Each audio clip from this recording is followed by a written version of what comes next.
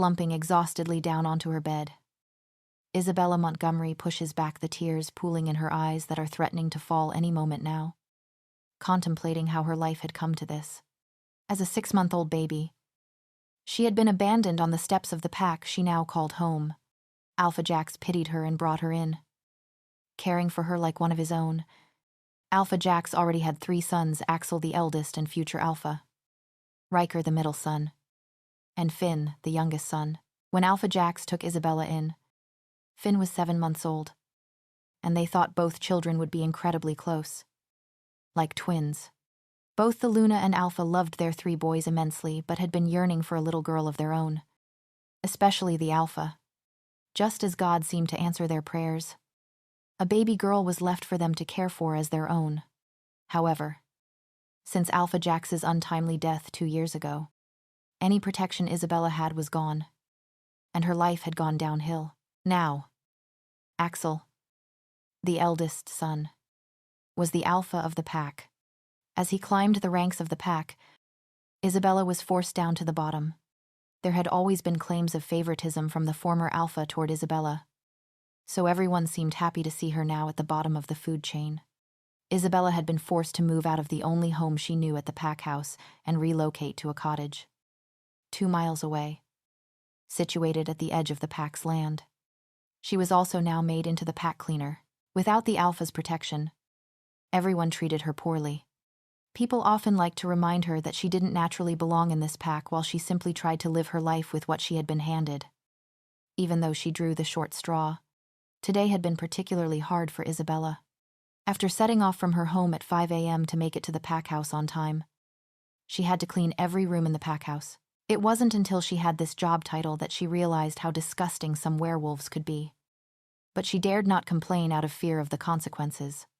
Throughout most of her time in the pack house, day in, day out, Finn, the youngest brother, found pleasure in ridiculing her and making every single second of her time there much harder.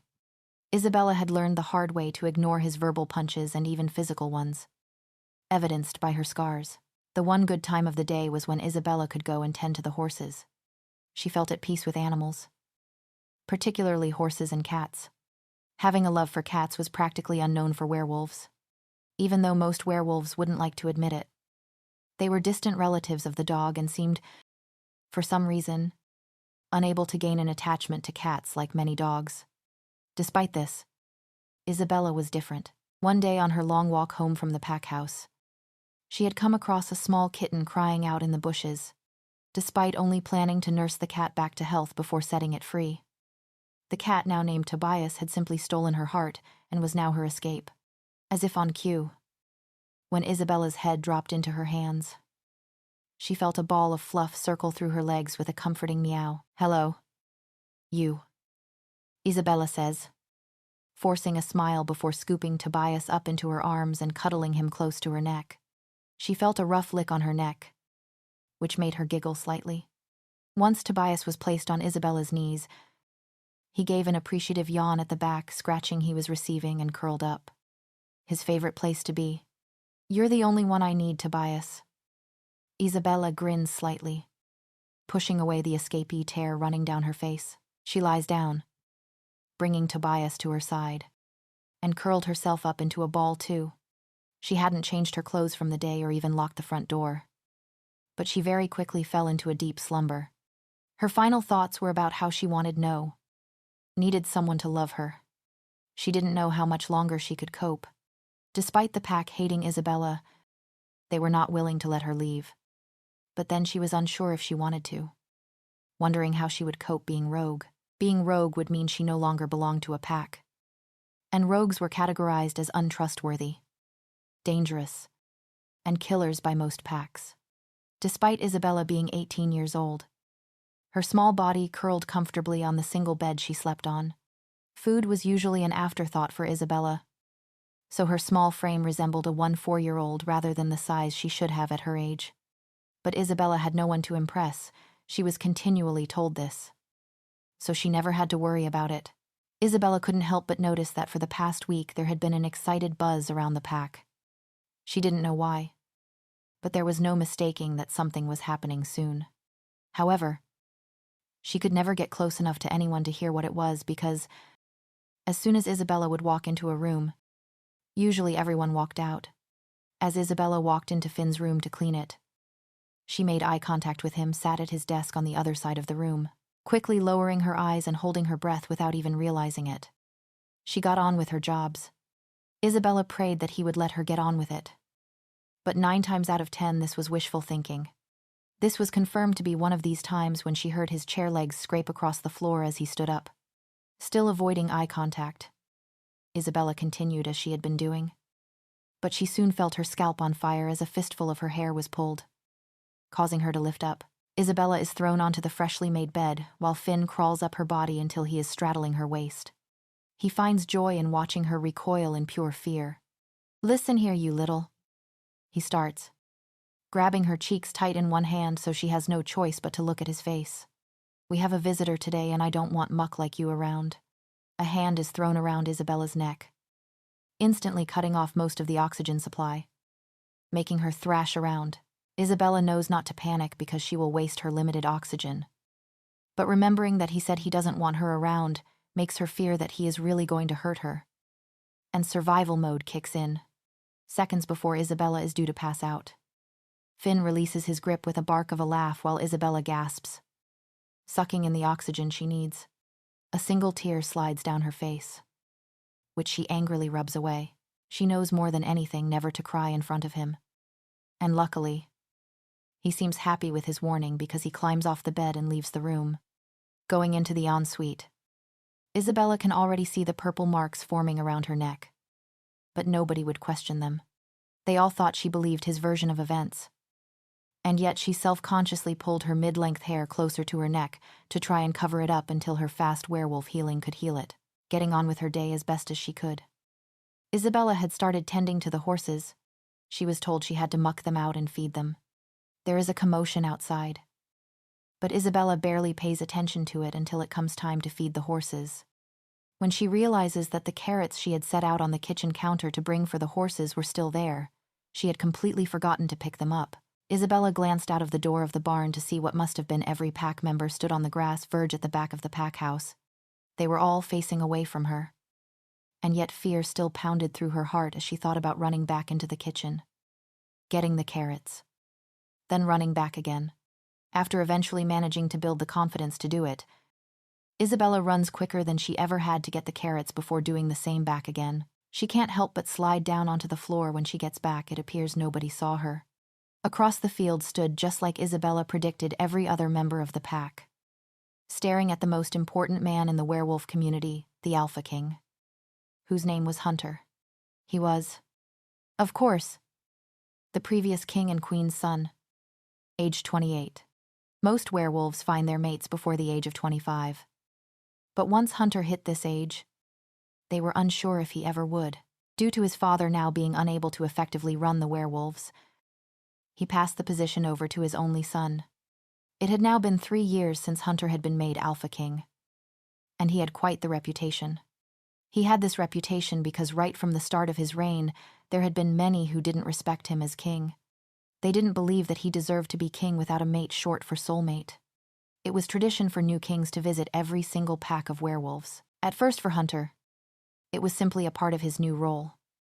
But now he found it an opportunity to find his mate, whom he longed to find. The Moonlight Pack that he was now visiting was the last on his list, and he had almost given up on the thought of finding his mate. His stomach turned at the thought of his mate being rogue. But he ordered every pack member to be there when he arrived. Nobody in this pack of people in front of him was his mate. He shook his head sadly at his beta and best friend, Jackson, to tell him that she wasn't here, without a mate. How was he going to create a rightful heir to the throne? Hunter tried to answer questions and smile politely at those in the pack. But his patience was growing thin with the blonde girl hanging on his arm. She had purposely worn a low-cut top to show her rather large cleavage and had about 6 inches of makeup on her face. Hunter thought that was never something he found attractive as he peeled himself from her grasp. As he steps away from the girl, it's like he steps into an alternate universe where the most amazing smell fills his nose, making his jaw drop and his eyes widen. He couldn't get enough of it. It was almost intoxicating. And he needed more of it. Now looking over at Jackson, Hunter widens his eyes further, which Jackson mirrors in shock. But he knows exactly what is going on. Hunter walks over to the alpha, who looks nervous as he shifts from foot to foot. "You have horses, one of my favorite animals. Do you mind if we have a look?" Hunter says, posing it rather as an order than a request.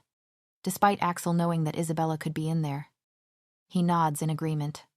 He couldn't refuse the request of the king of all werewolves. Hunter was known to kill people for less than that. Hunter eagerly walked ahead of the pack of people following him towards the scent that he already loved so much. Could this really be his mate after all? Isabella spends a couple of minutes feeding the horses their carrots and playing with them before she hears the quiet buzz of talking getting closer to her. Her heart starts beating incredibly fast as she begins to panic, wondering if someone had seen her. Instead of allowing herself to accept being found when she was meant to be keeping a low profile, Isabella looked wildly around the room before jumping into one of the empty stalls where the horses stay. She sinks to the floor and is instantly covered in dirt. But she is almost glad for it, hoping it would cover her scent so they wouldn't believe she was there. By the time Isabella has done this, Hunter is pulling open the heavy door to the stables with ease. He walks in, his eyes flying around the room to look for the owner of the scent, with everyone else following closely behind. Despite Isabella being covered in dirt, that would never be able to cover up her scent from her soulmate. Although it was slightly dampened, Hunter could still smell his mate and would search this whole barn until he found her. Although he couldn't see her, Hunter knew she was there somewhere. "Where is she?" he growls impatiently. "I told you. I wanted everyone outside waiting for me when I arrived." "Who, your majesty?" Alpha Axel stutters. He shrinks back further in fear when he sees Hunter's eyes going darker due to anger. Hunter punches out his hand and wraps it around Alpha Axel's throat, cutting off his air supply like Finn had done to Isabella.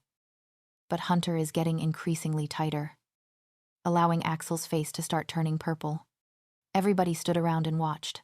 They felt loyalty to their own pack, Alpha. But they also felt more loyalty to the Alpha King. Not to mention, if they even tried to go against the king, there would be severe consequences. Knowing this made Hunter smirk. Meanwhile, Isabella was listening to this fearfully. Even though the thought of those who hurt her being hurt made her lips turn up slightly in a smile, she was panicking. This man was clearly very powerful and angry that she hadn't followed his orders. And this made her stay exactly where she was. Isabella reaches into her pocket and pulls out the necklace given to her by Alpha Jax before she could remember. She just remembered always having it, and it was her most prized possession. But she never wore it because she was scared that Finn would take it away from her. The necklace was a heart-shaped purple stone with a silver outlining with leaves on. She runs her fingers over the smooth gem, causing her instant relief. One thing she used to do as a child was swing the chain on her finger when she was bored. And Isabella started to do this as a distraction to ignore what was going on a couple of meters away from her. Yet the chain flings off her finger across the stall she is hiding in, despite fear filling her whole body at the thought of being caught. Isabella can't leave the necklace without going to collect it, so she gets on her hands and knees and tries to silently crawl over to the necklace to collect it as it sat twinkling in the sunlight coming in through the open door. Hunter finally lets go of Axel's neck and starts to walk forwards further into the stable. He runs his eyes around the room and backtracks when he sees something sparkling in one of the stalls at the back of the stable. He nearly misses it, but it seems to call out to him, so he narrows his eyes on it. Hunter walks closer to the sparkling object but quickly stops when he sees a small ball of messy, chestnut hair coming into view. The owner, a slim girl on her hands and knees creeping across the stall. Hunter walks forward until he is directly next to the girl, who turns her head when she sees his shoes in her view. Slowly, she looks up through her long, dark eyelashes with pure fear in her eyes. Isabella instantly feels captivated by the handsome man in front of her. She secretly knows that this is her mate. But doubt niggles into her brain after everything. Finn had told her about how she was never going to have a mate because she didn't deserve one, how nobody would ever love her. Even her own parents couldn't. Oppositely, Hunter was certain before he even saw Isabella that this was his mate. But it confirmed it further when he looked into her big, brown, doe eyes that almost seemed too big for her slim, dirty face. Hunter couldn't help but think that she seemed too fragile and small. Her small frame reminded him of a young child of around 13. But he knew she wasn't. Although he couldn't explain why, he just knew. Hunter reached out his hand and helped shaking Isabella to her feet. He was filled with raging anger at how clearly undernourished his mate was. She was their queen. And something wasn't right here. "I'm Hunter," he says, smiling gently as he raises her hand to his lips. Looking completely past the dark circles under her eyes, telling tales of sleepless nights and the dirt coating her body. "Isabella," she whispers out. If Hunter didn't have werewolf hearing, he probably wouldn't have heard it. But he did, and it melted his heart instantly. "Do you know who I am?" Hunter asks. Meaning, did she know he was her mate? He had forgotten himself that he was king, or that there was a group of people around them waiting with bated breath. "I'm not sure. I mean, I think so." "Yes." She stumbles over her words, fearing Hunter's looming figure and yet feeling comfort in him at the same time. "Would you like to go to the pack house and sort your things out?" he says, his grip on her loosening only slightly. "I don't live in the pack house. I live a couple miles away on the edge of the pack," Isabella says just as quietly. But the sparks running through her hand fill her with a small amount of confidence. "Why, my princess," he says, swiping the back of his hand against Isabella's dirty cheek softly, making a shiver run down her spine.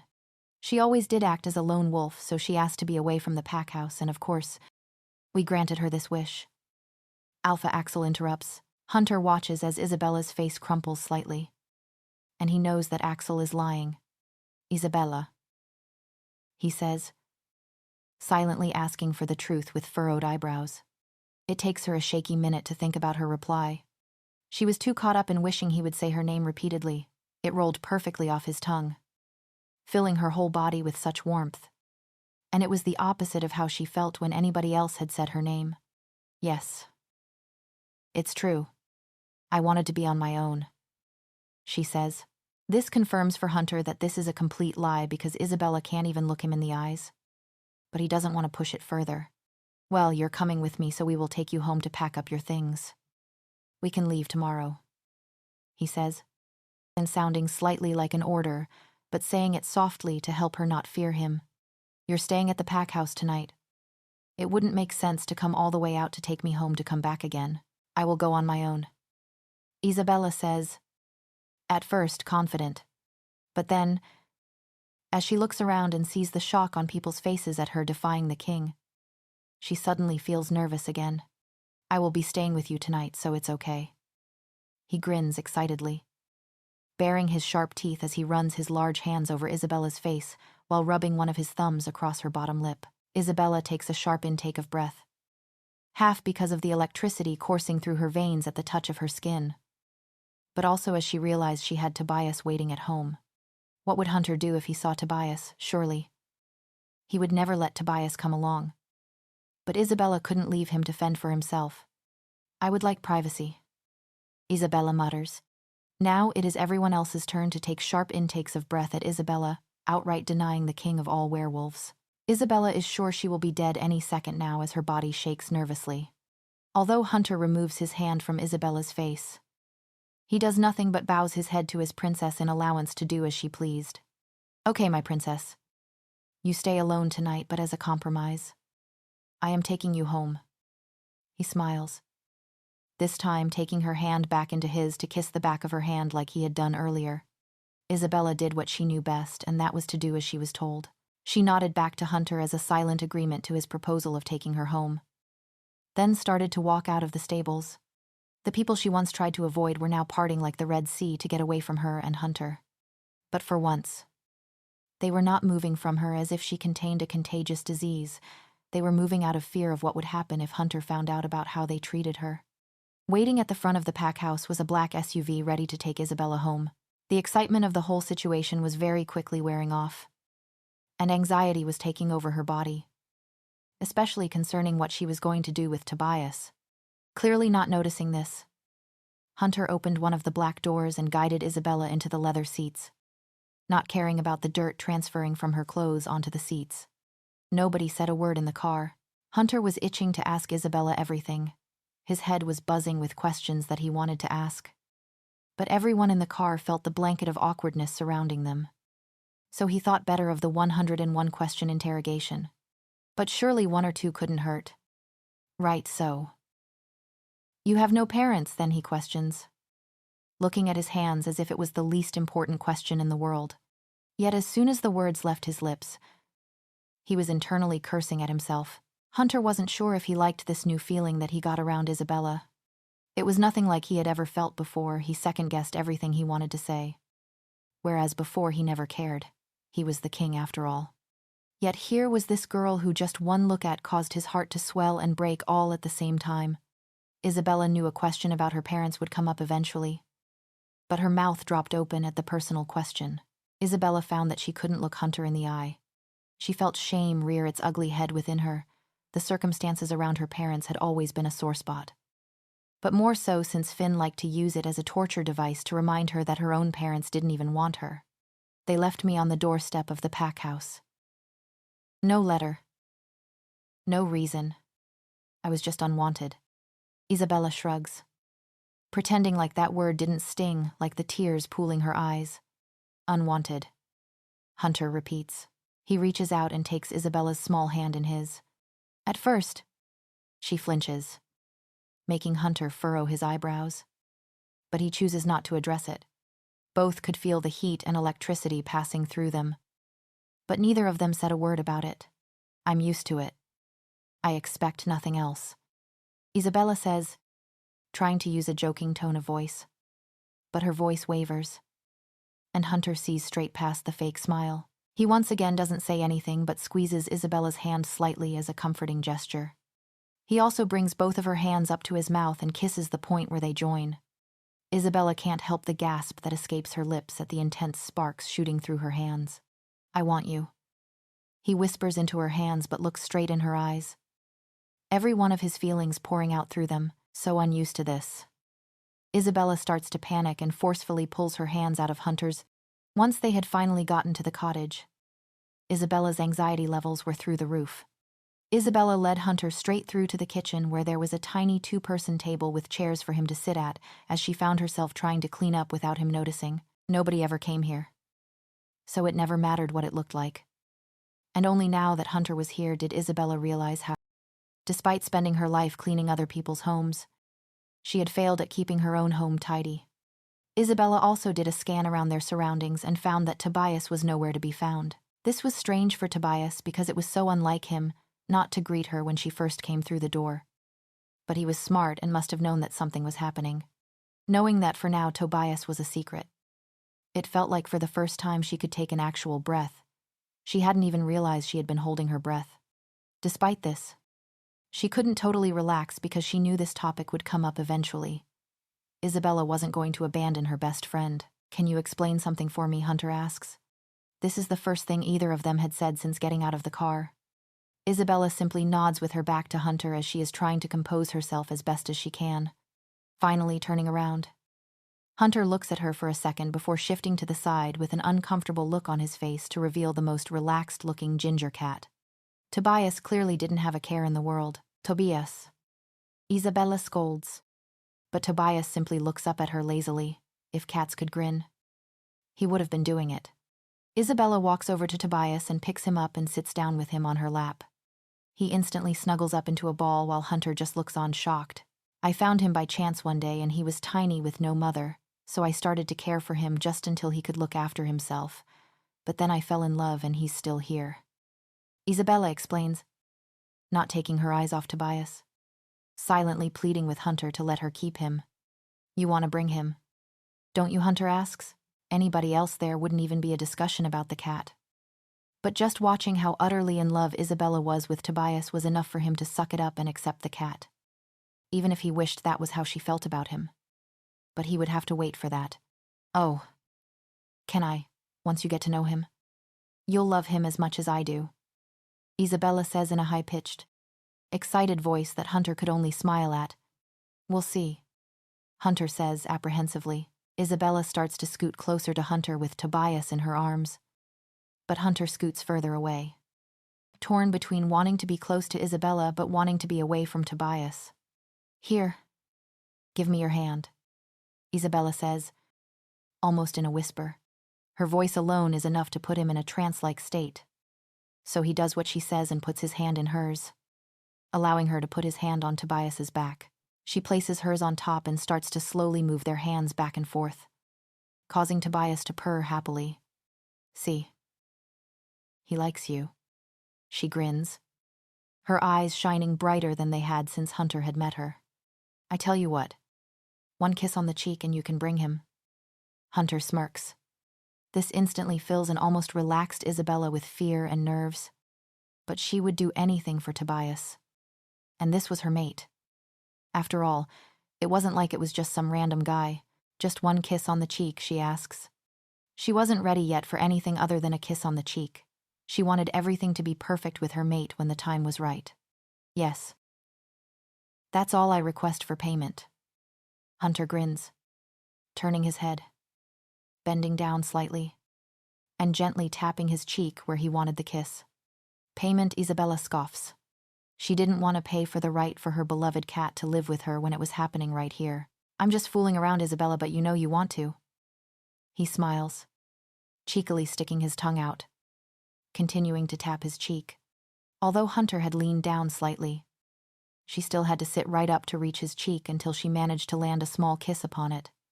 But before she knew it, Hunter had gone back on what he had requested and turned his head to kiss her on the lips. The thing was, Isabella was kissing him back. Eventually, the realization hit Isabella, who came to her senses and pushed Hunter away with her hands splayed on his chest. Clearly not expecting this, Hunter stumbles back a few steps. If he hadn't wanted to move, he wouldn't. You said just the cheek, Isabella splutters, wiping her lips aggressively as if trying to wipe away the memories of the kiss they had just shared. Even though she secretly never wanted to forget a second of it, not that she would tell Hunter that, Isabella turns on her heel and stalks into her room, slamming the door shut behind her with as much force as her small body could manage. Hunter follows closely behind but soon finds himself on the wrong side of the door. Isabella slides her back down the door to sit behind it while Hunter knocks on it softly from the other side. After a couple of moments, Isabella hears Hunter growling softly in annoyance. But after hearing Isabella's heartbeat increase out of fear, he stops. Open the door. Princess. No response. I'm sorry. No response. You're a great kisser if that counts for anything. He yells with a big grin on his face, which slides off when he hears Isabella scoff. On the other side of the door, Isabella doesn't even realize she is smiling until she brings one of her hands up to her swollen, smiling lips, thinking Alpha King Hunter thinks I am a good kisser. A small meow and scratching on the door brings Isabella back to her senses. Tobias was clearly trying to get into the room, and Hunter thought this would be a perfect opportunity to get Isabella to open the door to him. He clearly underestimated her intelligence. Can you hear that, the cat? I mean, Ginger is trying to get in, he says in more of a questioning tone. Isabella frowns at his attempt at thinking of Tobias's name, but she is soon smirking. Isabella stands up. And hearing this, Hunter is smirking just like Isabella. Thinking the cat might not be such a bad thing, it was clearly Isabella's weakness. Yet Isabella's smile was out of cunningness as she opened the door just wide enough for Tobias to contort his body in through the small gap before the door was slammed shut again, giving Hunter barely the time to realize what was happening. Real nice, Isabella, he growls, slamming a fist on the wall beside the door, leaving a crack in the wall, which he instantly regretted. He was supposed to be making her forgive him, not make the situation worse. What do I have to do for you to forgive me? Hunter calls out, growing ever more impatient. Get on your knees and beg for my forgiveness, she yells back, still smiling, although it wasn't how she had planned her first kiss with her mate. Isabella wasn't truly angry at Hunter. It wasn't like it was a bad kiss. You have got to be kidding me, Hunter says with a barking laugh. But the silence tells him otherwise.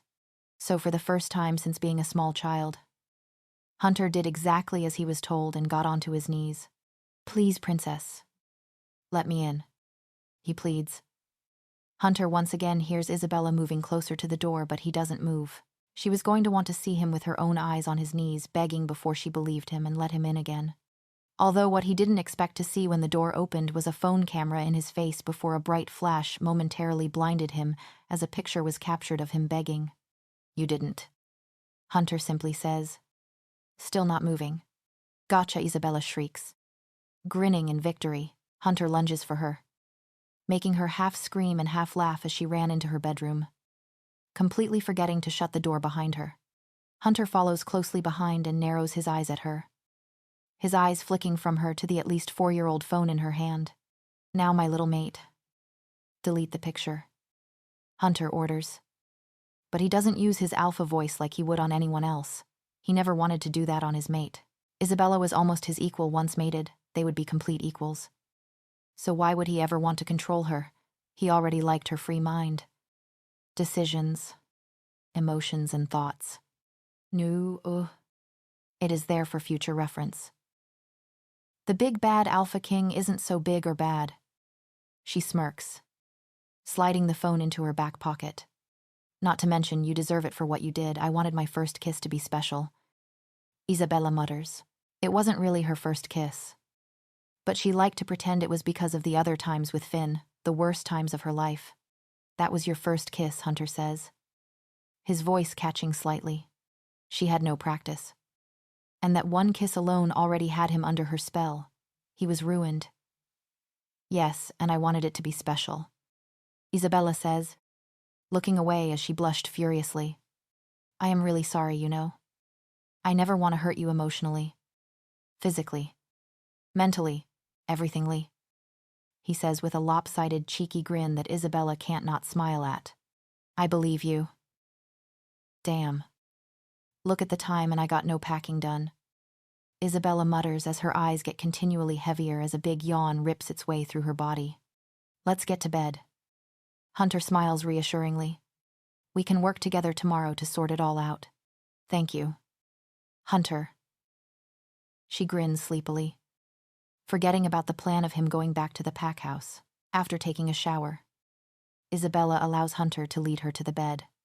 He starts to gently unpeel her dressing gown from around her body, despite having clothes on underneath. Isabella hung onto the dressing gown with all her might.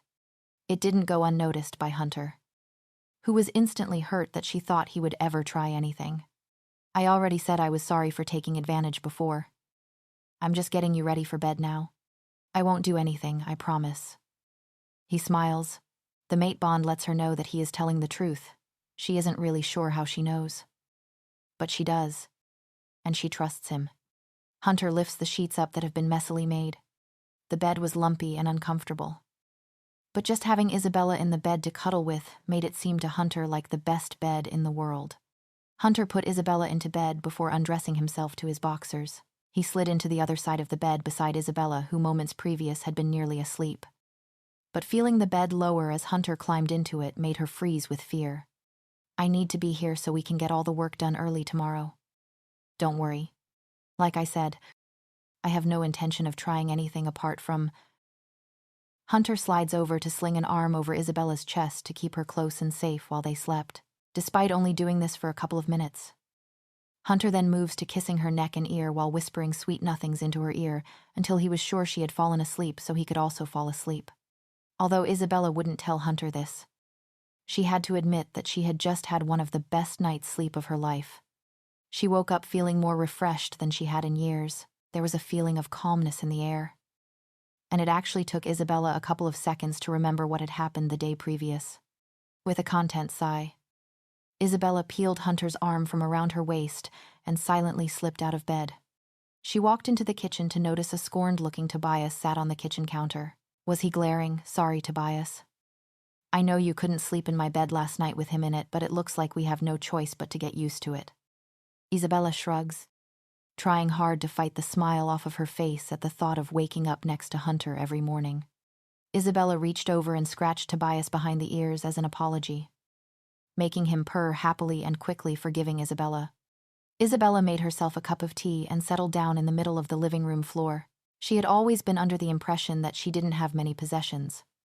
But it was only when you had to pack up your whole life did you realize how much you had.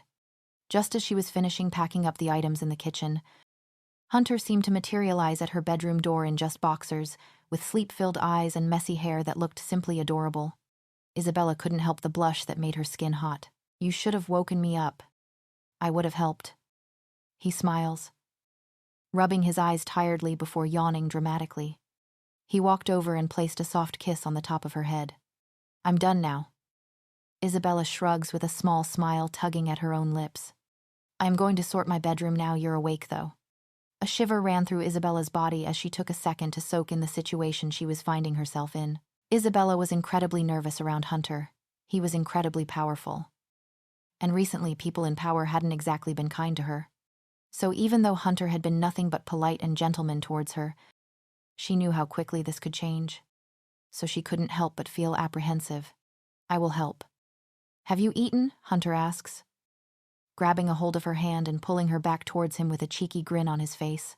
She was now facing him, once again her face betraying her as it blushed furiously. "I'm usually at the pack house by now. I don't eat breakfast," Isabella replied, trying to somehow forget that she was in Hunter's arms, with one hand pressed to his large chest to stop herself from falling.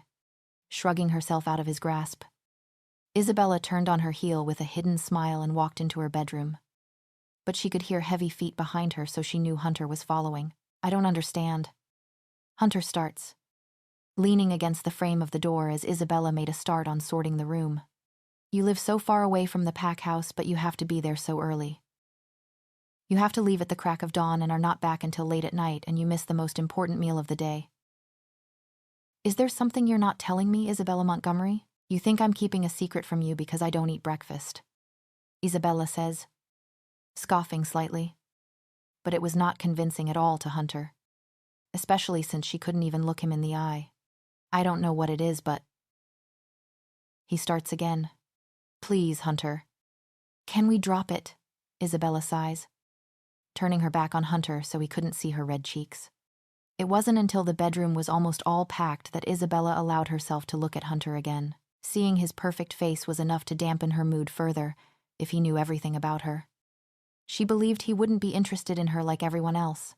"I made you breakfast," Hunter says quietly. He holds out his hand for Isabella to take so he could pull her up.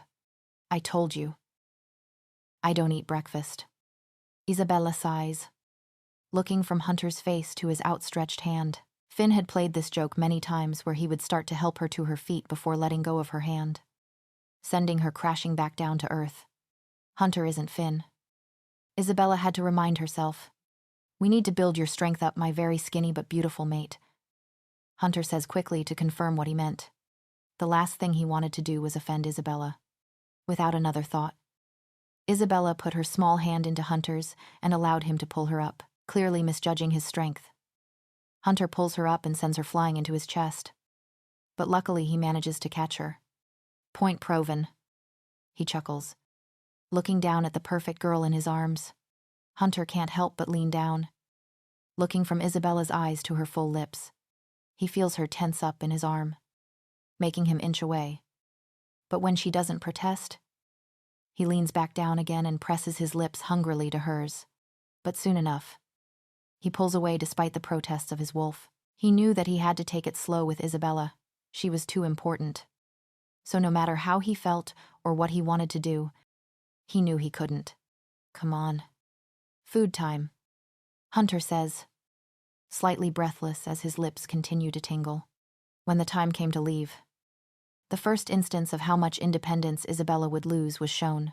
Isabella reached over to pick up one of the lightly packed boxes, but Hunter pulled her back and forced her to watch guiltily as others from Hunter's pack did it for her. Isabella knew that for once it would be nice to not be working so hard. But she was so used to doing everything on her own that she didn't think she would ever get used to living this sort of life with Hunter. It was only as Isabella took a moment out of her thoughts that she noticed the position she was in, with Hunter being so tall. He had sat down on a chair, and even stood up.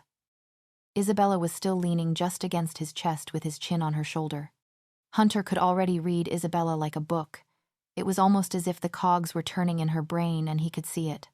A rare smile tugged at his lips as he soaked her in. She was finally his. The years searching for his mate suddenly melted away. And he didn't care anymore because she was finally here, and he was never letting her go. I know this isn't normal behavior for you. To stand back. Watch and not help, but this is your life now. Hunter whispered in Isabella's ear. Feeling his soft lips brush against her ear was enough to make her shiver and a blush creep up her neck. A small part of Isabella wanted to argue back that she would never get used to this life. And yet the years of being conditioned by her old pack made her keep her mouth firmly shut. Come on. It's time to go. Hunter starts. He looks around the room until his eyes stop on something. He pauses, then sighs. Grab the cat. There was a clear look in his eyes that showed the last thing he wanted to do was to spend time with a cat he couldn't even say its name out loud. Yet Hunter knew Isabella would never leave Tobias behind. This cat was the deal breaker. And not only would Hunter do whatever it took not to lose his precious mate, but he also wanted nothing more than for her to be happy. And if that meant having a cat living with them, then he knew that's what he had to do. Isabella scoops Tobias up into her tense arms. The unfamiliar tight feeling against Tobias causes him to try to scratch and fight his way out of her arms, causing Hunter's dislike of him to grow even more. Tobias, please. Isabella begs into his fur before looking up at Hunter, whose face was full of disdain. He isn't usually like this. He's not used to experiencing changes like this, so he doesn't know how to react. Isabella mutters, stumbling over her words awkwardly. Not even able to meet Hunter's eye. Hunter shakes his head without saying a word and walks out of the room towards the front door. They all walked out to the car in silence. It was now made aware to Isabella the sheer number of people Hunter was traveling with. There were rows and rows of cars parked up along the road waiting to go. When Isabella walked outside, everyone waiting were giving her Tobias and even Hunter strange looks due to the whole cat situation and the fact that Hunter was allowing it. It was a well-known fact that Hunter was a stern, unforgiving man who had strict rules that nobody could break. This was also due to the fact that he only traveled with werewolves with no mates. Those with mates were involved in protecting the castle that Hunter lived in. But that was a far less dangerous job than bringing them on his travels with him. He didn't want yet another person relying on him to keep their mates safe. Hunter also never wanted to tell another woman or man that their mate wasn't coming home. He had seen the destruction that had caused too many times. This meant that all the men he had traveling with him couldn't understand the pull he had to do anything to make his mate happy. They couldn't even begin to imagine what lengths Hunter would go to. The only person that could come the closest to imagining how he felt was Hunter's best friend in Beta, Jackson. Although he was unmated, even since they were children. Finding a mate was all Jackson ever spoke about. And at one time, Hunter would tease him about it. Who wanted to be tied down to one partner for the rest of your life? Especially when you were the king's beta. Having women all over you all the time, and yet, in that moment, having found his mate, Hunter had never felt freer. Once they had climbed into the car, Jackson, who was sat in the passenger seat of the car, turned round to face them. Hello, Isabella. I am the wonderful Jackson.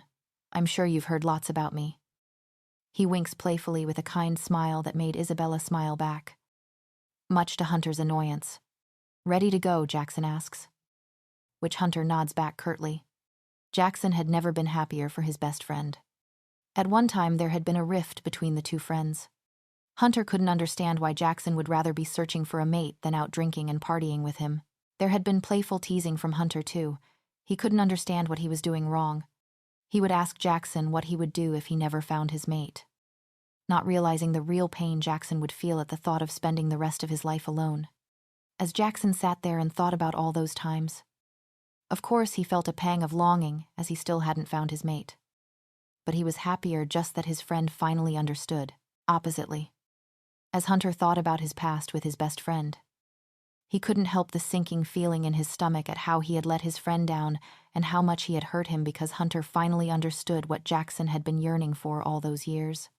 Hunter rests his head against the glass window, preparing for the long journey ahead, while Isabella sits in a completely rigid position with Tobias lying a little more relaxed now on her knee. The soft lulling of the car was enough to make Isabella's eyes feel heavy, and as she struggled to keep them open, Hunter clearly had no worries about falling asleep because soon enough his heavy breathing filled the car. You can go to sleep if you like. Jackson smiles comfortingly, turning around in his seat to look at Isabella. The nerves seemed to be radiating off of her. I'm okay, thank you. Isabella says in a meek voice, although this girl was the complete opposite of what Jackson expected to see when he first saw Hunter's mate. He had the feeling that she was going to be perfect. Jackson looks from Isabella to Tobias with a fake smile on his face, despite trying to cover it up. You can barely keep your eyes open. He smirks teasingly. But Isabella knows there is no malice behind it. And Isabella still finds him comforting like a big brother. Something she never had the pleasure of experiencing. Of course, she had thought she had found it back in her old pack. But it had all been lies. So it was nice to see it in him, especially since she didn't have any concerns about him not being genuine. Maybe just for 5 minutes. Isabella says, letting out a yawn almost instantly before doing the same as Hunter by leaning her head against the window before letting her eyes flutter shut. For the rest of the journey, all is quiet apart from Hunter's heavy breathing. There isn't a sound from within the car. Jackson knows better than to talk too loud and to wake Hunter up. A lesson he'd learned the hard way. Hunter wakes up just as the car is pulling up the long road towards the huge house-like castle that the top pack members live in. Although Hunter is king of all werewolves, he had his own pack, which was the inner circle that he trusted above all else. Hunter looks down beside him and can't help but let the smile tugging at his lips win. Isabella is sleeping soundly, curled up into a ball beside him. Even in her sleep, she looked completely adorable. Hunter could only think about how lucky he was to have her as his own. He would protect her and make her happy at all costs. At that thought, Tobias makes a small meow as he stretches out his legs. Hunter stares at him with disgust written all over his face, noticing Hunter was awake. Jackson turns around in his seat and notices the look on Hunter's face. It really was a good job Isabella was asleep, so she didn't see it. Now, do you understand? Jackson smirks with an "I told you so" look on his smug face. Hunter drags his eyes away from his sleeping mate to look at his best friend, making sure his hand never leaves Isabella's back where he was making comforting circles with his finger. I really do. Hunter sighs happily, his smile faltering for a moment. What's wrong, buddy? The cat really isn't that big of a problem. Jackson teases, trying to put a smile back on Hunter's face. It was such a rare thing that Jackson wanted to savor it. It works. But then as quickly as the repeat smile came, it disappeared again, along with another sigh. I don't know how. I never understood the mating pull, but I already know I love her, and yet I also know she is keeping something from me. It's like an itch that I can't get to. I know it is something to do with that pack. I just know it is. Not to mention it scares the hell out of me that before I met her my full attention was on the pack, and now I'm thinking to hell with the pack. I need to protect her, Hunter explains. Knowing that his trust in Jackson was a secure one, Hunter could tell Jackson anything in confidence and know it would never go further than the two of them. You just found her. You've never known what it was like to love something or someone with your whole body. I'm sure it's normal that while you're getting adjusted to this huge change, things are going to feel strange and take some getting used to. But soon enough, your wolf will balance things out, including your love for Isabella and your commitment to the pack. Jackson shrugs with an empathetic smile. When did you get so smart? Hunter grins, reaching over to punch Jackson softly on the arm. What was that? Jackson laughs but stops when he sees the look on Hunter's face. Okay, it's just that I've been waiting to hear that leave your mouth for ages. We're talking years here, pal. The car finally comes to a stop and Hunter jumps out of his side of the car, eager to show Isabella around her new home. He waits for his sinking feet to get adjusted to the pebble driveway before walking round to Isabella's side of the car. Hunter opens the door ready to catch her if she fell, which she starts to do. But he simply scoops her up in his arms, not even waking her up, despite it not waking Isabella up. The move startles Tobias, who jumps from Isabella's lap and runs off in the direction of the dark woods. Hunter curses under his breath as he holds Isabella closer to his chest. He looks around to notice everyone waiting for his and his mate's arrival are stood around, not doing anything, with awkward looks on their face. Cats don't mean anything to werewolves, so they don't think that Tobias was important. But he was important to Isabella, meaning he was important to their queen. Go after him. Bring him back safely, Hunter finally yells, knowing they weren't going to do anything without direction from him. All but one person scurries off towards the forest to go and look for Tobias. Hunter notices one man from the lower end of the pack, with his feet firmly placed on the floor with no plan to move. Hunter could almost feel the anger making his blood boil. How dare this nobody disrespect his orders? You knew that meant you too. Go, Hunter growls, trying to control his anger so he stays quiet for a still sleeping Isabella. I'm not going to chase a cat that doesn't matter to me. He smirks cockily, not moving an inch even when Hunter squares up to him. If Hunter hadn't been holding Isabella, he would have been in front of the man in an instant with one of his hands wrapped around this insolent fool's throat. It matters to me. You're Alpha and your future Luna, so I suggest you get running, little boy. Hunter yells. In a quick second before anyone can even see what is happening, Hunter kicks his leg out powerfully against the man's knee, sending him tumbling to the floor with a whimper. I suggest you go now, Hunter says in a scarily quiet voice. The man nods, his now white, shaken face before limping off in search of Tobias with the others. Decided there were people on the job. Hunter doesn't wake Isabella to tell her about Tobias. He simply carries her to his bedroom. This would now be, of course, their joint bedroom. Hunter lays Isabella down, and she instantly relaxes as she curls up into the soft duvet. Sitting down at the desk across the room, Hunter starts to catch up on some work, but not without regularly looking up to make sure Isabella was okay.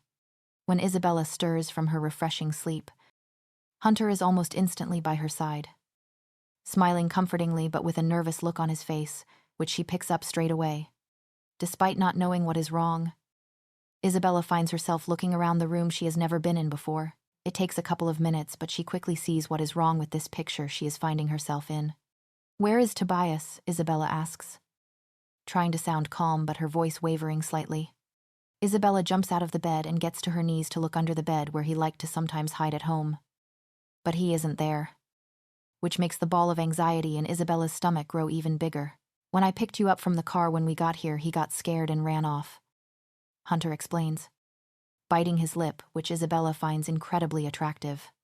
But she is so blindsided with the fact that he lost Tobias and didn't wake her to tell her the horrible news that makes him momentarily look like the ugliest man in the world.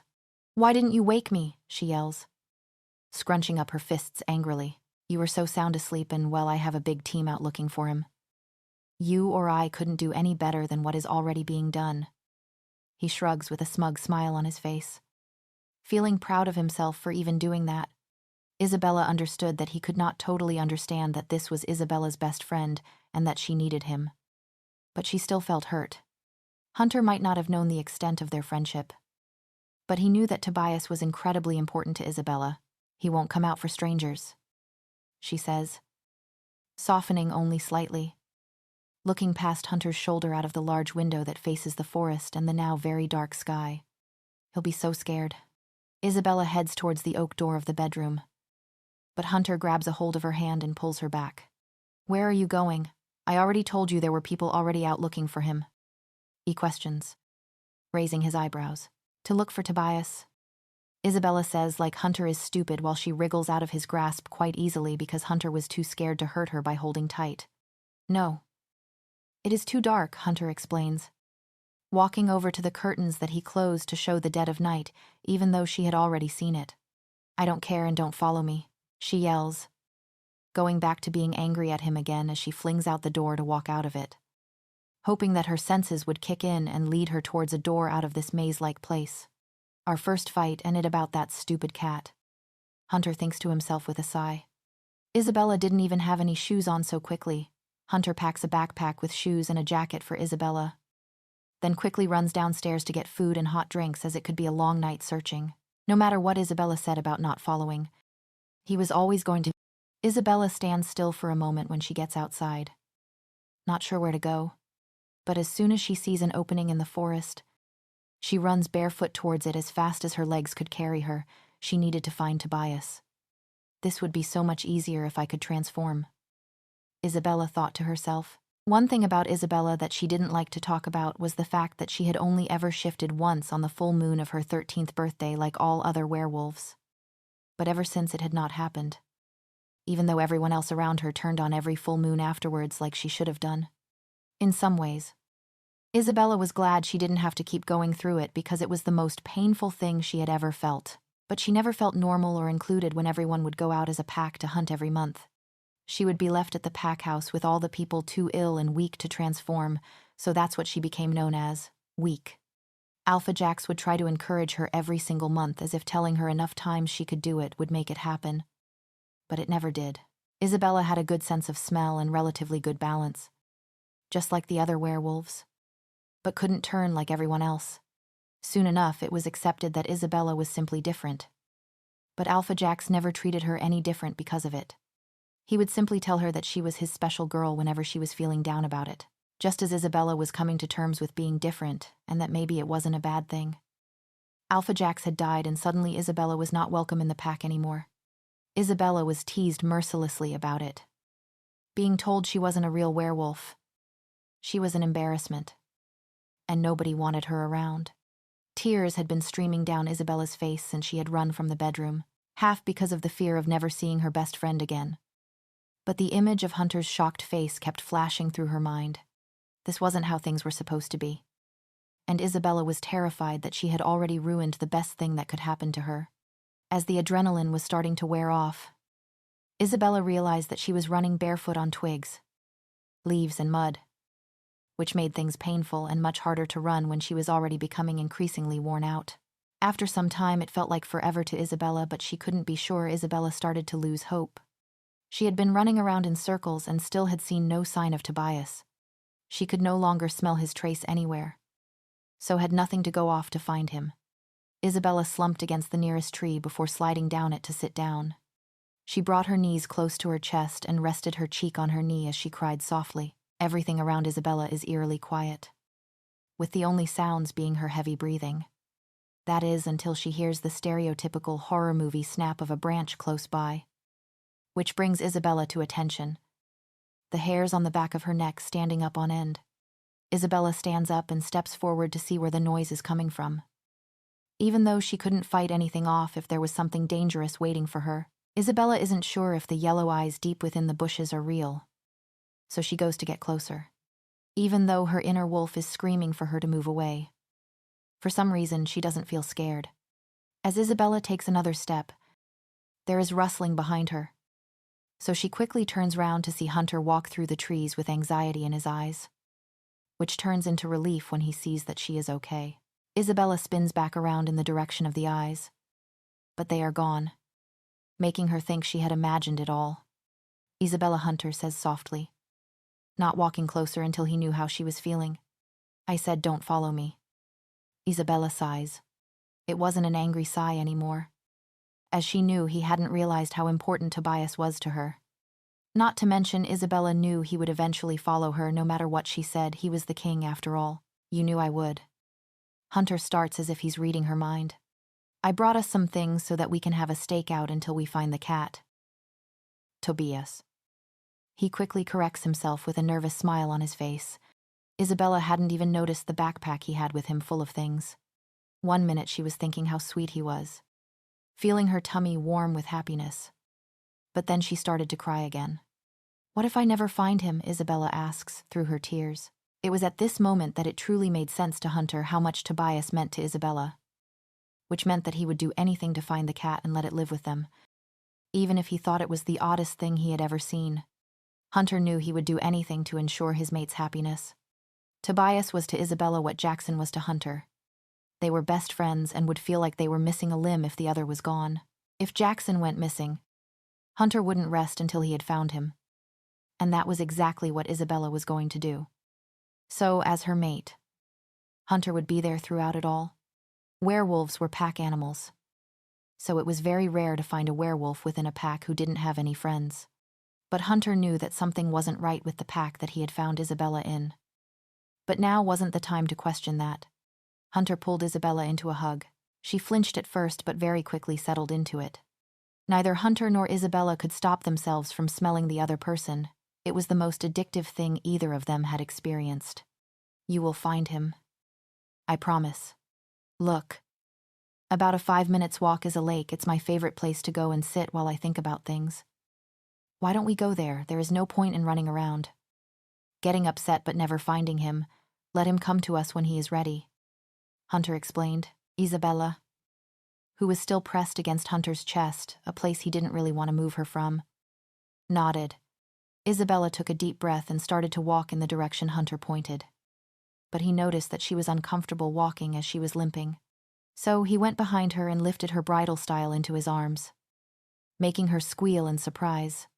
Hunter catches a glimpse of the bottom of Isabella's feet, which are covered in scratches and cuts, which makes him angry. He isn't even sure who or what he is angry at, but knowing that his mate is hurting angers him. Hunter carries Isabella with ease until they reach the lake. Even in darkness, it was one of the most beautiful, relaxing places he had ever seen. Hunter gently placed Isabella on her feet, telling her not to move as he didn't want her to have further damage to her feet.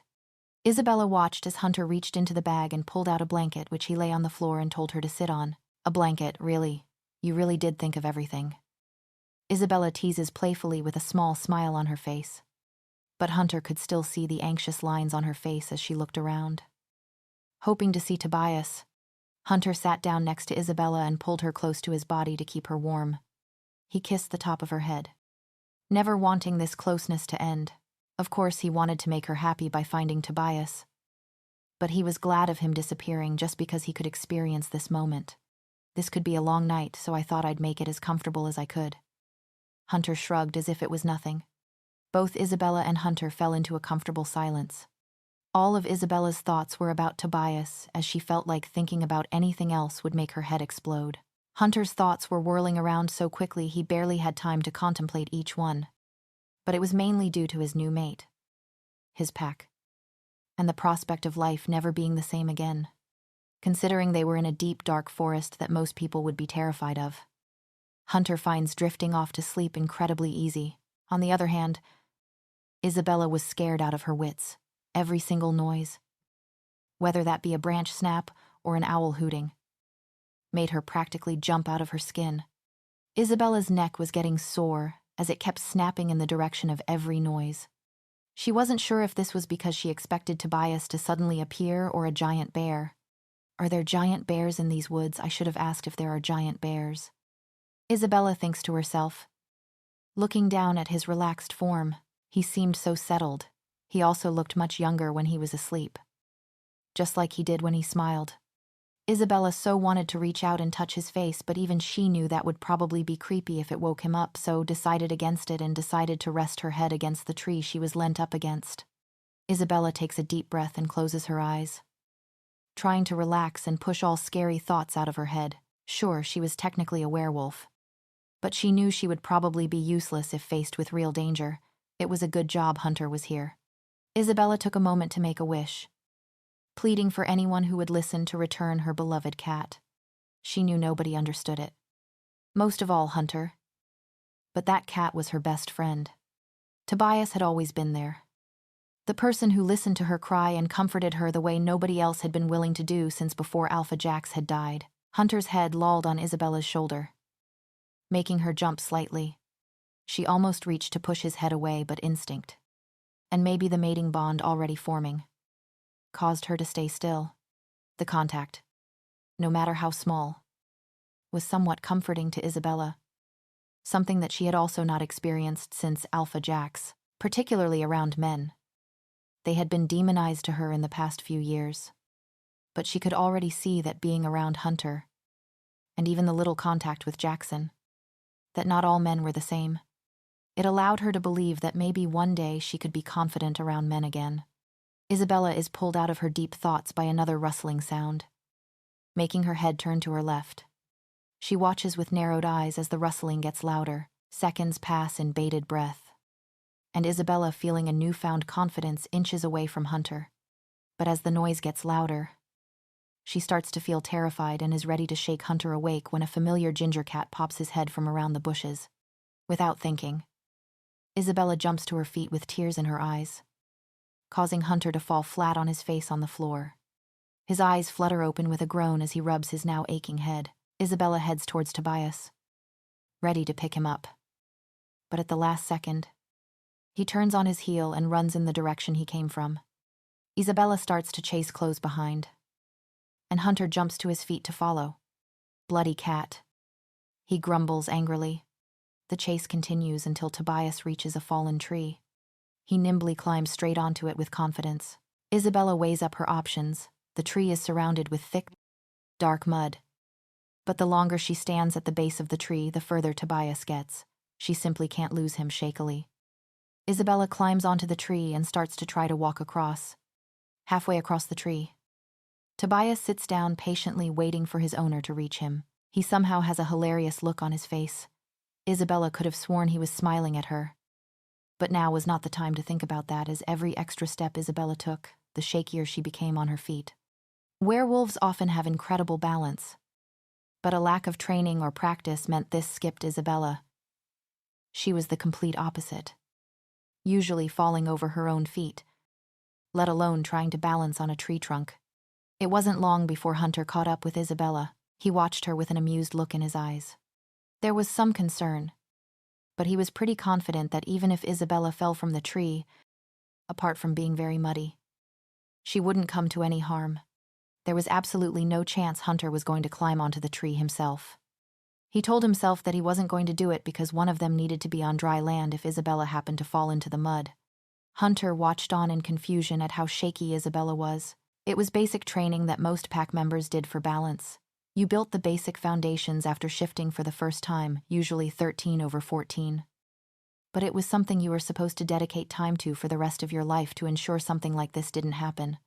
As much as it was endearing to watch Isabella, he had never seen someone with so little grace when doing such a simple task. Even some of the youngest werewolves would have already managed to reach Tobias by now. As Isabella gets closer, Tobias stands ready to turn around and go further back along the tree trunk. "No, Tobias," Isabella yells in a panic. "Stay where you are," she begs, waving her arms around to show Tobias to stay still, but mainly to help with her balance. "Be careful, Isabella," Hunter shouts, biting the inside of his cheek nervously. On her next step, Isabella completely loses her balance. One leg goes up and her arms flail around before she crashes down to the side, falling spectacularly into the mud with a splat. A small scream leaves Isabella's mouth. This time Hunter has to bite his lip to stop himself from laughing. She wasn't hurt, and honestly, she just looked adorable. When Isabella managed to resurface from the mud, she has a smile on her face before breaking into laughter, which is music to Hunter's ears. Hunter lets out a laugh too as she struggles her way, trying to get out of the mud. Tobias decides he has worried her enough and makes his way across the trunk towards Hunter with ease. He sits at Hunter's feet with a look of, "Hurry up." What is taking so long toward Isabella as she squelches her way out of the mud? Hunter finally takes pity on her and reaches his arm out for her to grab onto, misjudging his strength. Hunter pulls too hard, causing not only Isabella to come flying out of the mud, but she lands right against his chest, leaving an Isabella-shaped mud patch over him, leaving them both laughing again, heavy with mud apart from Tobias, of course. The three of them head back to the huge pack house divided by castle, now wide awake and happy. Isabella finally can appreciate the beauty of her new home. A cold shiver spreads across her body, not only from the mud, but also because of the thought that this was her new home. Hunter pulls Isabella closer to him to share his body heat. He was like a permanent hot water bottle. Isabella and Hunter take their shoes off at the door, but it is almost futile as they still manage to leave a muddy trail in their wake. Isabella glances over her shoulder and winces at the mud covering the floor. She starts to turn around to clean it up, but Hunter grabs onto her hand and pulls her towards him gently. "Someone will sort it." Hunter shrugs. Isabella feels uneasy, and although she doesn't say anything, it is written all over her face for Hunter to see. "Look, Isabella. I'm Alpha and you're their future, Luna.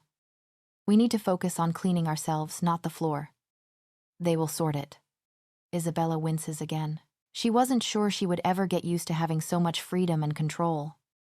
But the one thing she knew for sure was that she would ensure that she or nobody around her ever treated someone the way she was for as long as she lived. The happy mood didn't end. Isabella barely registered that Hunter had started to peel the now drying muddy clothes off of her body. Hunter had only pure intentions of getting Isabella clean, dry and warm. He could even tell that she was relaxed, which he knew was unusual. So was enjoying the moment while it lasted. Despite her relaxation, Hunter ensured he told Isabella every step of the way what he was going to do next, giving her time to protest or stop him. He also made sure that for every piece of clothing he took off of her body, he did for himself to show they were on a level playing field. Hunter leads Isabella into the shower and watches as the mud starts to slide away from her pale skin. As if realizing what was going on, Isabella wraps her arms around herself awkwardly. In silence, Hunter reaches over and looking into Isabella's eyes to watch for her reaction. He gently takes her arms from around her body. To ensure she doesn't feel exposed, he pulls her against his chest. He runs his nose along the length of hers, letting the water cascade over them both before he washes them both with soap. "You move quick," Isabella whispers with a small smile on her face. Although this was moving quicker than she had ever expected, it didn't feel wrong or bad to her, and she welcomed it. "Only as quick as you want, baby," Hunter replies, planting a soft kiss on her lips but pulls away to make sure he doesn't cross the line. It was hard to know where the line was with someone as secretive as Isabella, but Hunter was dedicated to making sure she felt happy and safe.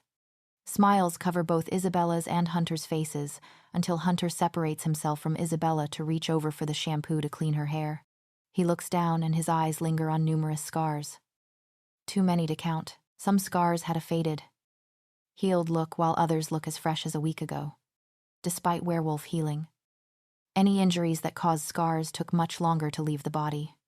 Hunter feels a pain in his chest that he never had before, almost as if a knife was plunging into it.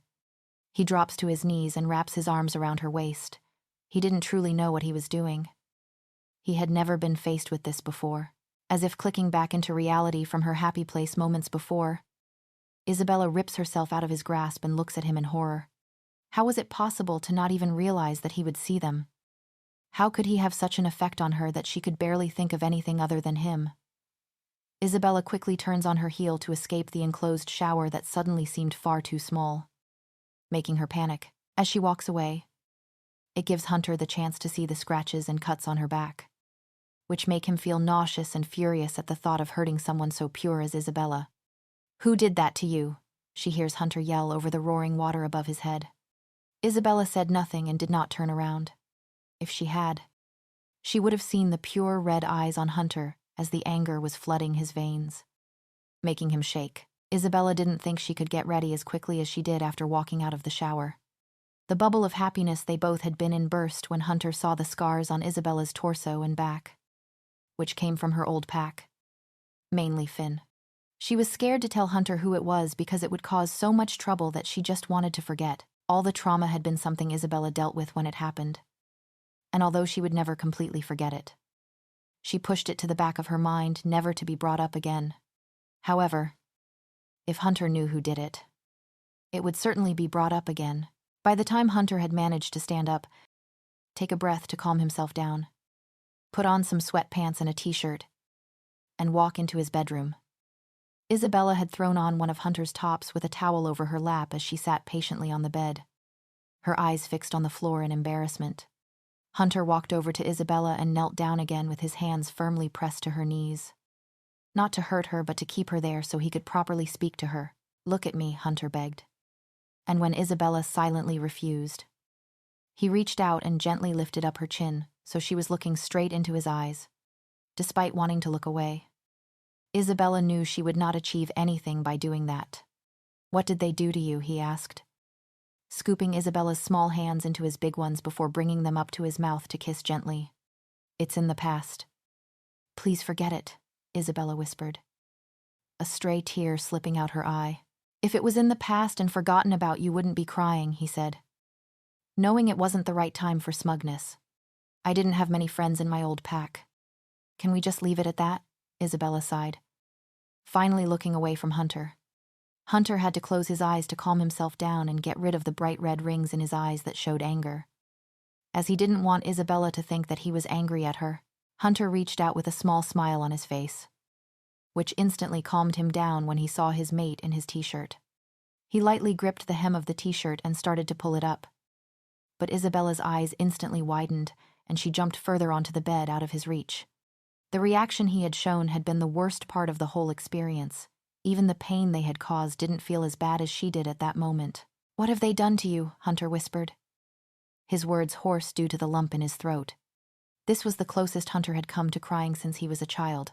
Crying was seen as a weakness, but he couldn't hold it back when it concerned his mate.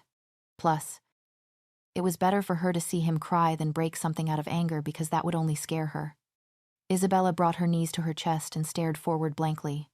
Soon enough, there was something in her line of vision, a hand. Hunter's hand. He was sitting on the edge of the bed. Not getting too close because he didn't want to scare her. But he was holding out his hand for her to take. A panic formed itself in Isabella's stomach, and for a couple of minutes she curled up tighter, her eyes flicking from Hunter's face and his hand. When it came back to her that Hunter was her mate and he wouldn't hurt her, Isabella slowly slid her legs down and scooted down the bed until she could reach out and put her tiny hand into Hunter's large one. Hunter gently pulled her hand towards him.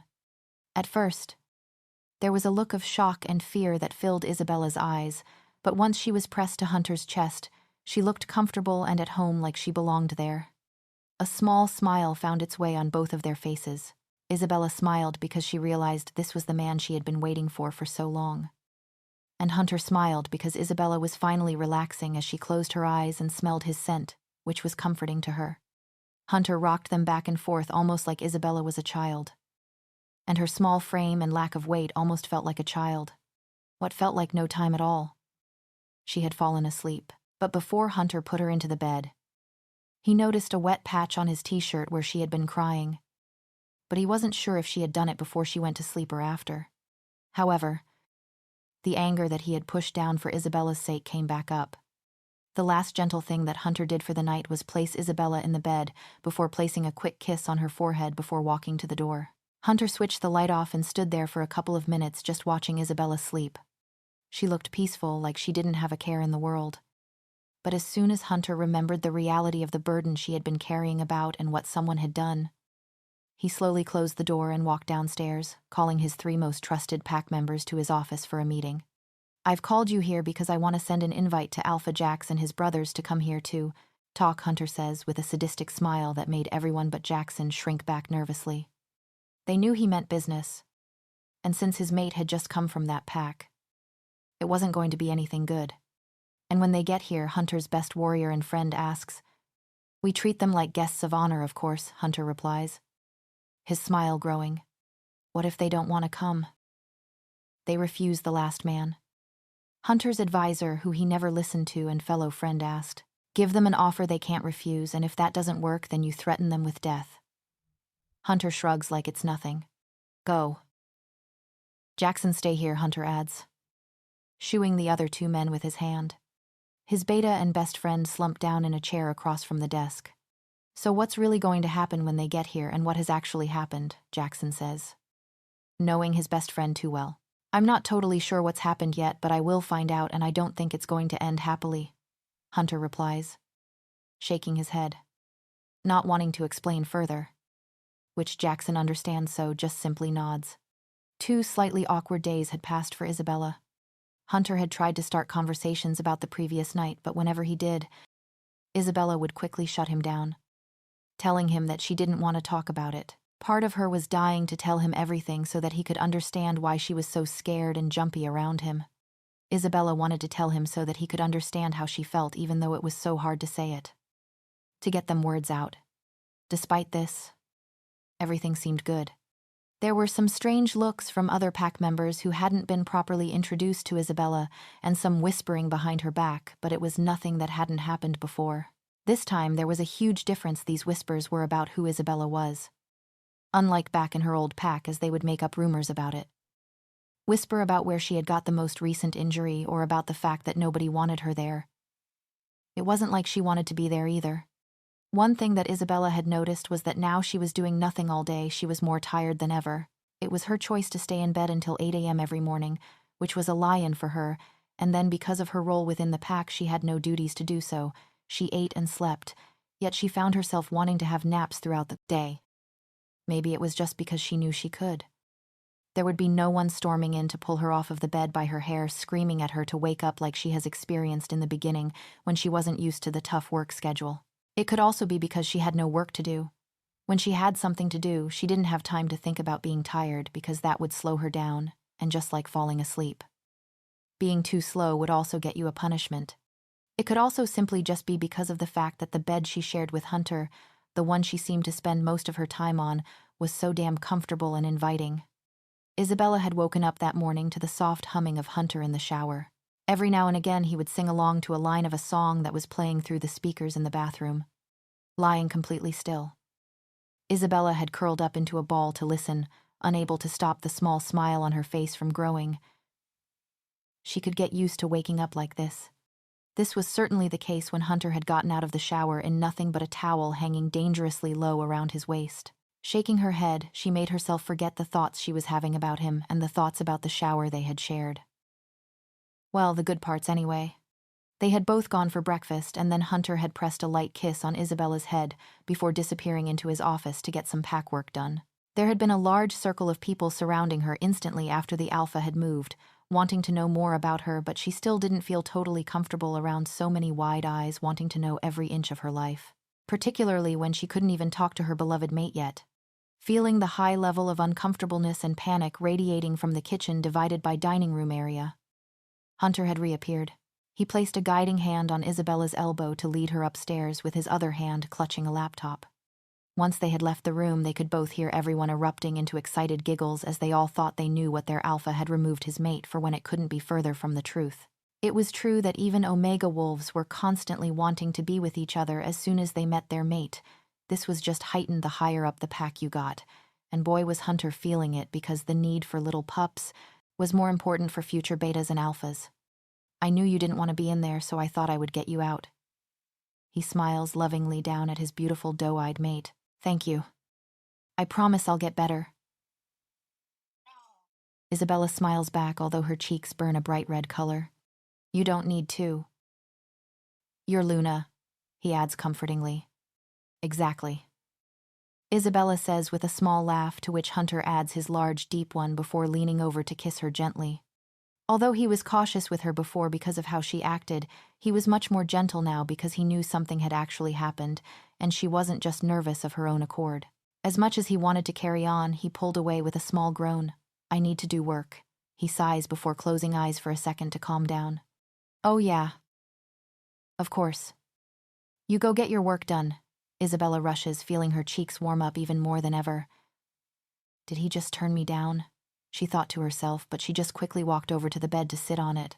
Well, I brought this up for you to keep you entertained. I will see you soon, princess, he says after calming down before rushing out of the room so he doesn't stay with her when he is meant to be doing work. Curling up under the covers, Isabella put on Netflix to watch a movie, but it wasn't long before she had fell into a deep slumber. Disorientated and eyes still full of sleep, Isabella shot out of bed. The open curtains revealed the sun had not long set, and there was a lilac tint in the sky. For a moment she had forgotten what had made her wake up so suddenly, but a small sniff of the air revealed to her what she had feared. It was something she prayed she would never have to experience again. People she prayed she would never have to experience again, but yet here they were in her home. The home she can come to love already at the thought of them never contaminating it. Isabella's bubble had burst. Like a sharp needle they had come bursting through to pop it. Any shred of happiness for the short time she had been here seemed to melt out of her, mostly through the tears streaming down her face that she hadn't even noticed that were there. Pulling herself together. As much as she could, Isabella blew her nose and splashed cold water onto her face to try to mask the fact that she had been crying, but she could already feel herself on the edge. One soft touch and she would go flying off into a mess of tears and screaming, yet putting her head high and shoulders back, she opened what seemed to be a much heavier door than before because she, of course, didn't want to go, but she did. Isabella left the bedroom to go downstairs, where she knew her old Alpha and brothers were waiting. Isabella had to force each foot in front of the other as she walked down the stairs. Every fiber of her body screaming to turn and run in the opposite direction, back in the room to the comfort of the bed she had not long woken up from. Everything about the house that she has come to admire now seemed stained and tarnished at the thought of them being here. Them touching it. Although part of Isabella was wondering what they were doing, she wasn't panicking as much as she thought she would. She knew they wouldn't be here for a fight because, although she hated them, she knew they were not stupid. They thought strategically and tactically, and by coming to the biggest Alpha in the world for a fight is something they just wouldn't do. Isabella was more confused than anything about why they would be here. Hunter knew something had gone back in the old back. Sure, he didn't know the full extent, but he loved Isabella, so surely he wouldn't invite them for a visit. Looking around, everything seemed to be functioning normally. Nobody seemed concerned that a new smell was lingering around the house, so it seemed Hunter had warned them someone was coming, because otherwise they would be extremely territorial right now. Stopping a girl that Isabella had seen around the pack that seemed pretty nice, she asked where he was. Oh, in his office. I heard him mention something earlier about you being asleep and to do something when you woke up, so he probably wants you to go straight in. She smiles comfortingly. Unsure whether she wanted to go in or not, Isabella crept towards the door of his office. Isabella could hear low but growled talking from outside the thick wooden door and instantly knew there was tension in the room. She reached out a small, shaky hand to knock on the door. It seems almost instant that the door was aggressively swung open by Jackson, who tries to stand in the full frame of the door so you can't see what is going on inside. But with Isabella's height, she can see between his arm where Hunter has Alpha Axel by the throat pinned up against the wall while he is getting right in his face. Isabella can also see on the other side of Jackson that Finn is sat with a straight face, trying to not show his emotions, but she can see the fear in his eyes, and part of her loves it because that's exactly how he made her feel every single day. But she knew that was her. Isabella was a loving girl who wanted peace and not war. She knew what she had to do.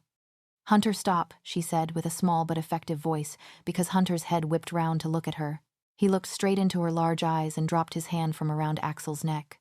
Pushing straight past Jackson, who clearly let her past, she went to walk over to Hunter, but as she got into the middle of the room, she looked down at Finn, who had seemed to regain a large proportion of his confidence. Even now, when she knew she was 99% safe, that 1% was the thing that stopped her in her tracks and made a lump form in her throat as her heartbeat got much quicker, which she knew Hunter could hear. It's him, Hunter growled. Before Isabella knew he had moved, he had gone from one side of the room, from one brother to the other, on the other side of the room. Hunter had Finn by the throat like he had Axel only seconds ago. I'm going to kill you. Tear your limbs from your body and make your brother eat them, he screamed, spraying spit into the suddenly small-looking boy's face. Axel had tried to run over to his baby brother but was held back by two men who Isabella had seen with Hunter before, but she didn't know them by name. Finn let a blood-curdling scream as Hunter was literally pulling his arm away from his body. He had only managed to pull Finn's arm from the socket when Isabella rushed over. She placed a comforting hand on Hunter's arm. He isn't worth it. You don't want him on your conscience, she says, a stray tear slipping down her face. A tear she didn't even know was coming. Isabella just needed these men out of her life. They were a part of her past, so they didn't need to be brought into her present or her future. I won't even remember his name. This isn't new to me, Hunter smirked over his shoulder at the other men as they laughed. This was the first time Isabella truly saw a side in Hunter she hated. Stepping back, she was shaking her head. In that moment, Hunter reminded her of Finn, and that scared her. Hunter looked over at Isabella's face, and seeing the terrified look, he actually let go of Finn, who slumped to the floor, clutching to his arm. Rushing over to Isabella, Hunter placed a hand on her cheek, which she pushed away. More tears were spilling over eyes. Isabella was more hurt about how Hunter was acting than the years of abuse she had been keeping a secret. Baby, Hunter mutters, reaching out for her again, but she continues to move backwards. No, you want to prove to me that you're no different to them. Let them go.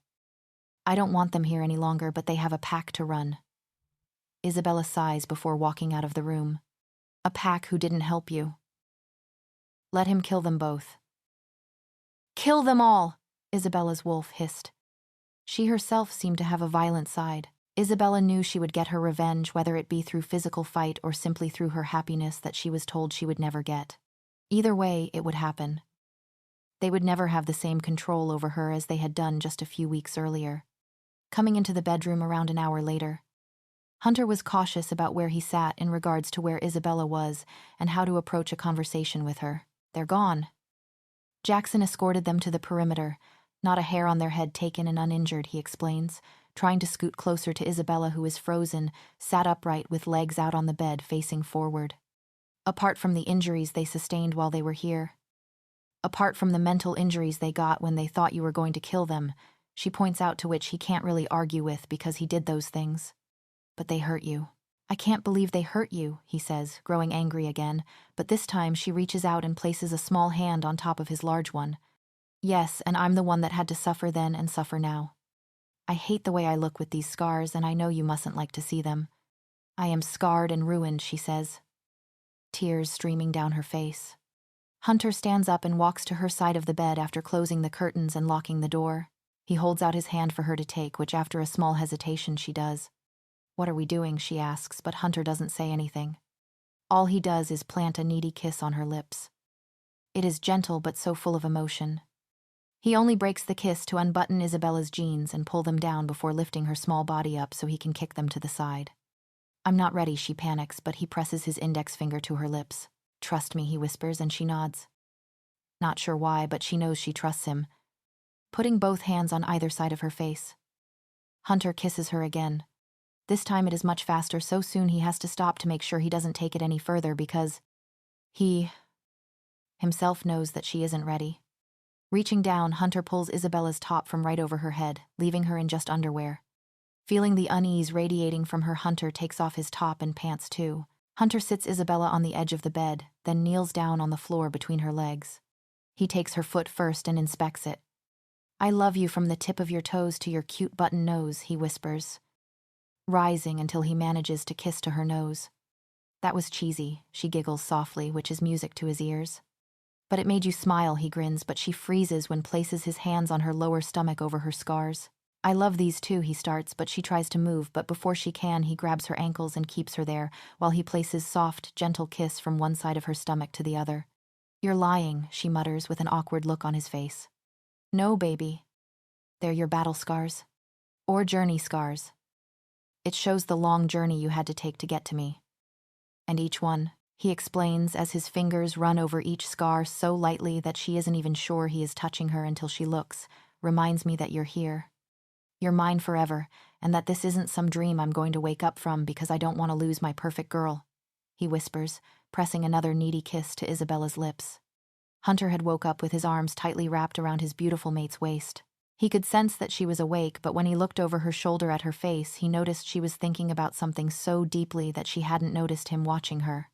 Without saying anything, Hunter pulled Isabella closer to his body, which pulled her out of her thoughts with a small smile. Looking over her shoulder, Hunter took his chance to place a loving kiss on her lips, to which the smile on her lips grows. I like when you smile, Hunter mutters, reaching out to trace his index finger over Isabella's bottom lip. Me too, she whispers, closing her eyes as if to savor the feeling of Hunter's skin against hers. Come, he replies, standing up. Isabella stretches out on the bed, not wanting to move. She has found the perfect warm spot of where Hunter had been lay moments earlier. Noticing she didn't want to get up, Hunter walked into the bathroom and started the shower before coming back into the bedroom where he lifted Isabella up bridal style. He carried her into the bathroom before placing her on the heated floor. Let's shower, Hunter said, taking a step forward, causing Isabella, with panic-stricken eyes, to take a step back even though it was in the direction of the shower. I'm not ready, she said, like she had the night before. Now it was time for Hunter to repeat himself. Trust me, he smiles warmly, holding out his hand, which Isabella takes much quicker this time. Hunter pulls Isabella towards the shower slowly, never taking his eyes off of her. He walks into the shower, still wearing his pajama bottoms and tank top. Hunter loved to sleep naked, or at the most in just his boxers, but he knew this would make Isabella uncomfortable, so he had invested in some itchy pajamas but could only manage to wear the pants. Are you crazy? Isabella said, letting out a giggle despite stepping closer and closer to the shower herself. Crazy for you, he winks, making her blush, despite how corny that line was. Isabella found herself walking into shower, and her clothes instantly got heavier as they filled with water. Hunter took his top off and let it fall to the floor of the shower. He then removed Isabella's pants slowly. He continued his eye contact silently, telling her she could say stop whenever she wanted, but she shook her head so he could continue. Connecting their hands back together, Isabella stepped out of the sodden pajama shorts and underwear, leaving her lower half. Despite this, she still felt comfortable with how she was, but she knew as soon as Hunter reached for her own tank top, she would be filled with anxiety. Don't feel like you have to do anything. Hunter smiles reassuringly, and Isabella knew he was telling the truth, but it was like the hand that wasn't linked with Hunter's was frozen at her side, and she couldn't take her top off. Hunter made the next move and shimmied out of his pants that he stepped out with ease. Isabella couldn't help but let her eyes wander down. May I? Hunter asks, pushing the straps of Isabella's top down only a fraction. Isabella's eyes filled with fear in an instant that hurt Hunter. She felt so unhappy about what he would think about her that she was terrified. Not to mention it physically hurt his heart at how much his mate hated herself. The body he had come to love. Every inch. The curve and scar was imprinted on his heart, and he just wished she would see what he did. "You have to trust me, Bella," he mutters, liking the way his new nickname for her rolled off of his tongue. Reaching behind her, Hunter gently tugged the hairband from Isabella's hair, letting waves of hair tumble down around her shoulders. "I do," she replies over the roaring water hitting their bodies. Even with the distraction of the shower, she couldn't even fully convince herself when it came to letting him see her body, never mind convincing Hunter. Without another word, Hunter pulled Isabella's body to his. By doing this, he gave himself just enough room to slide the top from her body, unhook her bra and take it off without actually seeing anything. Of course he wanted to. He loved her and wanted to know every part of her body, even if he already loved it. But he also knew he needed to take small steps, and eventually he would get his girl. For a long time, the two of them stood, pressed to each other with the water hitting them without actually touching. But then Isabella slid her hands up Hunter's back to wrap them around him while he reached behind her head to comfortingly run on hand down her neck and upper back over her hair. It took Hunter a couple of minutes to realize Isabella was crying. He took a tiny step back so he could lift Isabella's chin up to look at her properly. "What is wrong?" he asks, already knowing. He could feel it radiating from her, and his wolf and hers were talking about what was wrong, even though she too was mostly a closed book. "I don't want to be like this. I want to make you happy because I can show you my body.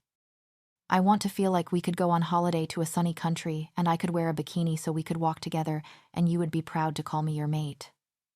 She sighs, closing her eyes, but she opens them when Hunter places both of his hands either side of her head to cup her face. "Want to know something?" he asks with a hint of a cheeky smile on his face. "I have the most beautiful mate in the world and you're mine to love and cherish, so I don't want you to wear bikinis because then all the guys would stare. Wishing that what's mine was theirs, and I don't think I want to be beating up guys everywhere we go, plus I am proud. Prouder than you will ever even know. I can't explain it. I can't put how I feel about you into words because there isn't any words that will do you justice. But I am going to live every single day of my life trying to make you realize how much I care about you and how proud I am of what you have achieved in life. Life has dealt you a difficult hand, but you won. You defeated all odds, and yet you are the most compassionate girl I know with the biggest heart. And for that alone, you are the one for me. I don't want anyone else. I want you. Your scars. Your past. Yours warts and all," he winks. "I do not have warts," Isabella giggles, punching Hunter playfully on the arm, feeling so much better.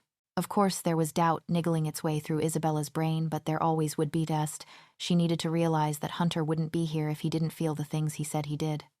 "But I still love you," Hunter smirks before leaning down to rest his head lightly on Isabella's shoulder. He didn't expect her to say it because he wasn't sure if she was ready. "I love you too," she whispers. Even some werewolves wouldn't have heard, but with his amazing hearing, Hunter's head whipped up straight. What he asks with wide, excited eyes. Taking a shaky breath, Isabella said it again. "I love you too." Unable to help himself, Hunter pressed his lips heavily on Isabella's lips. There was sparks flowing through the two of them as they couldn't keep their hands off of each other. It was true. They really did love each other, and it was the first time Isabella felt truly like things might be okay.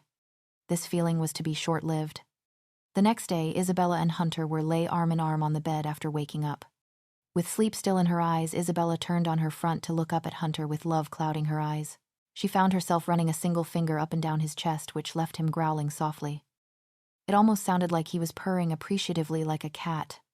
Without another thought, Hunter's hand reached out quickly to place a steadying hand around Isabella's wrist to stop her light teasing.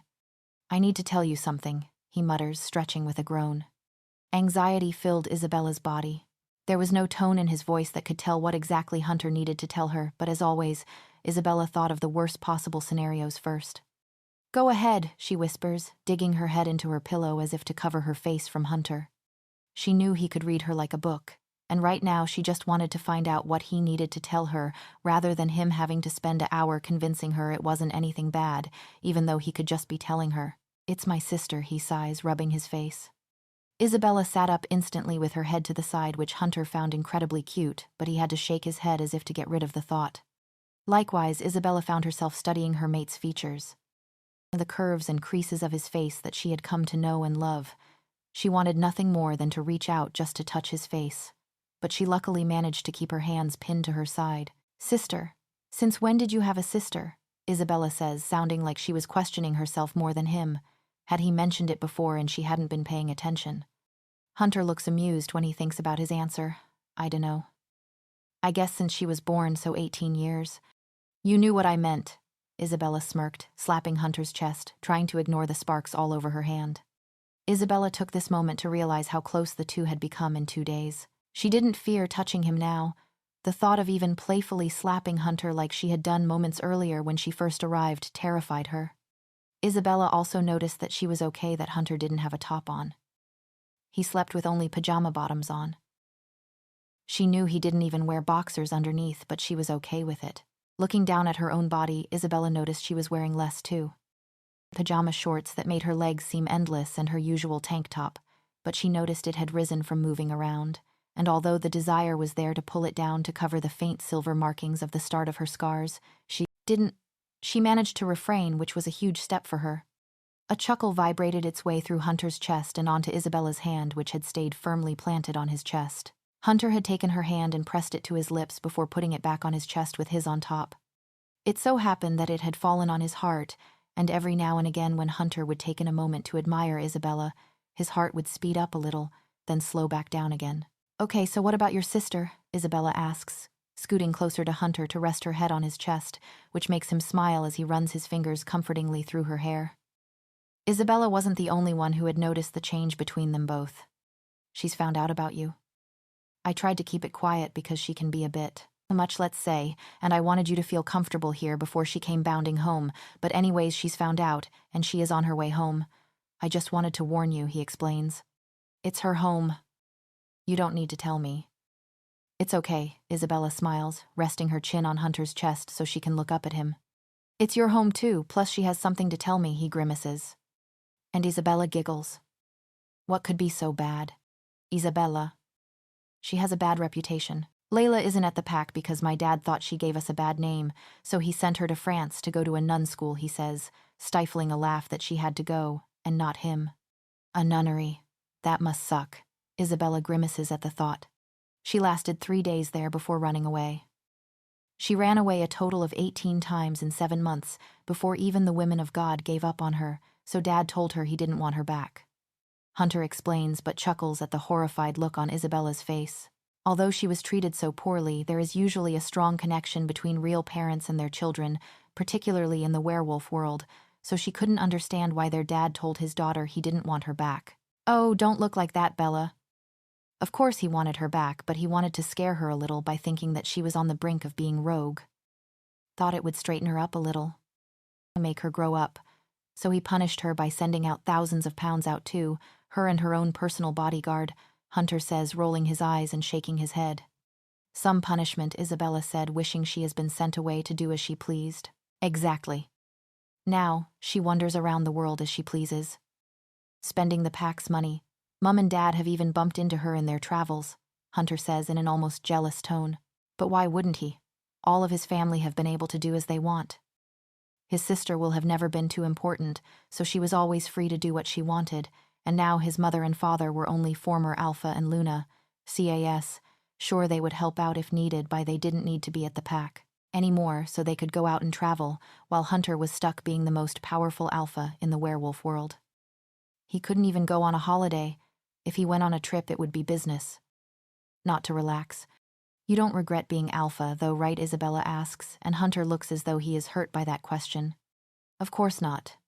I wouldn't change it for the world, and our time will come when we can travel and leave the kids behind. He smirks, while Isabella's eyes widen with fear. Kids. So now do you understand why I'm worried? Announcements from Layla are never good. Wouldn't surprise me if she got herself pregnant, Hunter spits. The black look of anger taking over his eyes. Brother dearest, came a small, almost innocent-sounding voice. Isabella and Hunter turn around at the same time to see a small, framed, blonde-haired, beautiful girl stood in front of them. There was no doubting the family resemblance between them, despite some of the larger differences. Layla had heavy makeup, even though anyone could tell that she didn't need it, and underneath it, Isabella could see that it was just a girl looking for attention, and if that attention had to be bad, then so be it. Layla, Hunter replies with a curt nod. Isabella couldn't grasp why he was being so formal with his own flesh and blood, despite why he had told her. I'm Isabel. Isabella starts but is cut off. Isabella. Hiya, Layla smirks roughly, pulling her into a tight hug. Careful, Hunter growls, and so it begins.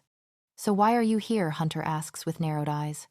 Almost as soon as Isabella had been introduced to Layla, Hunter had barked orders at everyone, including the two most important girls in his life, making them follow him to his office.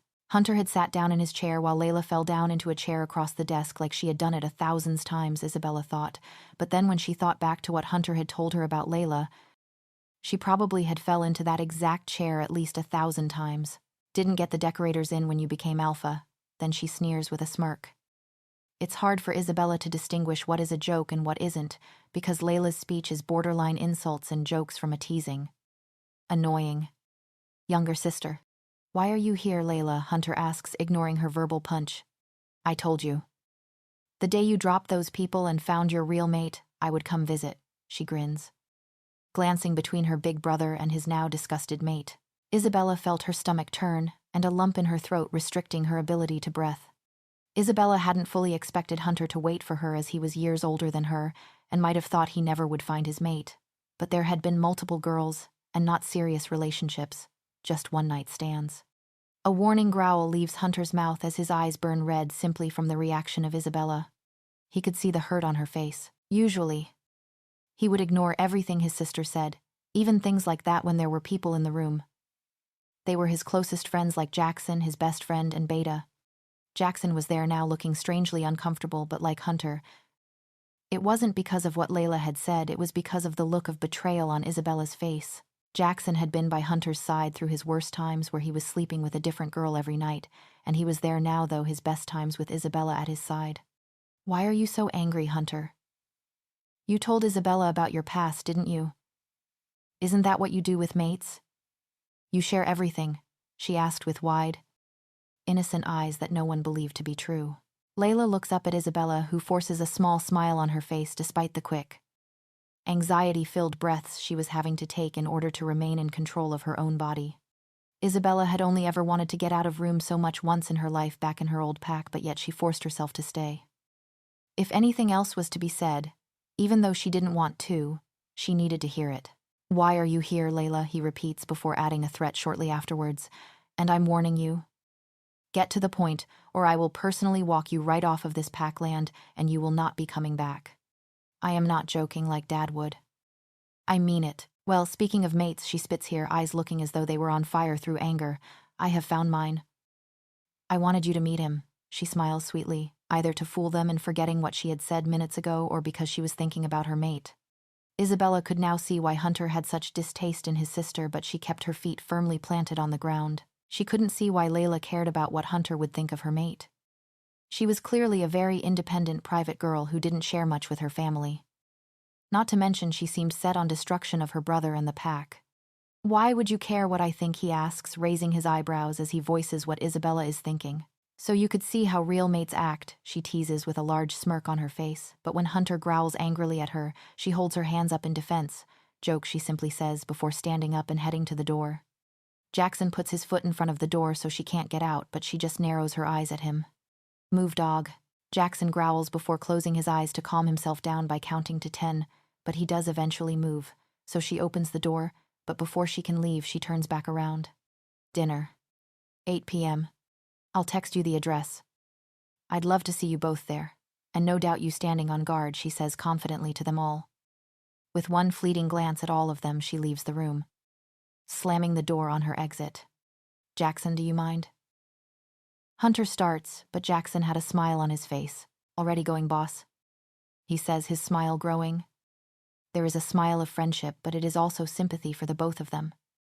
He knows, just like the both of them, that what Layla had just said could turn things ugly. Bella, Hunter whispers with pleading eyes. Despite being angry at him, Isabella couldn't help but feel a shiver run down her spine as his nickname that she had come to love so much rolled off his tongue. I don't want to hear it, Hunter, she replies, looking to the floor. She desperately wants to tell him everything's okay about the two of them, but also his sister in general, because she could still feel the anger radiating from him. Don't hear it then. Please just come here. I need you, Bella, he mutters. Isabella glances up at her suddenly weak-looking mate, and she seems to lose control of her legs as she is walking to the other side of the desk into his open arms. Hunter pulls Isabella onto his lap where she curls up in his arms with a content sigh. Just for a couple of minutes so they could pretend like nothing had happened. Hunter presses his face into the crook of Isabella's neck. He greedily takes in deep breaths to take in her intoxicating scent, which instantly starts to calm him down. After a couple of peaceful minutes, Isabella sits up, to which both wolves whine in their owners' heads. You're not forgiven, she says with hurt-laden eyes. I don't expect to be, he sighs with a small smile. One similar to the one Isabella had given Layla before. And this dinner tonight she starts, but Hunter presses his fingers to her soft lips to stop her. He pauses for a minute, as his mind is clouded over with the thought of just kissing her there and now, but he shakes his head to get rid of it. You don't need to come. I don't expect you to, Hunter says, his index finger running across Isabella's plump bottom lip, which is equally as distracting to her as it is to him. I wish you'd shut up, she grins playfully. I was going to say.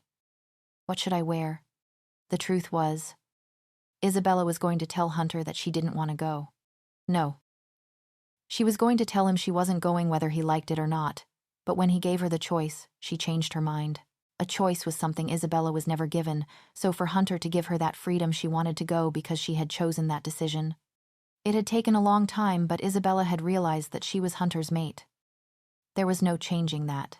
Not that she wanted to, so she had to get on with it and accept him for his flaws like he would her, and she had believed she had plenty for him to accept, including her past. Being mates to Hunter also meant she was powerful. More powerful than she could ever have thought of a few short months ago, but for them both to be this powerful, they needed each other. Isabella had to stand by her mate even in the worst times, even if it was just a dinner with his sister and her mate.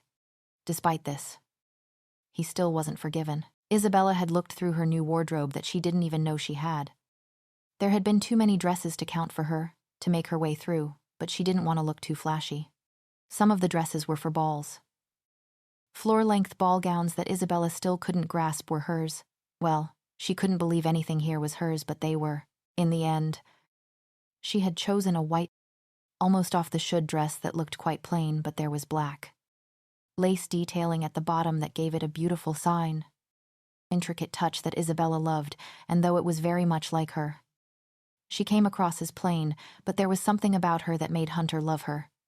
Isabella put it with some black pumps, which were also very plain, but Isabella didn't particularly like to stand out, so this outfit was perfect. Despite Isabella think she looked on the plain side when she came across Hunter, his jaw dropped open.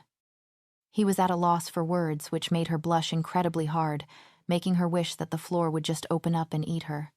You look amazing is all Hunter manages to say. Thank you, she giggles, still feeling incredibly awkward. Isabella couldn't help giggling like a schoolgirl when she looked at Hunter in his suit.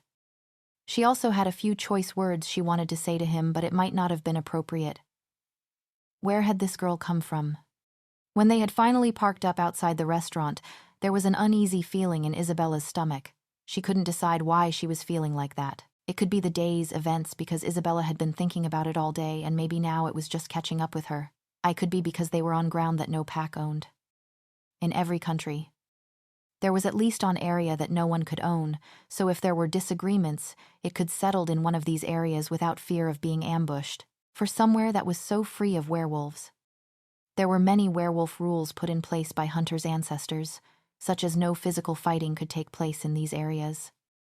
It would be run by humans, so it was a fully functioning town, which was one of the reasons why there were so many rules. Werewolves didn't actually want to hurt humans.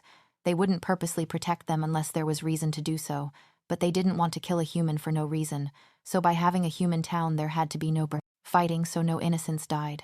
The biggest rule of being a werewolf was not to expose yourself to humans, so by having a human town that had no one who owned it, no werewolves could fight because that would expose them. Punishments for this is unspeakable. It hasn't happened in so long many people don't know what would happen. It was almost a rule that all this land was owned by Hunter and his family, even though it was technically unowned by anyone. But the difference was that if Hunter did anything in this land that exposed him to the humans, for example, then he could be stripped of his title, whereas if he exposed himself to a human on werewolf land because he was royalty, it could be fixed without another word. This wasn't the case with normal werewolves. Even on their territory, if they told a human without good reason, they would be punished. This was why it was so important that whatever happened at this dinner, Hunter had to keep his cool no matter what Layla or her mate said. It was another main reason why Isabella decided to go to the meeting. She knew she was the only person who could keep him calm. "Remember," Isabella said, getting ready to tell Hunter yet again that he had to keep his cool. "Not to let the humans know," he says in a monotonous voice. Not only had he heard this from Isabella numerous times on the what seemed like forever journey, but he had it drummed into him by his mother and father as he was growing up, even though he didn't visit land like this until he was 19, as it was rarely needed or used. "Yes," she smiles. They both take a deep breath before the door is opened and they take a step out. As they walk to the door, everything is okay. Hunter had his hand wrapped around Isabella's for comfort at the scenarios he is creating in his head that could happen tonight. It isn't until the door to the restaurant is opened that a smell that fills Isabella's nose that makes her stop in her tracks like she has just walked into a brick wall. "Shit," Jackson mutters under his breath as he has to stop suddenly too, behind Isabella as he nearly walks right into her. Bella. In the air. There are smells of amazing foods that usually would leave Isabella drooling at the thought of eating all she could, but now they were just making her feel queasy, along with that familiar smell that Hunter and Jackson had already forgotten, but she never would. Isabella, Hunter says in a worried tone. He notices the worry etched on Isabella's face but doesn't know why.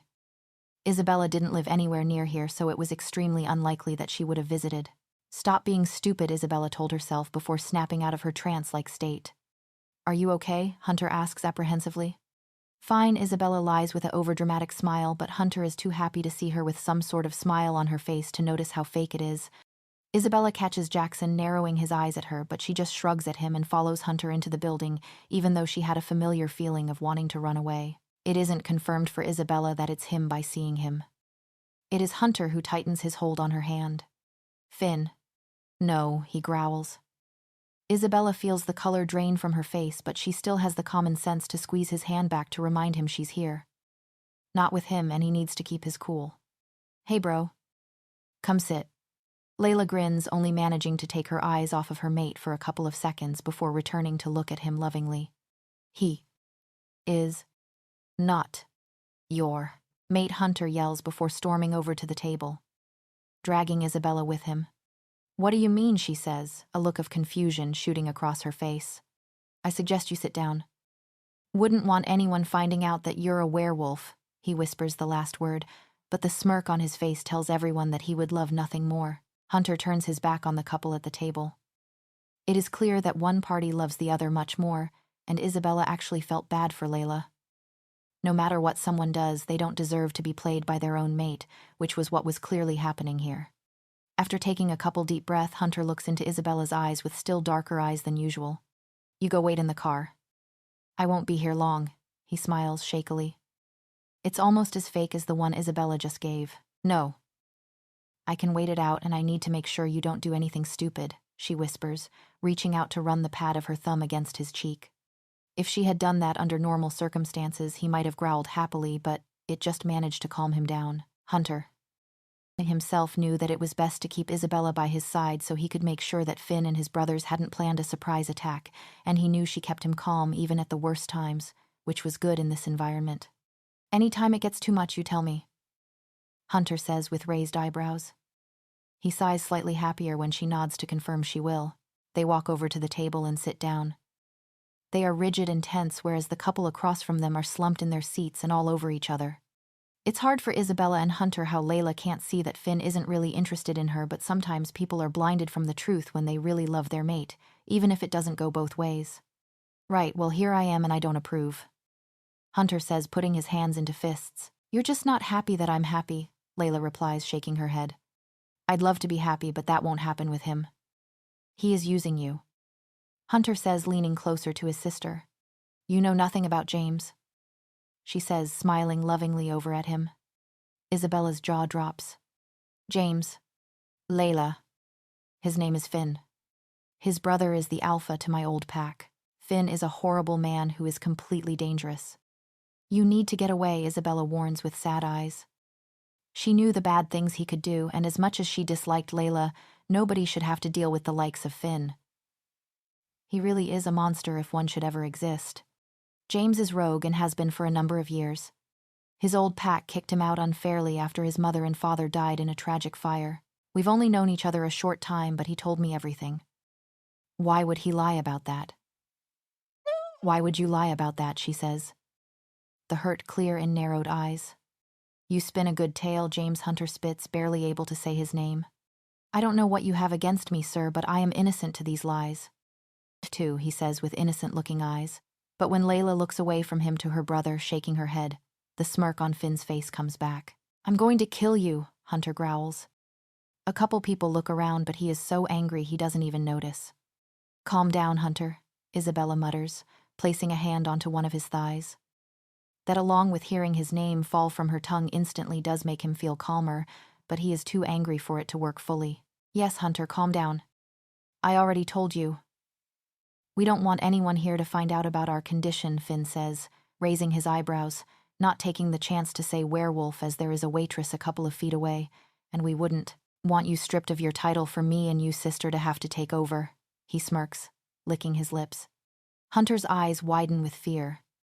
It has clicked that all this time Finn has been using his sister to get a reaction out of him. That's why they wanted to meet here where there are such harsh rules, because one wrong move and the title would automatically fall to Layla and her mate, which is what he wanted. He would be Werewolf King, and there would be nothing Hunter or Isabella could do about it. Layla's eyes also widen with fear. This wasn't the plan. She didn't want to be queen. She was happy with her princess role. She fit it well. All Layla had ever wanted to do was to find her mate and settle down happily away from the shadow of her brother. Layla was very misunderstood. She had created an image for herself where she went against all the rules. She had told everyone she didn't want a mate because she knew this would get people talking and give her attention because it was against the ordinary. But really, this was all she wanted. Not a fancy crown and a title. But once Layla had started with the role, she found it harder and harder to drop it after every lie. Insult and bad action happened, so she continued to do it.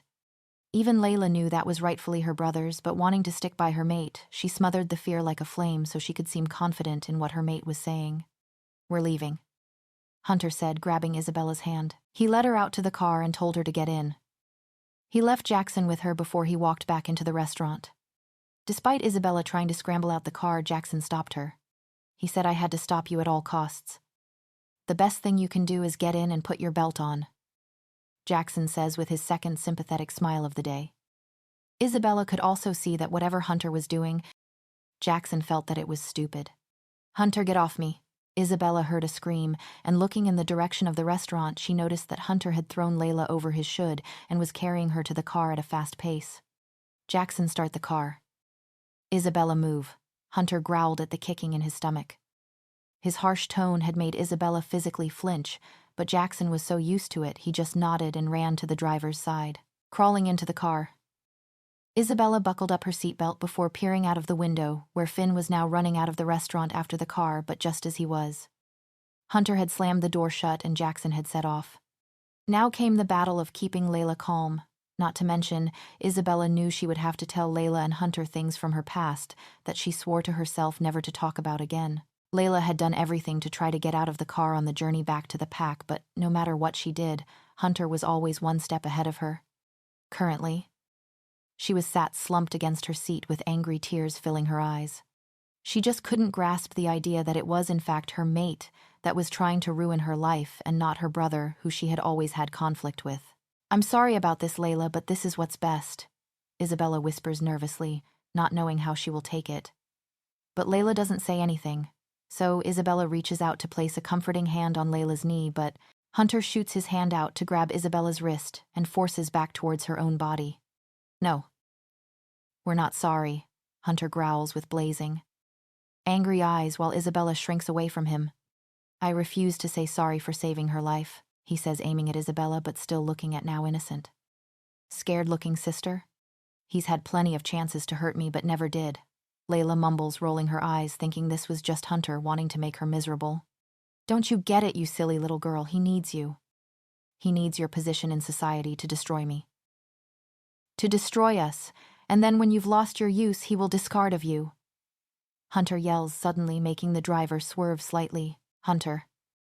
She wasn't to know, Isabella says, shaking her head angrily at him, but still places one of small hands on the top of his legs to help calm him down. Know what? Layla asks, narrowing her eyes. Looking from one of them to the other, then back again. She won't believe it. She already believes the story he spinned for her about being kicked out of the pack, he replies, rolling his eyes. I don't particularly want to bring it up, but she needs to hear our version of events, then she can decide which she believes, Isabella says, taking a shaky breath, just at the thought of talking about it. I am here, you know, Layla shouts angrily, making both Isabella and Hunter snap their necks quickly towards her. It was as if they had both forgotten she was there. Tell her then. I wipe my hands of this whole thing, he spits, holding his hands up in defense. Tell me what, she says, trying to control her anger. Their lack of self-control was clearly through genetics. Not now. It's late, and this will take a while to tell. I will tell you tomorrow. I promise, Isabella nods. Of course she didn't want to tell Layla anything, but she had forced herself to say, I promises, because promises were important to Isabella, and only under extreme circumstances would she break them. Luckily, they had just got to the house, so they didn't have to stay in that hostile environment for a minute long. Layla got out and stormed off. Hunter followed soon after to go his office, leaving Isabella to go to bed alone. Despite tossing and turning by 4 a.m., Isabella was wide awake, and there was little chance of her being able to go back to sleep with Hunter snoring softly at the side of her, something she hadn't realized he did. Isabella lay there for an hour, willing herself to go back to sleep, but gave up, thinking that it wasn't worth wasting the time she had, lay in bed trying to get back to sleep when she knew it wouldn't happen, deciding it was going to wake Hunter up to get a shower. Isabella crept around the room, got dressed, and went downstairs. There was already a large amount of people up and ready in the pack. Isabella hadn't expected it to be empty when she went downstairs, but there must have been at least 50 wandering around the grounds. There was around 20 people getting to go on a run. Another 20 training in pairs around the land near the pack house, and the rest were either having breakfast, cleaning up after people, and there was one final guy with his back to everyone else cooking. Luna, one of the women, cleaning up breaths with shock. They all, of course, knew she was there weeks ago, but she hadn't interacted with any of them on a regular basis, other than with Hunter and Jackson. If they did see her, she was always with Hunter, so they were apprehensive of approaching. Isabella. Please, Isabella says, trying to sound confident but failing miserably. What can we get for you? What do you want for breakfast? Luna, another woman, asks with the brightest, greenest eyes Isabella had ever seen. Call me Isabella, she repeats as politely as possible. And I'm not hungry, but could you point me in the direction of the coffee? Isabella smiles awkwardly. She didn't want servants, she wanted a pack. A family. I could make it. Isabella, the first woman pipes up, straining to say Isabella's name like it pains her to say it. Isabella thought to herself that she wasn't someone to be feared. She realized that, in a normal pack, the alpha would usually be titled as that and not their name. It was even more important for them to do it for Isabella and Hunter because they were royalty. But Isabella stuck by her guns, wanting them to call her by her name. No, honestly, I'd like to do it.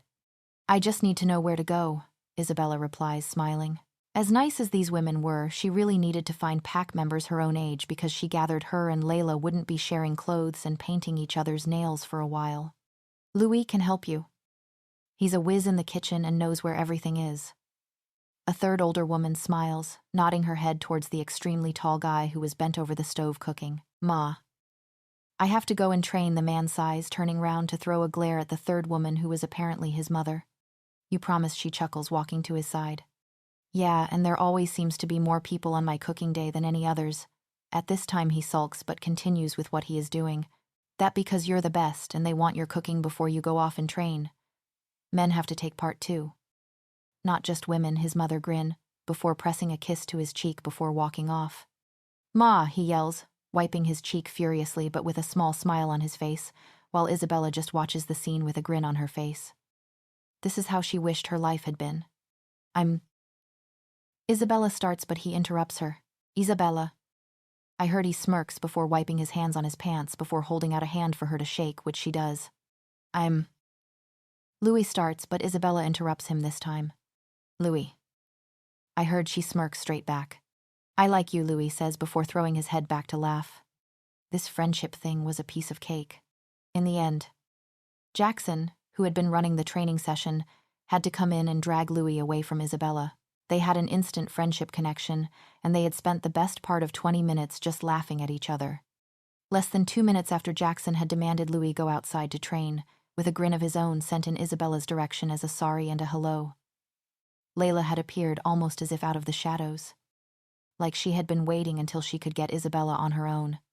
"You said you'd tell me today," she mutters from behind Isabella, making her jump. "Oh, hi Layla." Yes, I can tell you, but not here." Isabella shudders at the thought of the whole pack finding out about her past. "Let's go out and get breakfast," Layla says with a sweet smile. Although Isabella had wanted to trust her, there was something that stopped it. "I'm not hungry," Isabella muttered, trying to unnoticeably look around for an escape. "Well, I am," Layla smirks in a sinister way. "I'll go and tell Hunter then," Isabella says, standing up, but Layla grips her arm. "One of you ladies can tell him when he wakes up, can't you?"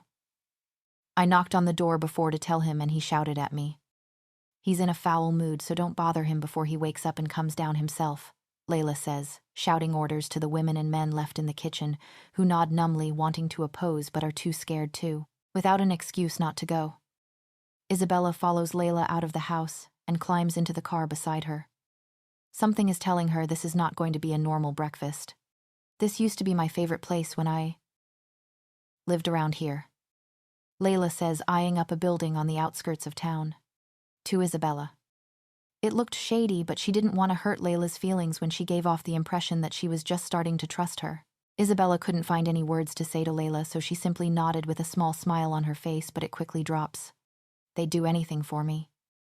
"Plenty of things have happened here that never got revealed," Layla adds with a sadistic, fear-inducing smile. "It's good that you have friends like that," Isabella forces out despite her mouth being so dry. Each word is like chewing on sandpaper. They both walk through the door of the small cafe. Although the exterior of the building is dirty enough to cloud the window so that you had to get up real close to see through them, the interior was much cleaner and more welcoming, much to Isabella's relief. There were around 10 square tables with 2 chairs at each. They each had a flower in the middle and condiments scattered around. "You sit. I'll order," Layla commands. "I don't know what I want," Isabella mutters, feeling like a child. A feeling she knew all too well. There was a sick feeling in the pit of Isabella's stomach that had been rising throughout the time she had woken up till now. She wasn't sure if it was because she didn't trust Layla or because she was nervous about revealing things she would much rather stay in the past. "You sit." "I'll order," Layla repeated. Isabella thought it easier not to argue, so just complied and went to sit down at a table next to the windows. Isabella's jaw dropped in amazement. From the inside, she could see outside of the cafe onto the small, empty street with perfect vision. There was no cloudy sight like there was from the outside of the cafe. Despite this being something that amazed Isabella, the feeling of unease grew as she wondered what type of cafe would need this feature. "It's just a simply spell by a witch," a voice says, making Isabella's head spin round so quick she was left momentarily dizzy. It had only come from Layla, but Isabella was so on edge. Everyone and everything had become a threat. "Witches here?" Isabella asks, her eyes widening. "No. In this country, they mostly reside in Scotland. Don't ask why. Must be the Highlands and stuff, but one particular witch owed the owner, Charlie, a favor, so we managed to persuade her to do as we asked." Layla grins. Isabella was starting to wonder whether she herself was going crazy, because every word that fell out of Layla's mouth sounded like a threat. "Oh," is all Isabella could manage to splutter out of her mouth. The 2 girls had been sat in the same spot for half an hour before Isabella knew she had to bring up the past. She had to tell Layla what Finn was really like. She had to make her understand that the person she should love and trust most in the world could not be trusted. To do this, Isabella would have to share her darkest secrets with a girl she scarcely knew or trusted. "Okay. So, I was abandoned as a baby. We never figured out why my parents did this, but they did. Luckily, the alpha of the pack house doors I was left at was a kind and loving man, a man who had always wanted a daughter to match his 3 sons, one of whom had been born not 3 months before. His wife also welcomed me with open arms and raised me as one of her own. Even I could barely tell that I didn't truly belong by blood because they treated me so well. I was brought up with a mother and father who loved me and 3 brothers. They all had some kind of jealousy towards me, but for the most part it was normal. One brother would be the alpha once his father died. The eldest one would, with the right training, would be a pack warrior, and the final and youngest son, Finn, would rule by his brother's side. Not with a beta title, but close enough. Isabella starts. Lila, who she suspected to be interested in wanting to know what she had to say, looked as though she couldn't care less. Anyway, my father died when I was a teenager. At first I was treated like I always had done, as an equal, but the second, the eldest son became alpha, I was kicked. Literally. To the bottom of the pile. Nobody helped me or pitied me, even though I had always done my best to be friendly and kind. I think this was mainly because they were scared. They had been threatened by the brothers that they themselves or their closest loved ones would be hurt if they gave me any kind of help. But within 3 months, this was normal practice. It was like a switch. Suddenly, everyone hated me even though I'd done nothing wrong. I could live with this. Though, I could live with being the pack cleaner. With not having to talk to anyone. I could do it all but the final brother. The youngest brother, Finn, he was the thing I couldn't live with. He had always been the most jealous because of our small age difference, so he made up for all them years of jealousy in a short amount of time just because he could, daily. I was kicked, punched, and even stabbed. In a human case, I would be lucky because I would die. I was wishing for death, but I have always had even faster healing than normal, so it was constant. It was always happening, and there was nothing I could do to stop it. Isabella pauses to glance up at the slightly more interested girl across from her. Layla had reached out and taken the rose from the slim vase in the middle of the table and was proceeding to rip each petal from it. One day, about 4 months after my father had died, I was in Finn's room. Cleaning. I had just finished making the bed and doing one final glance around the room when he suddenly appeared as if from nowhere. I had kept my head down, grabbed everything I needed and headed out of the room. I was inches from the threshold of the door when he called me back. He didn't like the way I had positioned the pillows, even though it was the same as I had been doing it for a month. He struck me so hard in the stomach that I was completely winded. I couldn't breathe, but he didn't care. He grabbed me by the hair because I couldn't even stand up straight, and he dragged me to the bed, tearing my clothes. I was screaming and crying, and he assaulted me. Nobody cared. Nobody came to help me. They continued with their day-to-day lives like they couldn't hear me pleading for help. They did it every time. They didn't come and help no matter what happened. They didn't even care that he took out his knife and carved shapes onto my body that will never leave. And they didn't even care when he thought he'd finally done it. When he thought he'd finally killed me. And do you know what he did? Isabella yells, noticing that her voice level was rising, and the stream of tears falling down her face were coming thicker and faster. Isabella had never talked about this with anyone, and she told herself if she ever did, it would be with someone she loved and trusted. Something she didn't feel either about for Layla. Layla, however, continued to look bored.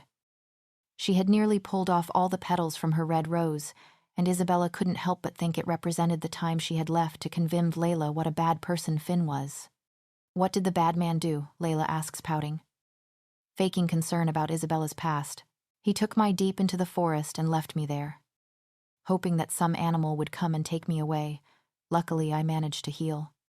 Of course. This isn't everything, but you need to understand just some of the bad things that Finn has done, and I know you don't think that is his name, but it is. I will never, ever forget that face. I know we haven't known each other long, but you need to trust me on this, Layla, Isabella pleads, reaching out to take Layla's hands in her own, but Layla quickly moves her hands away. There are less than 10 petals left now. Why wouldn't you leave? Layla asks, shaking her head in disbelief. Totally disregarding what she had just been told. Where could I go? I struck lucky as a baby because I was innocent, so a pack took me in. Most packs these days are so nervous about rogues that they would rather kill someone on the spot without getting to know what they are doing. Sometimes I thought it would be worth the risk to get out of there, but then I got too scared of the uncertainty. I sometimes thought it must be my fault because they had turned so suddenly. Maybe I had done something, and if I stayed a little longer, then they would be okay with me again. That's how he will make you feel. Maybe it is your fault, Layla shrugs, looking up from her now, almost empty rose. What? Isabella says, clearly taken aback. Maybe it is your fault, she says clearly, pronouncing every single word. So, you're saying you believe what I say about it being Finn, but yet you question whether it could be my fault. I don't need to stay here and listen to this. Your brother saved me from something I was sure to be the rest of my life. I was there because I had to be. Because I forced to be. Don't you willing walk into that because you will end up dead, Isabella says.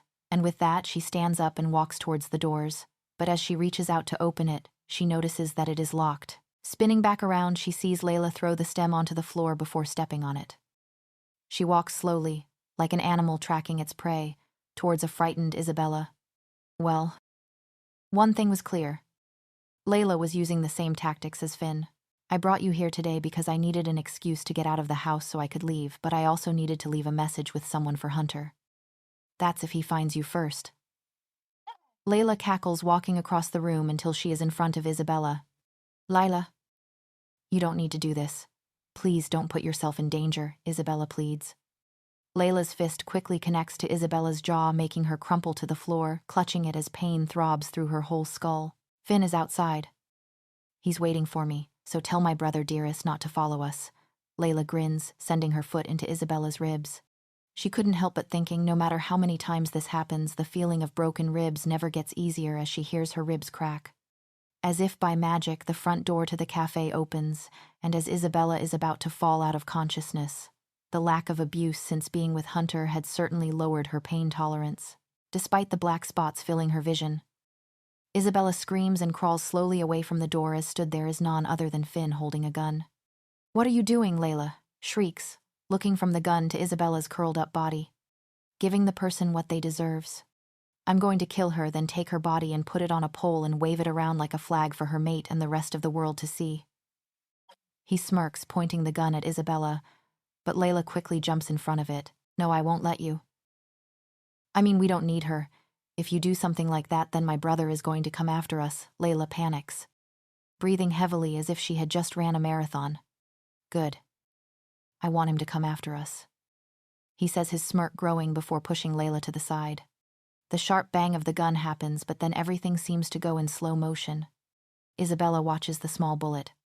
Then a second come towards her small body. As they end, her left thigh and stomach, no sounds come out of her mouth. She seems totally incapable of sounds, but she does hear muffled sound from the direction of her shooter. Layla was screaming and Finn was laughing. As Layla runs towards Isabella, Finn scoops her up in his arms and drags her out of the cafe. He is on his way back to collect Isabella, when someone Isabella noticed from the pack as one of Finn's closest friends comes running into the room with bright red cheeks. He's here. We need to leave. Leave the girl, he yells before they both run out of the cafe.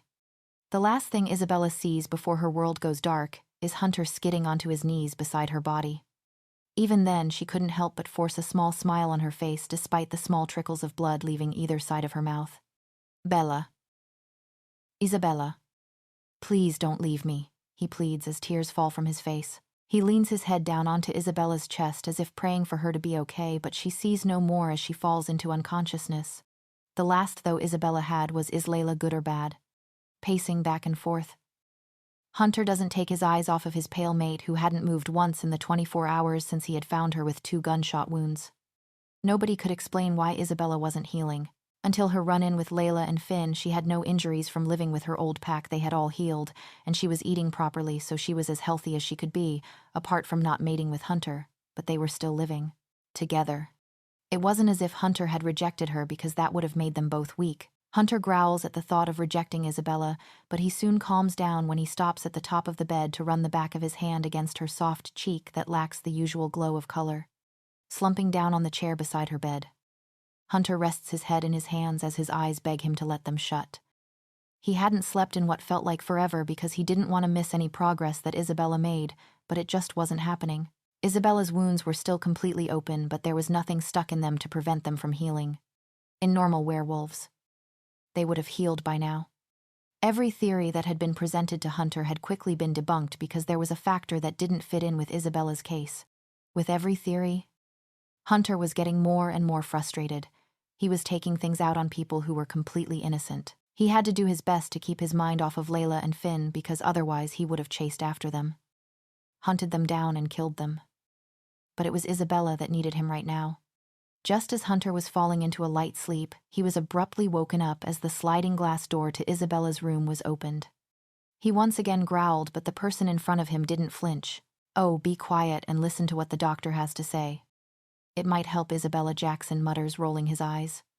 The rudeness of how Jackson was treating him actually felt good. Sometimes Hunter wanted people to talk back. He wanted to be reminded that he was still a member of society other than just the king of werewolves. He was always sure to be able to rely on his best friend to do that. Luckily, Jackson knew when he could and when he couldn't do this with Hunter. He was one of the only people who could read Hunter and his moods so well. Stood behind Jackson was the doctor, who had a nervous look on his face.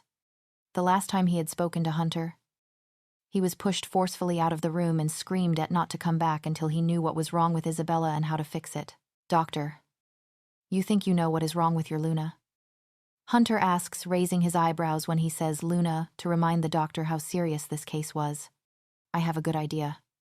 You see, you are both stronger when mated. I am under the impression that you have not marked or mated yet." The doctor asks, coughing to hide the awkwardness in his voice. "Yes," Hunter replies, nodding curtly. "Well, simply meeting your mate has tided you both over for the time you have known each other, but since you haven't followed on with the next stages of the mating process, you are both weak, but you don't feel it. We only find this out when one of you is injured, like our Luna." The doctor explains that by not marking her or mating with her, it is almost going through the rejection process, so they are going backwards and not forwards. So she is too weak to heal. Okay. So how do we help her? Then Hunter asks, continually looking from Isabella to the doctor. He just needed her better, whatever the costs. There have been very little cases of this happening. As you know, the mating process is usually over very quickly, and if it isn't normal, werewolves aren't likely to be injured while not mated after meeting them, so the quickest way to help our Luna is to mark her. The doctor says this, looking even more nervous but confident with his explanation and solution to the problem. "But Isabella wouldn't want me to. She'd feel so betrayed," Hunter mutters, thinking of the pros and cons in his head of doing this. "If we left her without this, she could take weeks or months to heal and regain consciousness, or she might not wake up at all due to her being so weak."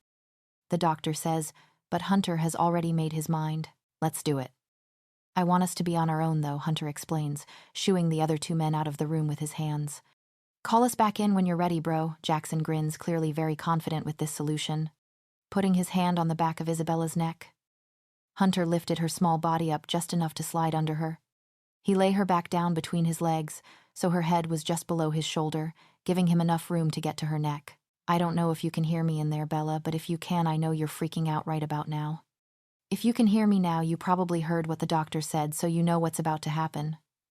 Hunter states that if he could have done this any other way, he would have done, as he wanted it to be comfortable and romantic, so she felt a fraction of the love he feels for her.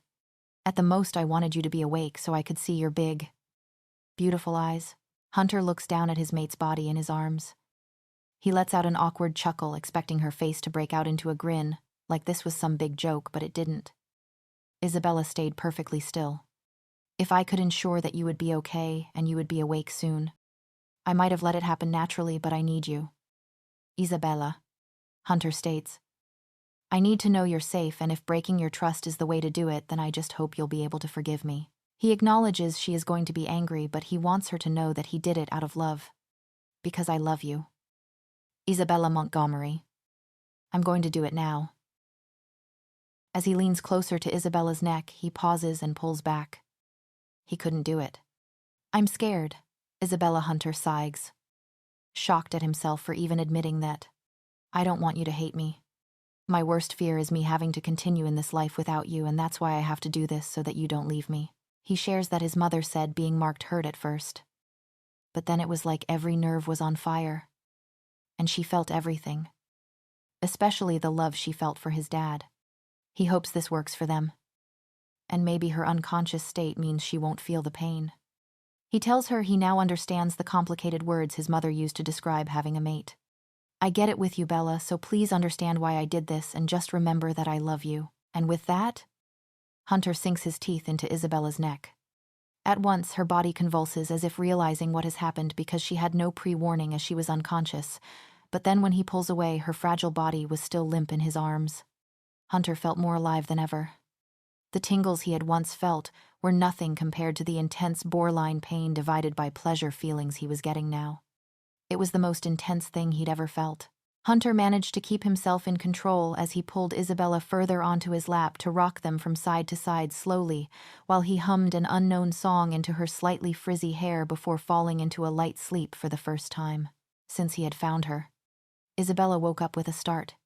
She wasn't sure where she was, and the bright white surroundings were making her already pounding head hurt even more. Everything she knew felt like some sort of dream, so she wasn't sure what was real, but the tingles enclosing her body let her know one thing for sure. Hunter was holding her in his arms. Tingles since meeting Hunter had become a normal and expected thing for both of them, but Isabella couldn't help but notice they had become stronger since waking up. Isabella had been drifting in and out the whole time she has been unconscious. Although she couldn't move a muscle or make a sound, she could hear things before slipping back into complete darkness. It had felt like a lifetime had passed. Stretching out her limbs, Isabella had an uncomfortable feeling on her neck. Something wet and sticky that made her skin crawl. Reaching out to place her fingers against her neck, she cringes before pulling them quickly away again to reveal the tips of her fingers covered in her own red blood. Jumping up with such force left Isabella's head pounding and spinning. She couldn't understand why it hadn't woken up a still deeply sleeping Hunter, but after a quick glance back to make sure he was actually still breathing, she continued to the bathroom that was attached to the room. Luckily, it was the bathroom, and as if a switch went off in Isabella's head, she realized how much she needed the toilet, so the inspection of her neck would have to wait. As she was sat there, a drop of blood fell from her neck to her stomach onto her nightgown, which made her panic. She jumped up from the toilet and ran to the mirror. There. In front of her eyes were teeth marks. She'd been marked, he'd marked her, and she was furious. Isabella's mouth opened to scream, but it would not come. It was as if all the breath in her body had disappeared out of the hole created by the bullet that was still traveling through her body until it eventually left out of another hole in her back. Bella. Isabella. Isabella shouted, that oh so familiar voice. She felt a shaking of her shoulders, but she was still in a dream world. Transported back to that day whenever it was when Finn had attempted to take her life yet again. Coming back to her senses, Isabella noticed she was stood rigid in the middle of the bathroom with Hunter's hands placed on either arm, shaking Isabella to get her to realize where she was. Tears were also streaming down her face. She was breathless and her voice was hoarse. I was there. He was there, and, remembering what she had seen before, she gasped before pulling aggressively away from Hunter to look down at her stomach, but there was nothing but the same small speck of blood from earlier. But there was, Isabella explains, narrowing her eyes. It was just a flashback, Isabella. You're safe now. You're with me, Hunter explains, pulling Isabella back into his arms for a bear hug. For a moment, Isabella feels safe, but then she continues to remember what happened before her flashback, before ripping away from Hunter again to touch her neck. She pulls it away, and an even smaller amount of blood is left on her fingers as the wound is healing. You marked me, she accuses, even though she already knows the answer. I had too. You might not have got better. We tried different things, but they weren't working, Hunter explains with hurt in his eyes. You knew that it was important to me. I wanted to do it properly. Romantically, Isabella whispers, her lip quivering. Romantic. Do you want to know what my idea of romance is? Loving someone who is alive, which you might not have been had I not marked you. Hunter yells angrily, but with hurt in his eyes, which he quickly hides away. But you've always given me a choice. And you took this choice away from me, one of the most important choices I have, and I wasn't able to make it. Isabella sighs. She knew she was being selfish because he was only trying to save her life, but she had grown used to making these choices. You know what? Next time I'll just leave you to die then, Hunter yells before leaving the bathroom. Isabella only knew where he had gone when she heard the glass door of the hospital room slam shut. It was only then that Isabella moved back into the room and climbed on her bed with mixed emotions. The door flung open, and Isabella was hopeful that Hunter had come back, but it only revealed Jackson, who looked amused but bewildered. What is going on? I thought Hunter would be happy as Larry for weeks on end, but yet he's stomping about there with a right face on him, Jackson says with a slight smile, which quickly disappears when he notices the look on Isabella's face. He marked me. I couldn't even give my consent, and yet he marked me, Isabella explains with her lip quivering again. She trusted him with her problems. He did that because... Jackson starts, but Isabella interrupts him. I know. I know he didn't know if I'd wake up without it, but… Oh, I don't know, it just wasn't what I expected to happen now. I've met Hunter, Isabella shrugs. Feeling like a child, but she just couldn't shake the feeling of betrayal away. I don't know whether I am psychic or you two are predictable, but… Jackson sighs while Isabella watches him cross the room. He opens the drawer beside the bed that Isabella was sat on and pulls out a recorder. You recorded. Isabella was lost for words. Bloody good job too, isn't it? Jackson shrugs with the grin back on his face while he presses play. I don't know if you can hear me or not in there. Isabella listening to the recording. Again and again. Feeling the worst she could have possibly ever felt. She already knew before listening to it that she was being selfish, but she was so blinded by anger and upset about not having a say in the option that feeling had been masked.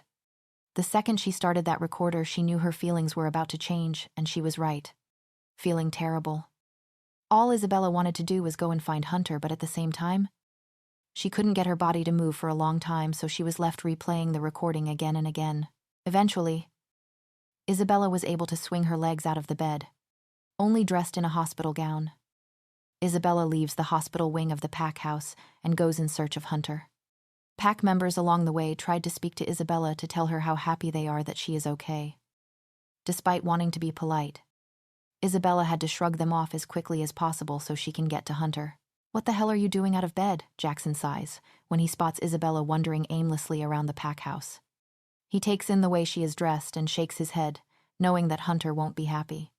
You could just tell me where he is so less people have to see me like this. Isabella grins, pointing at herself.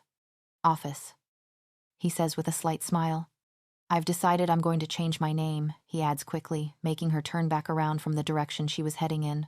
Huh, she asks, raising her eyebrows in confusion. Cupid. I'm going to change my name to Cupid, gonna get myself a bow and arrow and go shooting people to make them fall in love, he grins, to which Isabella bursts out laughing at.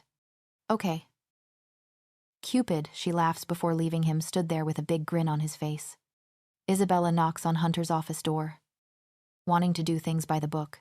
Come in, shouts that familiar voice. Gruff with annoyance. When Isabella first walks in, Hunter has an annoyed look on his face to match his voice, but it melts away when he sees who is at the door. Isabella, you should be in bed, Hunter replies, standing up. But before he can step towards Isabella, she runs up to him and launches herself at him to kiss him. The shock nearly knocks Hunter off of his feet despite her small frame, slumping down into his chair with Isabella on his lap. He clutches her face in his large hands while she reaches down and pulls off his shirt. Hunter moves his hands from Isabella's face to touch every inch of her body. The lack of this form of contact had been driving Hunter insane, but he'd never experienced it quite like this before. Luckily, Hunter comes to his senses and pulls away from Isabella, who looks crestfallen. Isabella. Hunter starts breathlessly. We need to stop, he replies, sucking in as much air as he can while trying to not have physical contact, as he knew he would lose control. We don't need to stop. I don't want to stop, Isabella replies with the highest level of confidence she'd ever had, despite her legs feeling like jelly. Me either, but not now and certainly not here. I want it to be special, Bella. Not just because we've had a fight, Hunter replies with a sigh. I guess so, Isabella shrugs. She felt ready and understood how much they both loved each other. And finalizing the mating process seemed like the right thing to do, but she knew he was right. Tonight is the only thing, Hunter says while Isabella raises her eyebrows. If you really think you're ready, Isabella, tonight. He winks. I'm ready, she whispers nervously. Go to our room. Pick out some clothes for a couple of days, go back to the hospital wing and see the doctor. Make sure everything is okay for you to go on a little break, then stay there until I pick you up at 8. He wants to make sure she won't collapse on him. And put this on, Hunter quickly adds after Isabella stands up. He picks up his t-shirt that Isabella had taken off and throws it to her. A t-shirt is more covering than a hospital gown. I think I need words with them, doctors, Hunter says more to himself. I don't plan to be in there often, so you have nothing to worry about, Isabella grins. Planning on taking advantage as long as she could. No. You'd better never put me through that again, he sighs, walking over to pull Isabella into his chest to hug her. I won't, she simply replies, taking in his calming scent. Tonight, baby, he grins before pushing her softly out the door. Trying to get rid of me, mister? Alpha, she grins. I have a lot to plan for, he smirks before pressing one last kiss to Isabella's lips before closing the door. It was as if not being in the presence of Hunter, all of the confidence left her body, and she couldn't believe she had actually agreed to go away with Hunter for that one sole purpose of mating with him. Yet despite this, Isabella found herself doing exactly as Hunter has asked her to do. Isabella was packed up and ready to leave around 10 times. Each time she thought she was ready, but then she wanted to add something. She unpacked it all again to repack it. She wanted everything to be perfect, as this was going to be one of the most important nights of her life. For werewolves, marriage was pretty important, especially for alphas and lunas, as the official bonding ceremony for the whole pack to witness, but the mating process was considered more important between the two mates to actually create the bond. Between them, werewolves did things backwards. You had to finish the mating process, which involved intimate physical bonding, before you could get married. Not owning any nice underwear, Isabella panicked at the ones she had packed. They were not the slightest bit attractive. But she has packed numerous pairs of black panties. Isabella also showered, making sure to smother herself in a strawberry-scented body wash. She washed her hair multiple times and scrubbed her body. Not only did she want to look and smell nice, but while she has been unconscious, she hadn't been able to have a shower, so it was as if she could feel the dirt on her skin. When she came out of the bathroom, Isabella noticed a box on the bed with a note on top. Picking it up, she could even smell Hunter's scent, so it instantly made her smile. The note read, "Dearest Bella, I hope you don't mind that I made reservations for dinner and I picked out your outfit. It's in the box if you hadn't already guessed. Wear it and I don't want any complaints. You're going to look beautiful. See you at 8 p.m., princess. Yours, Hunter X." Heart swooning. She opened the box and practically melted right there on the spot. Boy has taste. The dress was beautiful, and there was even jewelry and shoes to match. Dresses were not something that Isabella wore often, and Hunter knew that, which was why he told her not to complain. She had to agree that it was beautiful. It was simple, which Isabella liked because she didn't want too much attention to be drawn to herself. The dress was a champagne color that was very floaty on the arms and skirt, but pinched in at the waist to accentuate Isabella's body shape perfectly. It came to knee level, which was where Isabella felt most comfortable in the first dress Hunter was going to see in her that he had picked out. Isabella dried her hair and instantly put the dress on, but sat at the vanity table. She couldn't help but scrutinize the way she looked. Her hair seemed too limp and bone straight. Her makeup was too simple. She wanted to wow the man she loved, especially in such a gorgeous dress, yet it wasn't going right. It was 6:30, and Isabella still needed to get dressed and go and speak to the doctor. She should have done that first, as if he turned around and said she was best not going. There was no way Hunter would take her away. A knock at the door startled Isabella, but the silence from her prompted the person outside to speak. "Sorry, Luna. I'm just here to pick up a bag." "The Alpha sent me up to get your bag," a small voice calls out. Whoever this person was sounded nervous. Hunter had likely turned to the first person he saw to do his dirty work for him, feeling sorry for the girl. Isabella opened the door widely and let her in. With a small smile, she stepped over the threshold and headed to the bed, where Isabella pointed that her bag was. One thing Isabella noticed about the girl was that despite being nervous to communicate with words, she expressed herself in the way she looked. She seemed simple and yet so beautiful. Much like the dress that Isabella was not pulling off at all. "Your hair is beautiful," Isabella mutters shyly. "Oh, thank you." "I love yours if I'm honest," she says back, which Isabella waves off. "You're just saying that. My hair is flat and boring and my makeup is exactly the same, but yours is so nice," Isabella explains with a frustrated sigh. "I could help you if you'd like," she smiles. Isabella felt wary about who she could trust. But since she has made the first move, Isabella decided that this girl was safe. "I would like that a lot," Isabella replies. She has never felt so relieved about getting help for the way she looked. Dropping the bag by the door, the girl walked over to where Isabella had resumed sitting. She examined Isabella's belongings. The small amount of makeup was more than has ever had in her life, and that was because Hunter had gone and got her the bare minimum, even though he complained that she didn't need it. "Wait here, Luna. I have the perfect products. I won't be a minute," she grins before rushing off. Isabella already knew she was going to like this girl. Isabella had found a lot out about the girl in front of her. For starters, her name was Ava. Like Isabella. Ava hadn't been born into the pack, she had been brought here because her mate lived here. Ava had gotten to the pack 3 weeks before Isabella had, and only had a very small knit groups of friends, including her mate names Jack. Another male friend called Tom. She made it clear that Jack was okay with them being friends because he was gay, a girl named Steph and another girl named Olivia. They were pretty invisible in the pack and loved spending time in the TV room where they binge-watched TV series and films, which Isabella was now invited to whenever she wanted some company. A firm friendship had been made in the time it had taken for Ava to do Isabella's makeup and curl her hair into loose waves. Finally, Isabella had gone to the hospital wing of the pack house to speak to the doctor. He had reluctantly agreed that she could go away for a couple of days as long as she promised to tell Hunter any signs of feeling unwell. He also stated that the second they got back to the pack house, no matter the time, she had to go and get the doctor personally to check her over, as he didn't want anyone skipping corners. Isabella prayed that when her and Hunter did get back, he would be on shift. She would feel terrible if she had to wake him up. Everything. Okay, Doc, Hunter says, making Isabella jump as he wrapped his arms around her stomach and rested his head on her shoulder. Yep. She isn't 100%, but I believe that she is well enough for a couple of relaxing days away. It is likely to do her a lot of good, but she has promised to tell you of any times that she isn't feeling good, and the second you get back, she comes to see me, okay? The doctor says he knows Hunter will make sure she follows doctor's orders because Isabella is stubborn. Don't you worry. I'll make sure she comes to you when we get back, Hunter grins before walking around the side of the bed to stand in front of Isabella. He soaked her appearance in with a huge grin on his face. I knew you'd look amazing in that dress. Your hair and makeup looks good too, he compliments. Who knew he would notice such things? Thanks. I may have had a little help. Isabella grins at the little secret of making a new friend. Hunter raised his eyebrows but didn't question it further. It was probably because he was almost certain that a girl would have been the one to do it. As they were walking out the door, Hunter was revealing no secrets about what they were going to do over these couple of days or even where they were going. Isabella shouts out a familiar voice.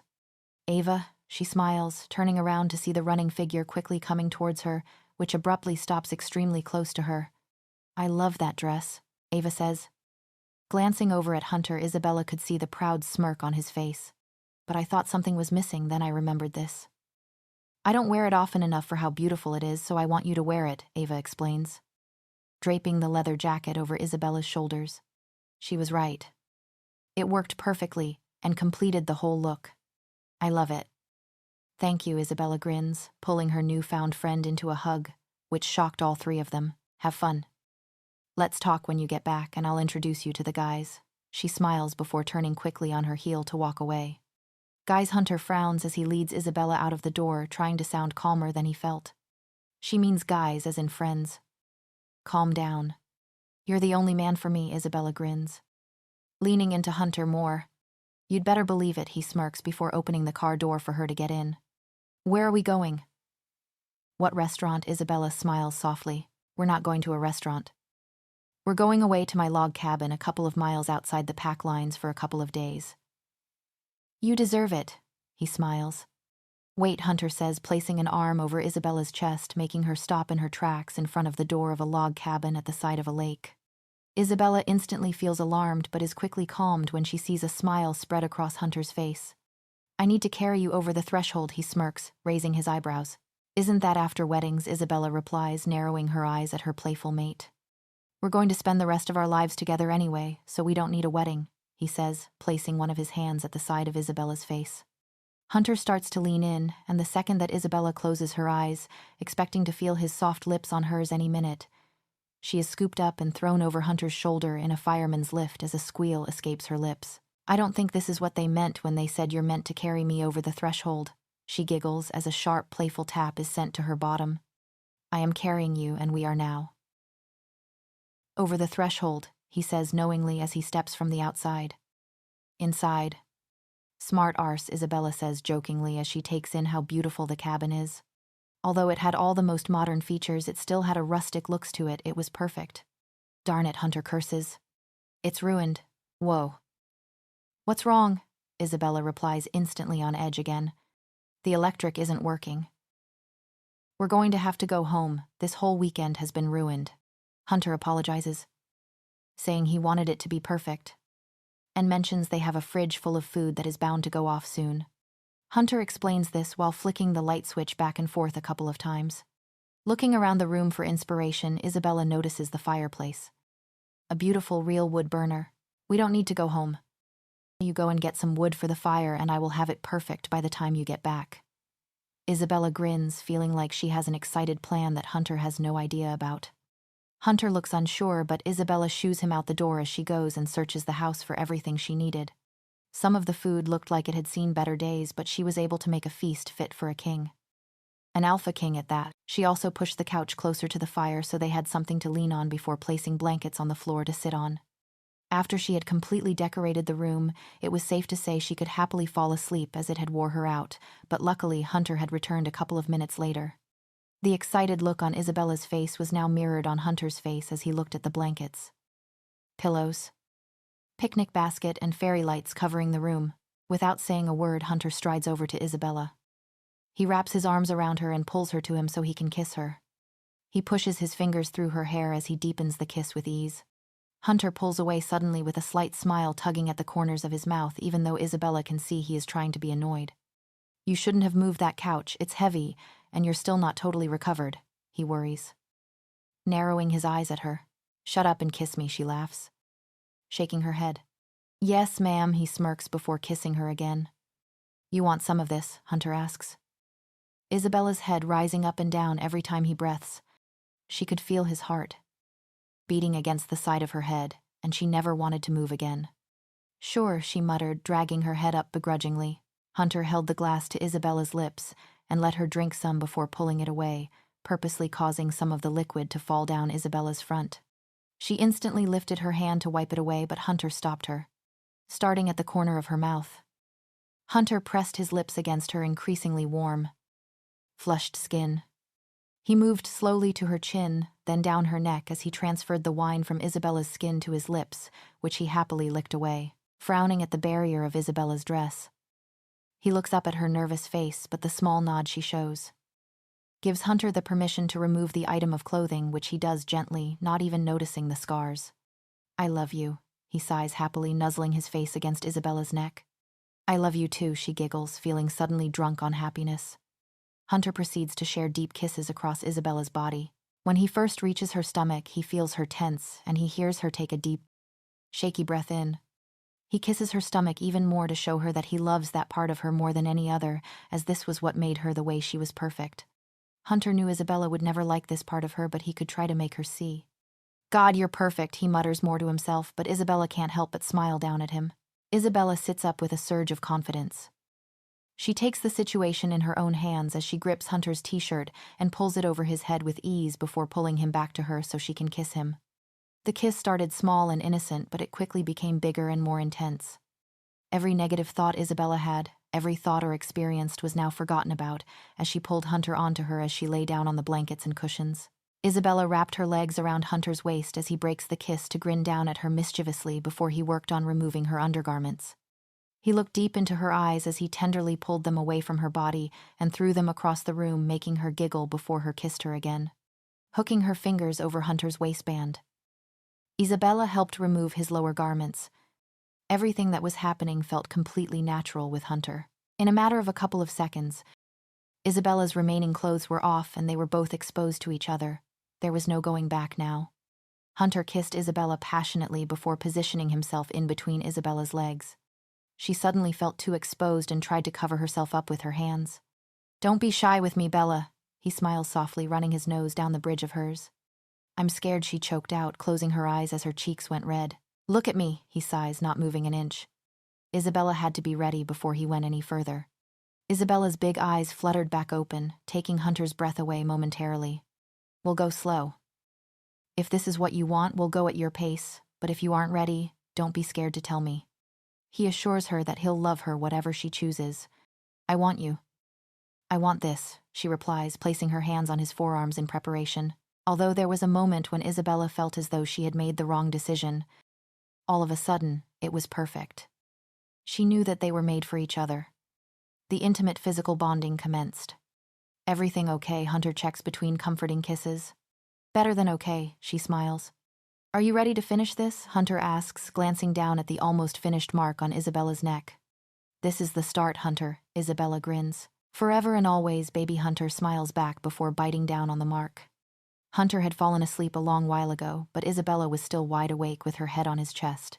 As they stayed, lay on the floor on the mountain of pillows and blankets. There was a thin blanket over them both, but Hunter's body head was enough to keep Isabella perfectly warm. She still couldn't wipe the grin off of her face. Everything had been perfect, shifting slightly. Isabella couldn't help but stare at Hunter while he slept, his long, dark eyelashes fluttering slightly in his sleep. His big, kissable lips just parted enough to let occasional small breaths escape.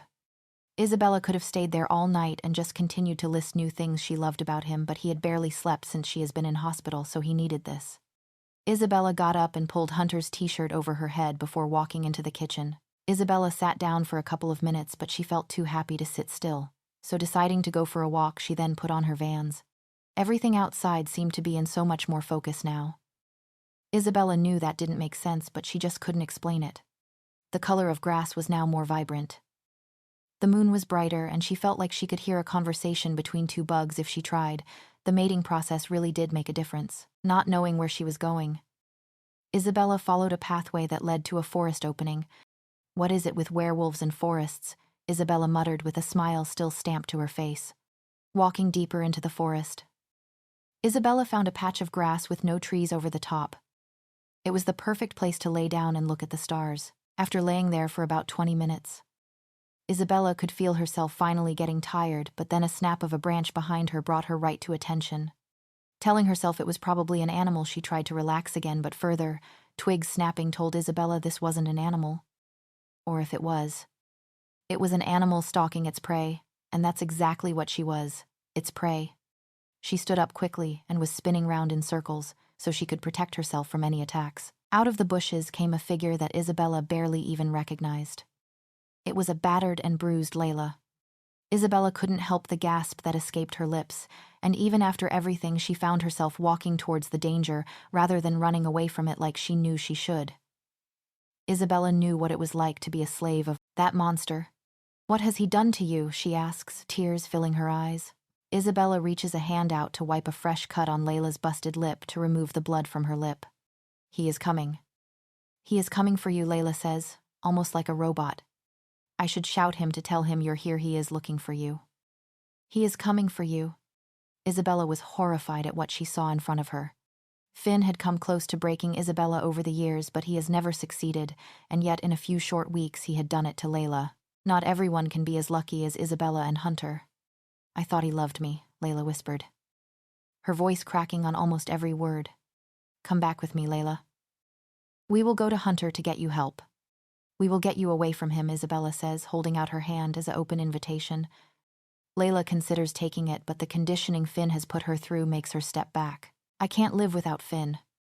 He is my mate, and I love him," she replies, again sounding like a robot, suggesting he had literally beaten them words into her. "You won't live much longer if you stay with him anyway." "You have a better chance if you come with me," Isabella says with a comforting smile, despite how horrified she felt on the inside. "He is coming," Layla panics, twisting in all directions that Isabella had done moments before. "You can't let him take me, Layla. He will kill me, and you know he will." Isabella says she knows Layla is a good person and loves Hunter. "Think of what would happen to him if I was killed. You would be responsible for your brother's death," Isabella says, knowing she is being harsh. "Too late. He is coming. He is coming for you," Layla says as a stray tear slips out of her eye. "Make sure you scream," Layla adds as she walks up to Isabella. "Scream loud. Scream loud, so Hunter hears." With that, Layla sends a sharp punch to Isabella's eye even when she was weak. It was a hell of a punch, and Isabella couldn't help but scream at the pain that burst into her head. "Scream loud." "Hunter, come," Layla explains in a monotonous voice. "Run." "That way," Layla says, pointing away from the direction of the cabin. But Isabella starts. "Scream loud." "Hunter, come, run." "That way," she repeats. Her lack of English skills terrified Isabella, who knew firsthand how bad Finn could be but didn't realize he could ever be capable of something like this with his own mate. One last look back. Isabella ran in the direction that Layla had told her to. The only thing she could do now was trust Layla and hope that Hunter found her in time. Layla's point of view. The bush cleared and Finn popped out of them with a crazed look in his eye. I heard her scream, he says in a menacingly calm voice. All Layla could do was nod and point in the direction slightly off course that Isabella should be on, so that he would still smell her scent, but it should throw him off the track until Hunter found her. If you're wrong, I will kill you. Hunter will already be on his way, Finn growls. Layla stays facing forward, not letting her fear show. Yes, sir, she simply says, in a shaky voice. She welcomed death now. It would be a blessing in disguise. Layla simply lay on the floor in the fetal position and waited for the repercussions of Finn's wrath. Isabella's point of view, despite the thumping headache. Isabella was able to run quite fast, but she quickly found herself at a dead end. Spinning back around, Isabella heard leaves rustling in the near distance. Panic filled her chest as she could see black spots from not getting enough oxygen. Falling to her knees, Isabella was doing all she could to force herself to breathe properly, but as the rustling got closer, she panicked even more. That was until she heard the voice she had been praying for. Isabella. What is happening? Hunter says in an equally panicked tone, lifting her chin up so he could look her over. She can see the anger in his eyes when he sees her already bruised and swollen eye. Layla, he growls. How? Did you have? No, Isabella splutters, still trying to breathe properly. It's her trademark thing to punch in the eye, and it always leaves this bruising and swelling. She's pushed it too far. I am going to kill both of them, he growls, and Isabella believes for a minute that he really would kill his own sister. She was helping me, Hunter. She punched me so I would scream, so you would come. She told me where to run so that I would be able to get away from Finn while I waited for you. Isabella sobs. Oh, Hunter. She is a mess. She is so broken. I don't know what he has done to her. She notices Hunter's eyes have glistened over with tears, but he holds them back as he scoops Isabella up in his arms as she cries into his chest. I have you now. You don't need to worry. I'm going to take you home. To our home back at the pack where you will be safe, he mutters, pressing a desperate kiss to her lips. We need to help her, Hunter. He will kill her. Promise you will find her before it's too late. I owe her my life, Isabella mutters, falling into an exhausted sleep. I promise, baby, Hunter replies, carrying on, walking back towards the cabin. His heart still racing at the thought of losing his mate and his extremely annoying sister that he still loved. The rest of the trip away was cut short after only one more day. Isabella and Hunter were both too on edge to enjoy the rest of the trip, and they both wanted to get home to try and start to help Layla as quickly as possible. Even if Hunter didn't want to admit it. The whole journey home, Hunter seemed stiff and rigid. Isabella felt cold without actually feeling any cold air around her, and she tried to sleep most of the journey with her head pressed against the glass window. Isabella. We're here, Hunter says, gently shaking her arm, making her jump up. They both start to walk towards the big pack house without saying a word to each other. Isabella knew it was only because Hunter was stressed, but it was starting to feel as if she had done something wrong to make him behave in this way. He felt like a stranger. I'm sorry, Isabella whispers, hugging at Hunter's side. She wasn't sure why she was saying sorry, but she felt it to be necessary. Hunter didn't say anything to her, but he also let his arm on the side that she was hugging fall down on her back to hold her gently. As they walked into the pack house, Hunter called out some names, and within a couple of seconds they were right in front of him, clearly showing that they had dropped whatever they had been doing to come straight to their alpha. All of you on me, he mutters, turning on his heel to walk away, but when Isabella tried to walk alongside him, he stopped abruptly. My office, he barks, and they all continued walking in that direction without even blinking. Hunter, Isabella sighs, looking up into his eyes, silently pleading with him to open up to her. You need to go and see the doctor, remember? We both promised that you would go to see him as soon as we got back home, he explains, before trying to walk away again, but Isabella pulls him back. He allows her to pull him back.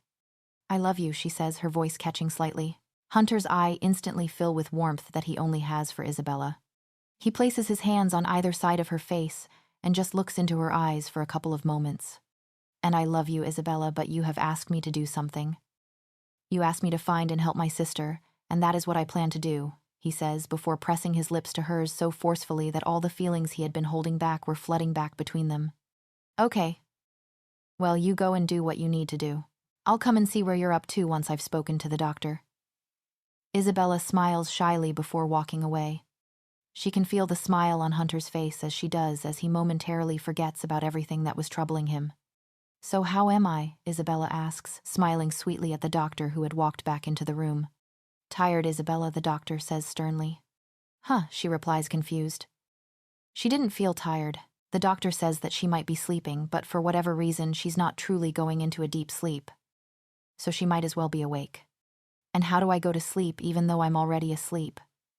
Isabella laughs at the strangeness of his explanation. You need to relax. I know that might be hard, but you need to find a way to relax before you go to sleep at night so that you can get a proper night's rest. He shrugs, not really knowing the answer himself. But I'm needed, Isabella sighs. Right now you're running on fumes, and if you keep up this way you'll be no use to anyone because I will admit you into the hospital again on total bed rest, he warns. Isabella wants to argue it, but she knows there is no point. He knows better than she does, but she just finds it so hard to relax. And she always had done since her adoptive father had died and everything had changed for the worse. Yes, doctor, she smiles with a mock salute. After meeting with the doctor and going over some other information about nutrition and keeping healthy in general, Isabella understood there were no physical injuries anymore, but she was forgetting about her own health to help others around her. Isabella went straight to the kitchen to make some food, even though she wasn't hungry. She liked interacting with people around the pack house, she just wasn't very good at it. Luckily, she bumped into Ava almost immediately, who luckily had nothing to do until later on that night, so she led Isabella to the cinema room of the pack house. There had been other people sat in there when they first went in, but one by one they all made excuse to leave. The look on Isabella's face said it all, and Ava knew exactly what she was thinking. Hey, don't let it get to you. They just need to see you like I see you. Ava explains that Isabella is new and has more power than they could even dream of. So spending more time around them will make them friendlier. Isabella rests her head on Ava's shoulder. Finding it nice to have a female friend she trusted to talk about things she couldn't talk to Hunter about. Ava starts with a laugh. The last Luna wannabe that Hunter had in here was a complete jerk to everyone because she thought she was better than they were. So they're worried you might be the same, but once they get to know they realize you're nothing like that. Ava takes a huge deep breath after her rant, realizing exactly what she said. Isabella's head jerked up immediately to look at Ava, who had blushed dramatically. What was she called? Isabella asked. She wanted to know about this relationship, which must have been somewhat serious if she was nearly the Luna. Her name is Chelsea. In walks a stunning blonde girl with the longest legs, biggest smile, and the perfect body figure. It was hard for Isabella to believe that Hunter could go from someone as beautiful as that to what she believed to be her ugly self. Hello, Isabella smiles sweetly, not wanting to come across as jealous. Hi, darling, Chelsea says, smiling patronizingly large. How is Hunter? I've been traveling around the world for the past 2 months and haven't seen him yet. Does he still do that thing with his tongue? She says, keeping a completely straight face. Isabella feels the anger building and rising in her body, but she forces it back down, wanting to be the better person. Well, anyway. Mustache. Let Hunter know that I will be seeing him very soon, she grins, toodaloo. I hate her, Ava sighs. Well done you for staying calm. When Hunter came to bed that night, it was the first time Isabella had seen him since going to see the doctor. He crawled into bed, turned the lamp off at the side of the bed, and lay down with his back towards Isabella, and she knew she had done something wrong in his eyes. What's wrong? Isabella asked nervously. What did the doctor say? He asks, turning on the lamp at the side of the bed and sitting up to look at her. Totally disregarding her question. Not much, Isabella shrugs, not wanting to worry him. That's not what he told me, he points out. He informs her. I'm the Alpha King, of course I can find out this information. Hunter tells her. He told me that you're exhausted and you're not eating nearly enough. I eat and I sleep. Isabella shrugs, trying to not make a big deal out of it. Hunter says he can't do anything about the sleep apart from making sure she has early nights and late sleeps in, but he can help with the eating. Each day until I say otherwise, you will eat 3 meals a day with someone. It will most likely be me, because I know you won't want anyone else to know, Hunter explains with a warning face that says, don't argue this. But... No. I know, but... No, there is no discussing this. I will do anything to make sure you're healthy, and if that means force-feeding you like a baby, then that is what I'll do, he says once again, lying down after turning the lamp off and going to sleep. Isabella couldn't get to sleep due to the stress she was feeling. She knew this was the opposite of what the doctor ordered. Isabella would try to impress Hunter with the eating, but she couldn't, and wouldn't force herself to do something she didn't want. Too forcing never helped anyone. And they still had the Chelsea matter to discuss. Hunter hadn't been kidding when he had said 3 meals a day would be eaten and Isabella would never eat them 3 meals alone. The first day, Hunter had got breakfast to be brought up to the room, and since Isabella had been hungry, it had felt really nice to spend some quality time with Hunter, who had seemed refreshed and in a great mood. Not wanting to ruin it by talking about Chelsea, she hadn't. Deciding she could do it later. They were feeding each other fresh fruit, and it seemed like a scene out of a romantic movie, and Isabella felt in heaven. Hunter was also showering her with affection and love. When lunch rolled around, Hunter and Isabella had sat down to eat some pasta together. Not 5 minutes in, someone rushed in that Isabella had never seen before, saying there was an issue that needed discussing. Even Isabella could see that it was urgent, but Hunter looked unsure whether he should leave. He kept glancing back at Isabella. "Go, I'm not a child," Isabella says, taking a forkful of pasta to show that she was eating. This could be a huge favor to her if he had to go, because she really hadn't been feeling too hungry. Hunter failed to remember that she had been mistreated back at her old pack, suggesting he must know that she wouldn't have eaten much. Still not totally trusting Isabella to eat enough on her own, he called Jackson to come in and watch her, much to Isabella's dismay. "If there is an urgent matter to discuss, do you not think Jackson is needed?" Isabella asks, feeling it was stupid to have Jackson babysitting her. "It's a meeting with an alpha from a pack nearby. He had requested an audience with me. Hunter says he'll tell them both about it later." Hunter gives Jackson a hug, no doubt telling him why he was needed through his mind link, before coming over to Isabella to press a sweet kiss on her forehead. He lingered there a couple seconds longer than expected, just taking in her scent that always calmed him down and brought him right back down to earth again. Then with that, he had gone. Jackson sat down where Hunter had just been before picking up Hunter's fork and starting to eat. Isabella wasn't sure whether this was a mind game to get her to eat, or he just genuinely was hungry. He saw her looking at him with a smile on her face before he shrugged. "I'm a growing boy," he winks, carrying on eating while Isabella laughs at him, barely even picking at her own food. Once Jackson had finished his food, he was eyeing up Isabella's food. "Take it," Isabella grins, pushing over the barely touched bowl. At first his eyes lit up, but then, as if remembering why he was there, pushed it back towards her. "Under strict instructions from boss man," he says with a mock salute. "He makes everything a battle." Isabella sighs, not even able to look at the bowl. She felt sick at the thought of eating anymore. Her stomach was just way smaller than most werewolves. And since she didn't train, hadn't shifted, and always felt cold, she really didn't need as much food as they did. He just cares. Hunter's just trying to deal with the enemy he can see. Jackson explains that Finn and the Layla situation are almost impossible to fight. But the food is something Hunter can easily help her fight. It made sense, but Isabella just shook her head angrily. "Food isn't a fight. You don't see how frail you actually are, Izzy." "We do," Hunter does, and he's just trying to help. It warmed Isabella's heart to hear Jackson call her Izzy, helping her feel like she was starting to really fit in here with new friends. "What do you know about Chelsea?" Isabella asks, changing the topic completely, hoping to make him forget about the food. Jackson shifted uncomfortably in his seat. "Tell you what." Jackson started picking up his bowl and taking half of what was in Isabella's bowl and putting it into his own. "Eat that and then I'll tell you." Wanting to know more about Chelsea from what would likely be an unbiased opinion, Isabella forced each piece of spaghetti into her mouth, even though she continued to feel sick.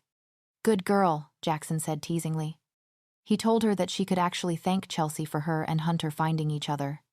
Because she was a total jerk, so he was more determined than ever to find his mate, Isabella says, bursting out with laughter. "Exactly," he grins. He explains that Hunter was worried about not finding a mate and had girls throwing themselves over him all the time. But Hunter was never interested. Jackson explains that they grew up with Chelsea and she was stunning, the most beautiful girl their age. And her father was the old beta, so the family had a lot of respect. If only she had the personality to match. Hunter hadn't paid much attention to her. But when he thought he didn't have a mate and might have to look for another girl to create heirs with, Chelsea seemed like the most obvious option, so he said he would give it a go. Chelsea was praying that he would never find his mate. It was pretty much a done deal that she would be the Luna Queen just as long as Isabella didn't come along. Hunter cares deeply for each and every werewolf that he reigns over. When he first saw Chelsea being cruel to everyone, he tried to convince himself that he was imagining it. But one day she pushed a little kid who tried to crawl onto her straight onto the floor. That was the final straw for Hunter, who ended everything and told her to leave the pack house for a little while because he couldn't bear to look at her. And that's when he came to look for Isabella. Jackson grinned at Isabella, showing he was glad she was going to be the Luna. Dodged a bullet, then Isabella jokes. A huge one. Anyway, I'm going to find Hunter. See how things went, he says, picking up the two now empty bowls as he finished the other half of Isabella's food and took them to the kitchen. After placing them in the sink, he did a quick wave goodbye and left, as if waiting for Jackson to leave. Isabella felt everything she had eaten rising up her throat. Running to the closest toilet, she was sick. Meaning the fruit and the pasta had all been for nothing. Hunter didn't need to know that. Hunter and Isabella ate dinner together that night, and at first she found herself eating the meal, but halfway through she was full to bursting. When she tried to stop, Hunter wouldn't let her. He didn't understand why she wanted to stop, and not wanting to upset Hunter, she carried on eating. I know about Chelsea. I met her, Isabella said, looking down at her almost empty plate. She didn't bother you, did she? I can get rid of her if she is bothering you. Hunter worries, reaching over the table to place his hand on top of Isabella's small one. He raises her hand to his lips and presses them to his knuckles as if making a silent promise that she was the only one he wanted. No. She was fine, Isabella shrugged. She did ask me if you still did that thing with you tongue. She says, finally lifting her head up to look into his eyes with a questioning look. I don't remember anything with a tongue, she says, breaking into a big smile. They both burst into laughter at the ridiculousness of it all. Isabella trusted that she was the only girl for Hunter, but it had further put everything to rest, speaking to Jackson earlier. Oh no. That was just that I could tie a cherry stem with my tongue, he laughs before stopping with the most serious look on his face. I could do something with my tongue though if you want, he winks after raising his eyebrows suggestively. You're disgusting, she giggles, taking their empty plates to the sink, having to stop once she got there. She felt dizzy and sweaty from eating so much, and she knew that any minute now she was going to be sick. You love it, he chuckles, coming up behind her to give her a hug and kiss from behind, pressing uncomfortably on her stomach. Go upstairs then, and I'll be up in a minute, she winks back jokingly, but Hunter's eyes widen with excitement. Really, he asks, to which Isabella just replied with a nod. Next minute, Hunter had gone upstairs. She was surprised he hadn't asked why she wasn't going straight up with him, but she was thankful for it. Going to the same bathroom she had before she was once again sick. Going through the cupboard, she had found a new toothbrush and toothpaste which she used to quickly clean her teeth. She knew that if Hunter thought he was in any way, making her ill through his orders, it would kill him and he would beat himself up about it. Taking a deep breath, Isabella walked upstairs to the bedroom they both shared where Hunter was waiting for her. She closed the door behind her, locking out all the issues with her eating. She told herself, I have control. Lay in bed together. Skin to skin the next morning, Isabella had her head on Hunter's chest, looking up at him, watching his long, dark eyelashes. She was falling in love with him even more every single day. How was your meeting? A thing with the alpha, Isabella asks, trailing her fingers over Hunter's naked chest. Before she can take another breath, Hunter has flipped them over so he is leaning over her body. Their sweaty limbs entangled with each other. He leans down and kisses Isabella, letting his hand wander all over her body, but she quickly comes back to her senses and places her hand on his chest to push him away. Whoa, cowboy. Stop trying to change the subject, Isabella exclaims, almost wishing she didn't need to know the information because she could have happily have carried on. I'm actually a werewolf, not a cowboy, Hunter teases, kissing Isabella again to try and get her mind off of the topic, but she once again pushes him away again, shaking her head. Spill, she simply says. He stays, leaning over her body with a frustrated groan. Isabella wraps an arm around his side, allowing there to be more skin to skin with him. I've warned all the alphas about Finn and what to do if they saw him. Hunter starts. Not to kill him, Isabella says, but Hunter places his fingers on her lips. You're way too nice for your own good, he says, kissing the tip of her nose. No. Thought I'd leave that job for me when I hunt the bastard down, he grins excitedly. What have I told you? Isabella asks with a sigh. Hunter says, no more Mr. Nice Guy. I always want to do whatever I need to do to make you happy, and I know you don't want me to kill him, but enough is enough, he points out. Not only had he hurt you, but he has now hurt Layla. So you've found him, Isabella asks, trying to move on with topic. Will you stop asking questions? Hunter grins once again, kissing her before carrying on. The alpha who came to see me is pretty sure he spotted him coming in and out of an abandoned shack in the woods near his section of land that he cares for. Textbook evil guy, Hunter says, rolling his eyes. And even in the bad situation, Isabella finds herself laughing slightly. So now what? Isabella asks, unable to not ask questions. I've sent some of my guys to be in that area, 24 divided by 7 inches, shifts to confirm this information, and then we'll take it from there. He explains, kissing her once more. So what's the plan? Isabella questions, leaning on her arms. There isn't one yet. We need to confirm the info, he explains, but the look on Isabella's face confirms that she doesn't believe it. Well, we have a couple of different ideas, but we need to find out all the information before we decide what to do. Despite continually asking for new information every day for 5 weeks, Hunter was still saying there was nothing to tell. Finn was only going to the shack at the most once a week, and they were still watching him. Hunter admitted that they had looked in the shack from the outside but hadn't infiltrated because although Finn had been going in there, they couldn't rely on the fact that it was safe and stable. Despite this, within the next couple of weeks, Hunter was confident that they would be confronting him soon as they were following him back to multiple locations. Each time he had been to the shack and a somewhat pattern was forming, but Layla had still not been seen. For the past 2 weeks, Isabella had been going to see the doctor every other day because her weight continued to drop.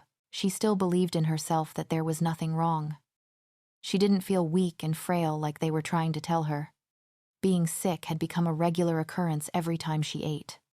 Although she had never forced herself to be sick, it was now something she thought about it so much that before she knew it was having to rush off to be sick. Isabella knew she wasn't ill. She couldn't explain it but never told anyone. She felt ashamed, like people would judge her for something she couldn't control. Despite this, there were new side effects coming into play. She had started feeling very dizzy and faint but passed it off as nothing important. How do you explain to anyone who has never gone through something like that? Isabella knew they wouldn't understand. They'd think she was weak, and that just wouldn't do for the future Luna. Isabella was still under the idea that she had control of the illness, not that the illness had control of her, so there was no need to tell anyone. Hunter didn't even think anything was wrong, although he could see Isabella losing a scary amount of weight. He watched her eat.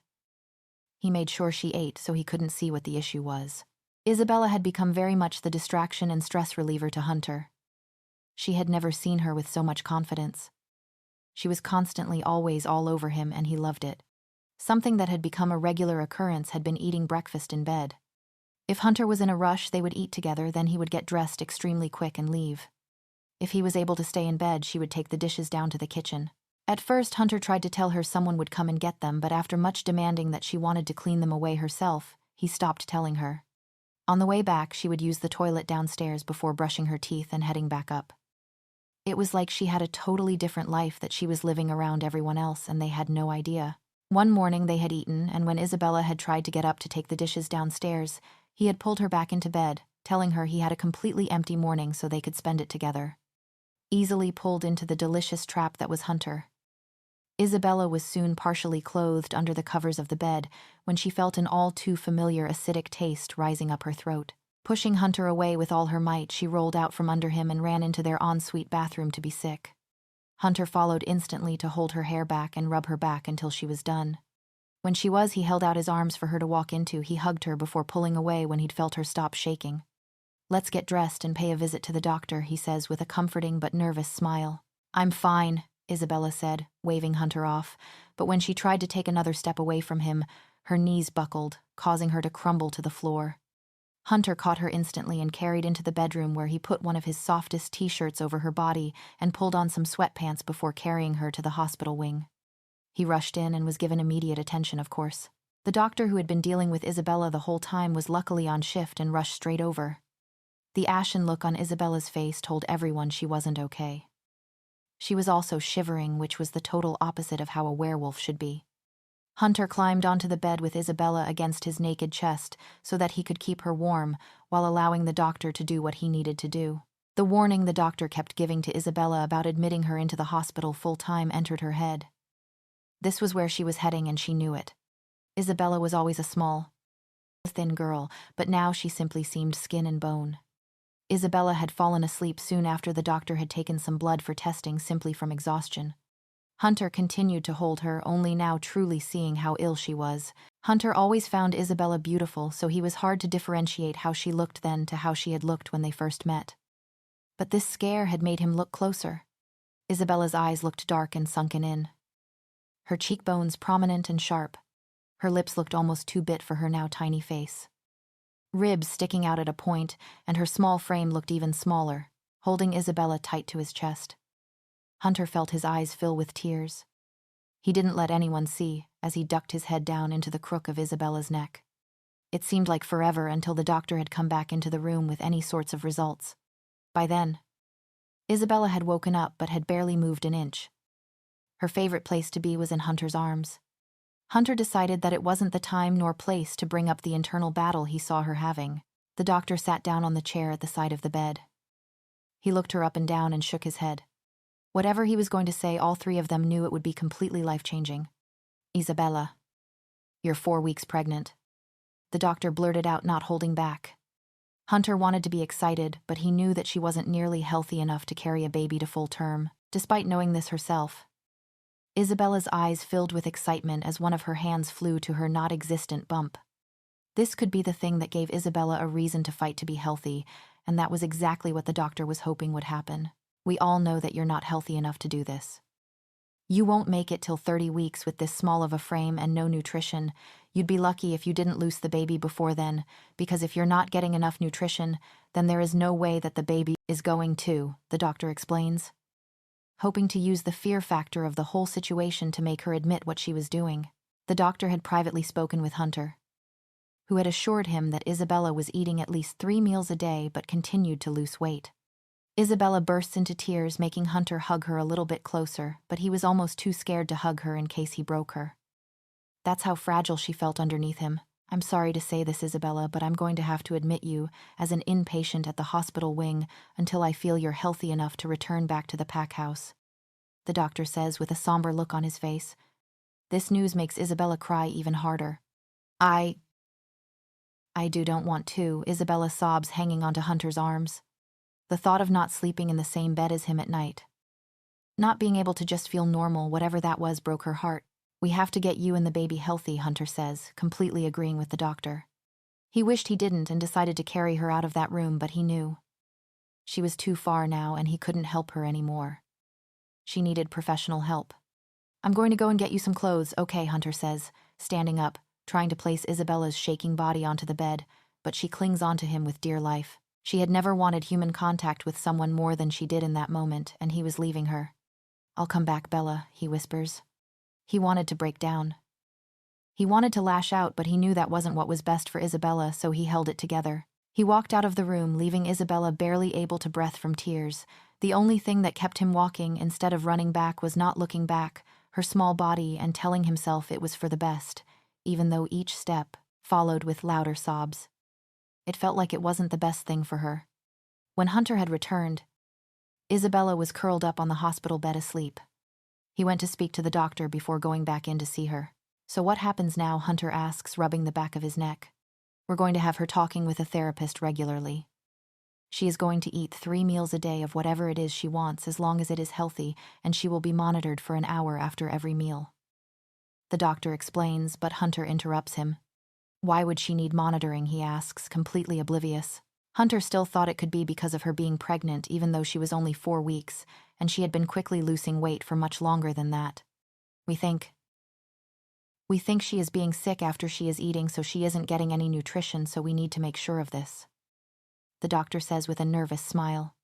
He explains that she won't openly force herself to be sick in front of someone. They are watching her intensely for 1 hour after meals to ensure she gets at least some nutrition. "And how long is she going to be in here?" he asks, wanting her back in their bed together so he can look after her. There is no easy way to estimate that. "It all depends on the Luna," the doctor says. "If she wants to get out, she needs to eat all of her food and keep it down to get back to a healthy weight. If she continues to lose weight, then a more intense treatment will be needed and she will be in for longer."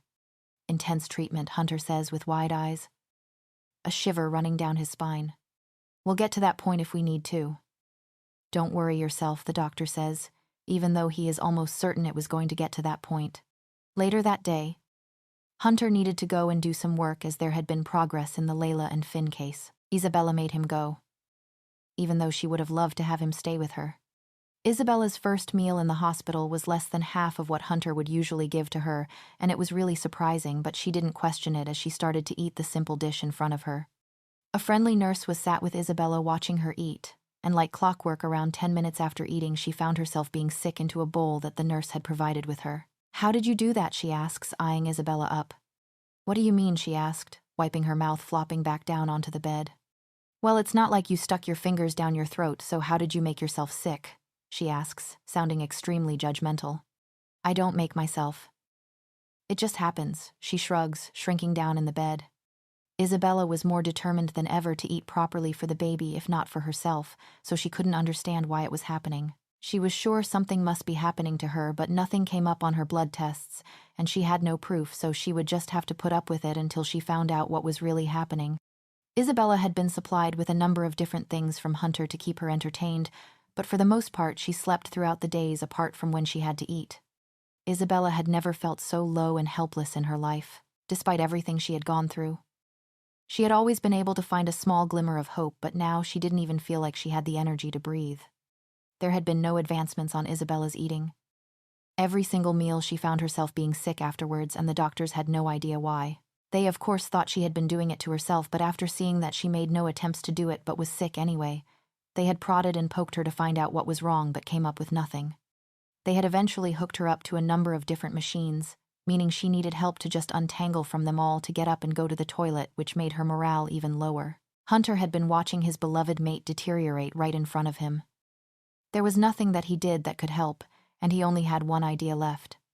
Although convinced it wouldn't work like everything else, it was Hunter's final hope, and if this didn't bring something out in Isabella, then Hunter was terrified that he would be saying goodbye to the love of his life as she was going to die. Hunter walked into his room that he shared with Isabella. Since she had been sent to the hospital, he hadn't slept in their room. He had either been asleep in the chair beside Isabella's bed or in a spare room at the other side of the castle. He couldn't bear to be in that bed without her beside him. He couldn't bear not to wake up and spend minutes or even hours staring at her face with her blushed cheeks. Long, fluttering eyelashes, or hearing her little words as she slept. "Oi. Where are you, Hunter?" whispered out angrily into the empty room. He didn't want anyone else hearing him. They would think he had finally lost it without being with Isabella. There was already talk of it. Silence. "Are you really going to make this harder?" Hunter groaned, rolling his eyes before starting to look around the room in every single place that a small ginger cat could be hiding. Since coming to the castle, it was no secret that Isabella had spent barely any time with Tobias. She always made it her job to feed him and make sure he was cared for, but without even knowing what their relationship had been like before. Hunter knew that Tobias had been emotionally neglected from Isabella, and it was his fault for taking all her attention. "Gotcha," Hunter grinned, proud of himself when he finally spotted the slightly moody-looking cat. It wasn't until Hunter realized that he was lay on his stomach on the floor just for the sake of a cat. "Come on," then Hunter ordered, trying to reach to Tobias, who quickly moved back, deeper under the bed, making it harder for Hunter to reach him. Sucking his stomach in to make himself as small as possible, Hunter pushed himself further under the bed to try and reach Tobias, praying that nobody walked into the room. Hunter tried to make another grab at the cat, who swiftly moved further back. "Are you mocking me?" Hunter growled, more determined than ever to get the cat. "Of course I'm not. I'm a cat," Hunter heard, making him jump so high off the ground that he hit his head on the base of the bed. What the hell are you doing? Get out from under the bed," the voice said. Hunter quickly slid out from under the bed to be faced with a grinning Jackson who looked extremely proud of himself. "Dick," Hunter said, unable to keep the small smile off of his face. "A rare thing recently." "I'm not the one talking to the cat," Jackson shrugged, using his finger to make a circle next to his temple to say Hunter was crazy. "It's for Isabella. I was hoping it would make her better." Hunter shrugged, clearing the lump from in his throat. Jackson was the only person that Hunter had told about everything, not because he was his beta, but also because he was Hunter's best friend and the person he trusted most in the world. Other than Isabella, of course. "Clearly you need to be at one with the cat." "That's what I'm here for," Jackson said, the smirk never leaving his face.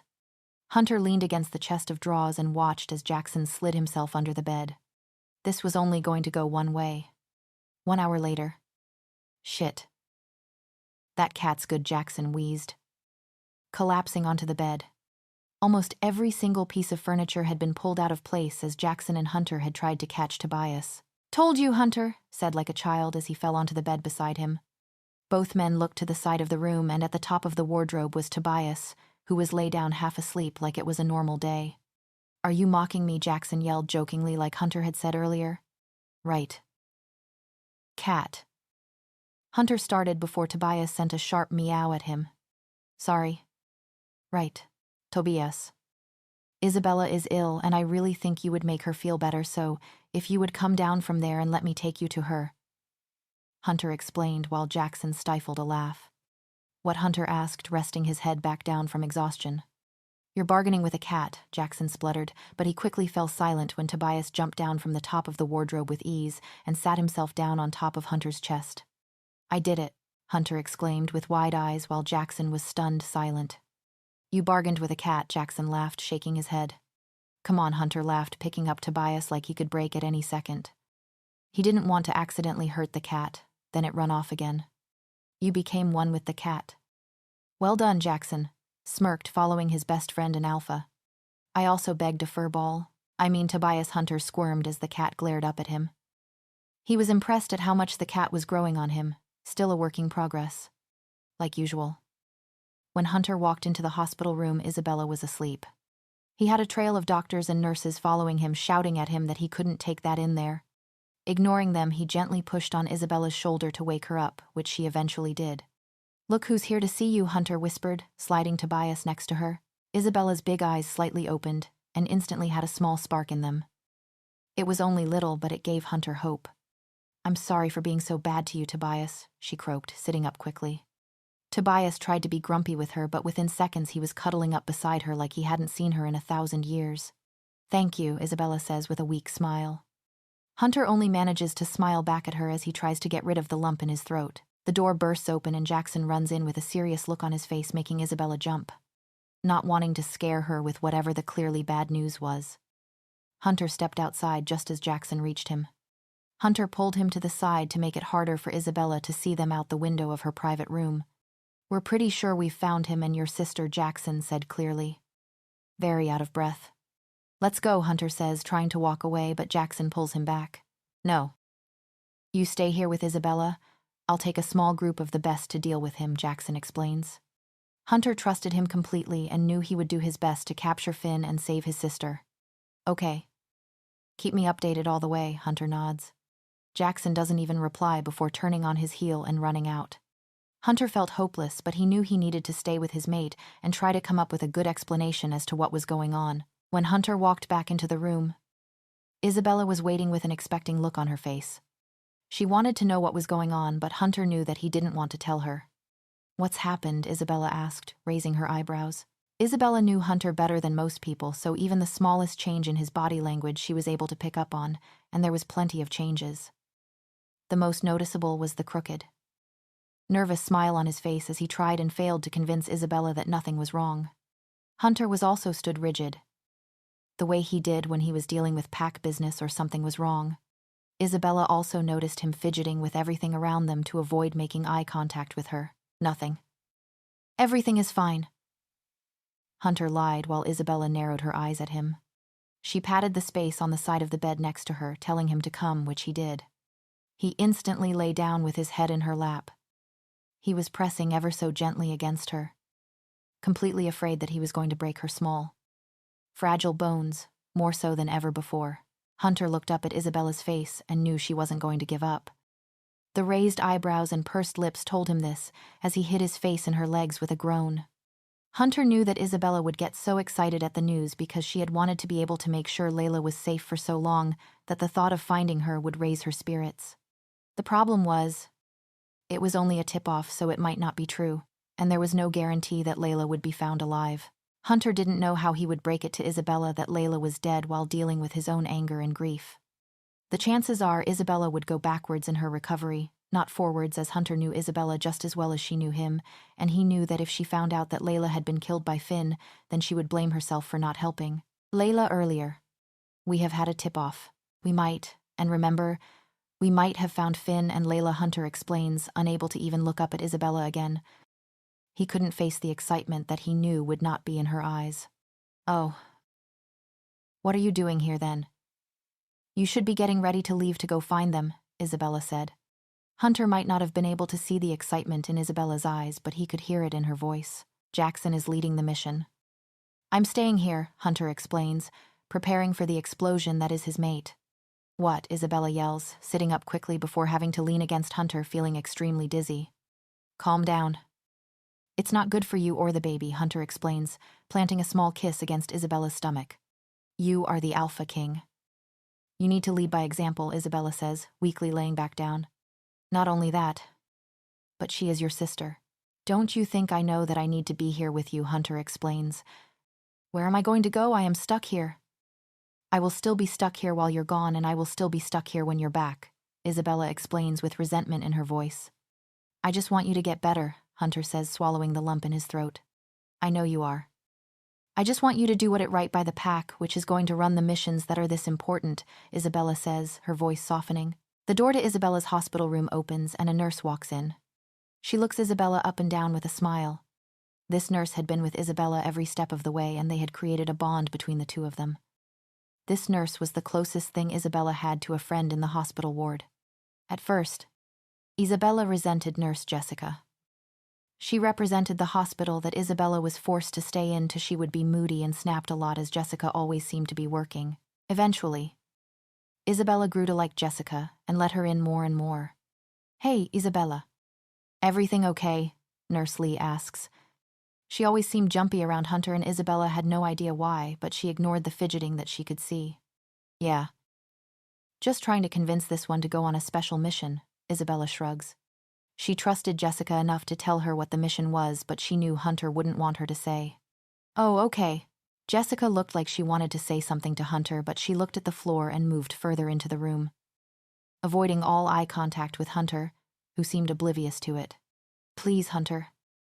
I want you to be the one to find Layla and Finn, Isabella whispered, even though it was pointless. With Werewolf hearing, everyone, including Jessica in the room, heard what she had said. I don't know, Hunter says with skepticism lacing his voice. For me, go and get Finn. Make him pay, Isabella croaked. Hunter's head shot up as he looked into Isabella's eyes. She had been the only person in this whole situation that had always tried to protect Finn and his brothers, despite what they had done to her, and now she had done a complete 180. She now wanted Hunter to punish them. Hunter searched his mate's eyes to see if she was telling the truth. He didn't want to do this mission. Find Finn. Kill him. Then Isabella blame herself that he was dead because she had told Hunter do it. He needed to know that this was really what she wanted. Yes, Isabella said, confirming that it was what she wanted. Hunter hadn't said anything, but the shock on his face must have said it all. Okay. I'll do it for you, Hunter said with a shaky breath. He looked up at Nurse Jessica. You are now personally accountable for the Luna and our baby. Yes, Alpha Jessica said, still avoiding his eyes with a nervous look on his face. Ignore him, Jessica. You. Mr. Alpha, go and get ready. Isabella grinned, placing a kiss on Hunter's face. Inside, she felt worried about sending Hunter on this mission, but he was the strongest man in the world. No match for Finn, so she had no doubt that he would be okay. Especially with Jackson by his side. I just need to call. Jessica looked like she had to think about what to say next, and Isabella couldn't decide whether she was just nervous or something was going on. I have to call home. I won't be a minute. With that, Jessica bolted out the door. Once again. Hunter looked completely oblivious, but Isabella had noticed. Since being stuck in the hospital, she had started to notice a lot more about body language. She didn't have much to do there, so she resorted to people watching. Something was going on with Jessica, but Isabella had no idea what. Not long now, Bella, and all this will be over, Hunter said, placing one hand on his stomach and one hand at the side of her face. Tucking a piece of hair behind her ear, he pressed a kiss to his forehead. The tip of her nose, then finally her lips. I love you, Isabella breathes as Hunter presses his forehead to Isabella's. I love you too, my Bella. Wait for me, Hunter whispers, kissing her again before completely pulling away. Isabella instantly misses him but knows she can't tell him that, or he would never leave. I'll always wait for you, Hunter. Isabella smiles, swallowing the lump in her throat. She wasn't sure what she had done to deserve a man like Hunter, but she knew she would give up her own life just to save his. Little did she know she might have to make this choice very soon. Isabella was lay in her hospital bed, resenting the wires attached to her body more than ever. She felt like she should be out there by her mate's side. Especially in times that were so important, and yet she felt so weak. That wasn't how the Alpha King's mate should be. She shouldn't be sending her mate out on his own because she was so weak that she could barely keep her eyes open, rubbing her eyes in tiredness but also in frustration as she let them flutter shut, only for them to snap back open as the hairs on the back of Isabella's neck stood up, sensing someone else in the room with her. Jessica, Isabella says in confusion, pulling herself into a sitting position. Why had she just stood there and not said anything? I'm sorry, Isabella, she whispers, her voice hoarse as she lifts her hand up. Fear instantly filled Isabella's body as she looks down at the nurse's hand. She relaxed a little when she saw that Jessica only had a phone in her hand, but as she ran through different scenarios in her head, she felt sick as she thought that someone was informing her that something had happened to Hunter. Isabella held out her hand to be past the phone, and when she lifted it to her ear, there was a silence on the other side. She pulled it away from her ear and looked at the phone to confirm that there was an actual call in progress, which there was. Putting it back to her ear, she now heard heavy breathing and moans in what sounded like pain. Hello, Isabella, all too familiar voice sounded. If Isabella hadn't have been sat on the bed, she would have collapsed to the floor in that moment. Finn. What do you want? Isabella whispers, holding her hand to her mouth as her head swims with dizziness. I lost my leverage with your mate's sister. He starts as a small scream passes her lips. No, you didn't. How could you? She was your mate, she say, tears filling my eyes. Oh, be quiet, you dumb woman. They got her. They saved her, he explains, and the tears in Isabella's eyes turn into tears of relief. So I had to find someone else to take, he says. Isabella can practically hear the smirk on his lips as her stomach turns violently. Who, not Hunter? Isabella says, her voice going even smaller. He still had that effect on her. Even though Isabella knew Hunter wasn't easy to take down, so the chances of it being him were very small, and yet the fear in her heart stayed put. No, but I do have his best friend, he said confidently before Isabella heard a large thud and a groan that quickly follows, telling her that Finn had just hit him. Jackson, she whispers, willing herself to keep breathing as she felt like she was ready to pass out. That's right, he says, time's running out for Jackson, so you need to come up with a plan pretty quickly. Where are you, Isabella? Asks her voice quivering. She had completely forgotten that Jessica was in the room with her. I can't tell you that. She need to tell your mate so he can use the pack link, Finn explains, and his plan falls into place. He knew that as Hunter was aware of the trouble his best friend and Beta was in, he would go running into danger where Finn would surely have a plan in place to kill him. Don't hurt him, Finn, she whispers, tears finally spilling over her eyes. It's me you want. Take me for Jackson. So I finally get to kill you, and the pain would be so bad for Hunter that he'd probably die too. Two birds with one stone, as the saying goes, he says more to himself. Let Jackson go, Isabella adds pleadingly. Oh no. Not until you get here. No funny business. Taylor can bring you, he explains. Taylor, she asks, confused. She'd never heard of anyone called Taylor, not even in the old pack. Oh, sorry. Nurse Jessica, he says with a sickening laugh. Isabella's head spins to look at Jessica. Well, Taylor, with the look of betrayal. She can't even look Isabella in the eye. Clearly ashamed at her own actions. Oh, by the way. How have your meals tasted recently? Ask her about that, he says before sending another punch to Jackson, whose groan has less willpower behind it. Time's running out, Isabella. Taylor, Isabella says in a questioning tone, her bottom lip quivering uncontrollably. I'm sorry. He has something over me, she whispers, lifting her head to look at me. What did he mean about my meals? Isabella asks, ripping all the wires out of her skins, trying not to wince too much. I've been poisoning them on his orders for the past couple of months, so you would get weaker, and it would keep Hunter distracted, she explains, while Isabella's jaw drops as she sits there stunned for a couple of seconds. I trusted you, Isabella says, her voice breaking as tears fall out of Taylor's eyes. I thought it would be easy, but then I spent more time with you and we became friends, she says, her voice shaking. Friends, don't do this, Isabella screamed, sliding off of the bed to get dressed. Her head instantly spun, but she pushed it to the side with the best of her ability and started to get dressed. I didn't want to, but he would kill my family if I didn't, she explains. Part of Isabella softens, but the anger is much too strong as it takes over her whole body, thankfully giving her enough adrenaline to move around for now. Without another word, Isabella sneaks out of the hospital ward, hoping nobody would see her as they would quickly send her back to bed. She's still incredibly dizzy, and determination was the only thing keeping her going, but she had to do this for Hunter and for Jackson. Isabella went into the kitchen to search in the drawers. It took her a short amount of time to find what she wanted, which she hid in the waistband of her pants. Taylor, who had been following closely behind, hadn't said a word about what she had picked up. "Just take me to where he is," Isabella says with a newfound confidence. "It is time to end this once and for all. Jessica. Or Taylor." Lead Isabella to her car in the garage. Neither of the women were able to even look at each other. Isabella out of anger and Taylor out of being so ashamed of herself. Isabella had no idea where they were going, but she didn't want to ask. She didn't even want to speak to the person she had once trusted so much. Another one of the reasons she couldn't even speak to her was that Isabella was running through all the conversation her and Taylor had. She couldn't help but thinking, what had Taylor gone running back to Finn to tell him? And if Finn knew she was pregnant? The thought of Finn hurting hers and Hunter's baby instantly made her cradle her still non-existent stomach as her stomach turned. "Look, I am sorry. I know you won't believe me, but I am. You would do the same to protect your family," Taylor says, sounding more like she wanted to make herself feel better about the situation rather than Isabella. "You know what, I don't think I would have, because if your family knew what you were doing, they would be so ashamed of you," Isabella says quietly, feeling on the edge of tears with every second that passed. "But they're alive." "Even if they never wanted to see me again, they'd still be alive," Taylor retorts. Isabella wanted to fire back another response, but she came up with nothing. Taylor was right.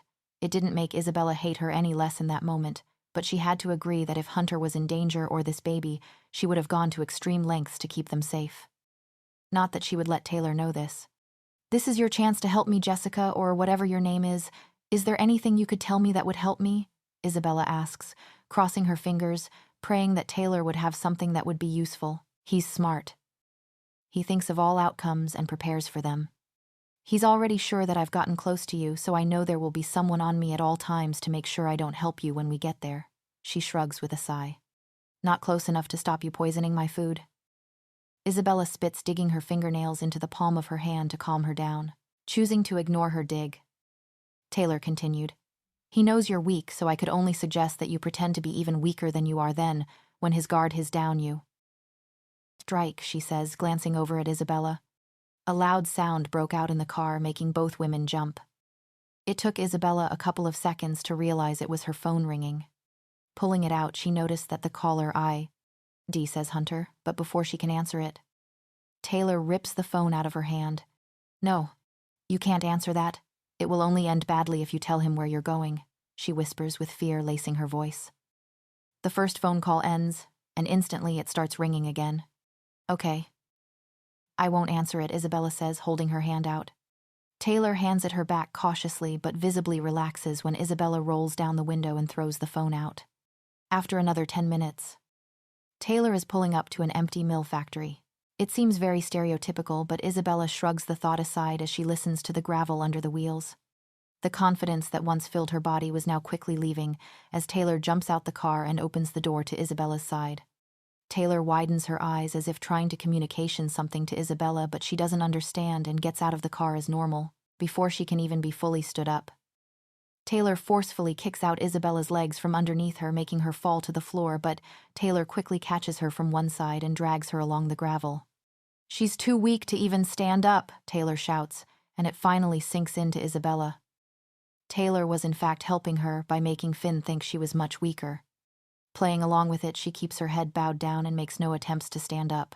Isabella soon hears feet walking towards her, and before long there are 2 feet on the floor below her face, and it took everything for Isabella not to get up and run away, even if she wouldn't get very far, considering she was still very weak, even if it wasn't as bad as she was making Finn believe. "Lift your head up," Finn demands, but Isabella stays still. Her bottom lip had started to quiver again as she tried to stay completely still. Before she could even register, then Finn had moved.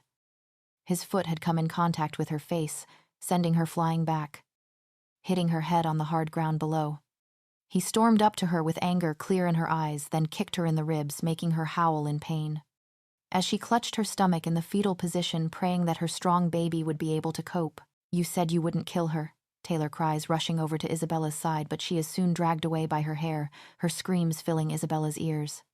It was soon Isabella's turn to get pulled around by her hair. Being dragged along the floor cut deep into her skin, but she barely even felt a thing as her scalp exploded into burning pain. Finn had dragged her up to Jackson, who could barely even open one of his eyes that was swollen shut. but his one eye that was less bruised widened at the sight of her.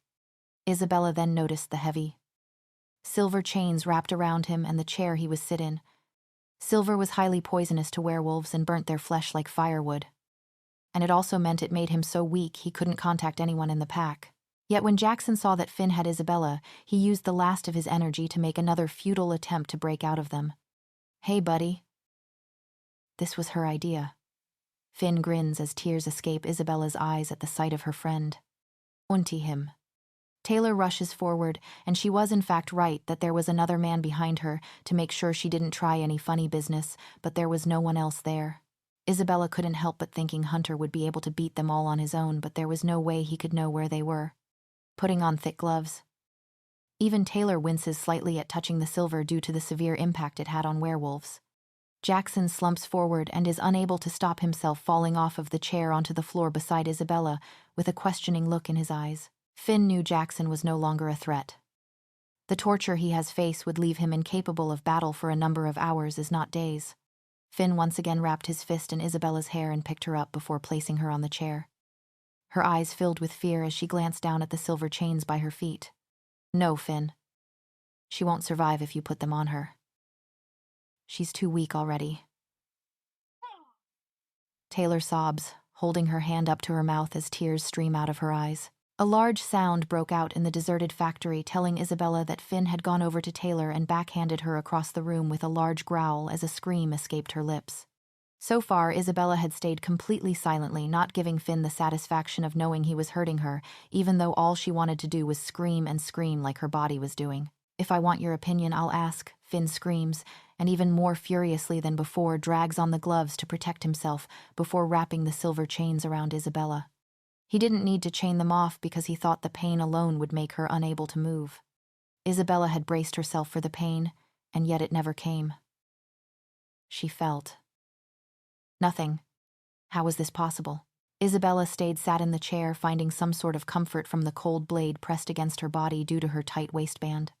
It seemed to be stealing all of her heat and energy, and yet she knew this was her only chance at freedom. "Why are you doing this to her?" Finn Taylor asks, her voice shaking incredibly hard, as if she was the one that Finn wanted to kill in the most painful way. It instantly perked up Isabella's ears up, though. That was one thing she could never understand. Why? My useless father loved her more than any of us, and she was just some girl whose even parents didn't even want her. She's a mutt, and yet he took her in. He spits, glaring over at Isabella, who couldn't believe what she was hearing. The Alpha was the nicest man, and he loved all of his children. She knew he had a soft spot for her, but he never treated his sons unfavorably. "You didn't get enough cuddles from Daddy, so you're willing to kill an innocent girl?" Taylor asks, making Isabella's eyes widen. Taylor had clearly only just realized how bad this situation was. A roar slipped out Finn's lips as she stalked towards Taylor, who for once stood up straight. She didn't cower away from him. She was ready to accept what he threw at her. Finn wrapped his hands around Taylor's throat and started to literally squeeze the life out of her, but Isabella made no movements, even though she was itching too. She knew that if she revealed the lack of effects of the silver now, Finn would kill her before she could kill him. For some reason, Finn didn't kill Taylor. He let her fall to the floor while she gasped for breath so he could turn his anger back on Isabella, who kept her head dipped down with her head against her chest, trying to keep her breathing steady. Did she really have the confidence to do this? Finn continued to rant about how he lost at life, while Isabella tried to pull out the knife from her waistband without anyone noticing. Finn was too wrapped up in what he was shouting about to notice anything but himself, yet the man he had bought along with, who Finn had already called James, did notice. His eyes flickered over behind Isabella's back where her hands and the knife were, but before he could say anything. Taylor, who had only managed to get herself into a sitting position, managed to shakily jump up to throw herself at James to send him to floor. His loud moan and the thud as he hit the floor sent Finn turning around in their direction, meaning his back was to Isabella. This was her only chance. "What the hell?" Finn yells, making no movements closer. He seemed too engrossed in what was going on between James and Taylor to hear the thick chains of silver that had been moments wrapped around Isabella's small body fall to the floor with a clunk. Isabella only managed to hobble over to Finn before he turned back around. Momentarily shocked with wide eyes that Isabella had been able to escape with no help, he was frozen in his place. Taking her chance, Isabella plunged the knife out in front of her, which happened to sink the knife into Finn's stomach. She pulled out and managed to stab him once more in his hand that was reaching out to her before he uppercut her, sending her flying backwards and the knife in another direction. "You stupid woman," he growls. This was going to be in the end of Isabella. The next second, Taylor had once again managed to fool James, but this time she was jumping on Finn's back to distract him, but he quickly threw her off of his back. He held out his hand to James to tell him to stop so he didn't attack her. "Pick her up," Finn demands, which James does instantly. He holds Taylor up in front of Finn, who has a sadistic smirk on his face. "Any final words?" he says, raising his eyebrows. There is a flicker of fear in her eyes, but as quickly as it came, it was gone. She was ready. "Fight, Isabella." She smiles, but it quickly fades away, and the spark in her eyes leaves as Finn plunged his hand into Taylor's chest. The loud cracking of bones as he pushed his way through filled the large space. Finn wrapped his hand around Taylor's heart before pulling it clean out of her body, to which he just threw on the floor like it was nothing. Isabella couldn't help the blood-curdling scream that left her lips. How could he be so detached? While this had been occurring, Isabella was crawling her way back to the knife as slowly as ever as her head pounded and spun. She planned to keep the promise to Taylor, but she simply couldn't get there quick enough. Finn stormed over to Isabella. Sick of the games that had been happening, he wanted this finished now. Finn kicked Isabella again, and like moments earlier, the sound of ribs breaking filled the large space. He then, like he had done for Taylor, wrapped his hands around Isabella's neck, but he picked her up from the floor. He walked her to the closest wall, where he lifted her clean off of the floor by the hands around his throat. Isabella saw the black dots covering her vision. She kicked out her legs as hard as she could and tried to scratch at Finn's eyes, but she could feel herself becoming weaker. Seconds later, a roar appeared. It felt so familiar, yet Isabella had never heard anyone so angry. "Hunter." Finn clearly let go of Isabella as she dropped like a heavy stone to the floor, barely able to stay conscious. She watched through thin slits in her eyes the situation occurring. Finn and James were up against Hunter and 10 of his best fighters, and yet they still tried. James was killed on the spot, but for some reason Hunter didn't kill Finn. One of the fighters held Finn up like James had done to Taylor. Hunter rushed over to Isabella's side. He slid down onto his knees beside her weak body. "Bella, Bella. Don't leave me." "I'm here," he whispers, pushing the hair out of her eyes, taking in all the cuts, bruises and bumps on her small body. "Take me to him," Isabella croaks, although he would much rather take her home. Hunter did as she asked. They picked up the knife from the floor on the way over. Hunter stood Isabella a foot away from Finn. She pushed off of him. She needed to do this herself. She stumbled forward. Nobody said a word. Even Finn, who was trying to fight away, didn't actually say a single word. "I've won now, Finn. You're never going to hurt anyone the way you hurt me again." "This," she started as she plunged the knife into his stomach again, to which he growled, "is for Taylor and this." She plunged the knife into his lower abdomen. This time he howled in pain. "Is for Layla and this." Pulling the knife back, she positioned it perfectly before forcing it into his chest. The spark in his eyes was almost gone, but not until Isabella got to say, "This one. This is for me." The next thing Isabella remembers is waking up in those familiar 4 walls, but this time, not the ones of the hospital room she had spent so much time in recently, but in her bedroom. She was hooked up to even more machines than she had been before. Looking beside her, not even making any effort to move just yet, she sees Hunter tapping away at this laptop furiously. He had a big armchair next to their bed, which she knew he would have been sat at the whole time. Isabella reaches out her hand and places it on Hunter's left knee, making him jump slightly, but his eyes widen, and his smile is full of warmth as he spots Isabella's open eyes. Something he felt like he'd never see again. The doctors continually told him. Her body just needed time to physically and mentally recover. One good thing about werewolves is they often manage to stay unconscious until the mental injuries had healed. This wasn't always the case, and it didn't heal them all completely. If this was true, Isabella would never wake up again. But she would certainly feel better about it than if she had woken up any earlier. "Hey," she whispers shyly as Hunter places his hand on top of hers. "Oh, Bella," he whispers, his eyes filling with tears and a lump in his throat forming. "I missed you. I'll always wait for you." "That's what I said, remember, before you went off to find Finn. Now it was your turn to wait for me." Isabella smiles. which is quickly replaced with a grimace as she tries to get into a sitting position. Her ribs were no longer broken but still hurt. Well, you didn't exactly wait for me, did you? But I'll always wait for you, Hunter says, trying to look angry, but the smirk on his face says otherwise. He had Jackson and Isabella tries to explain, but the comforting hand squeezing hers stops her instantly. I know what happened. Jackson told me, Hunter explains. He removed his shirt, then jumps carefully into bed behind Isabella. He pulls her gently into his arms and kisses the top of her head. Jackson. How is Jackson? And Layla? Please tell me she is okay, Isabella yelled, grimacing again when a stab of pain goes through her ribs. Jackson has been unconscious when Hunter finally arrived, and although she felt guilty about it, Isabella had forgotten he was even there. Shh. Calm down, Hunter chuckles slightly. Jackson is fine. A couple days in the hospital, and now he's back on his feet. Layla. She's still in the hospital, but she's awake, Hunter explains. Isabella knows there is more to it, but doesn't press further. How did you find us? Isabella asks. I was with the team who found Layla. By that point, Finn was long gone.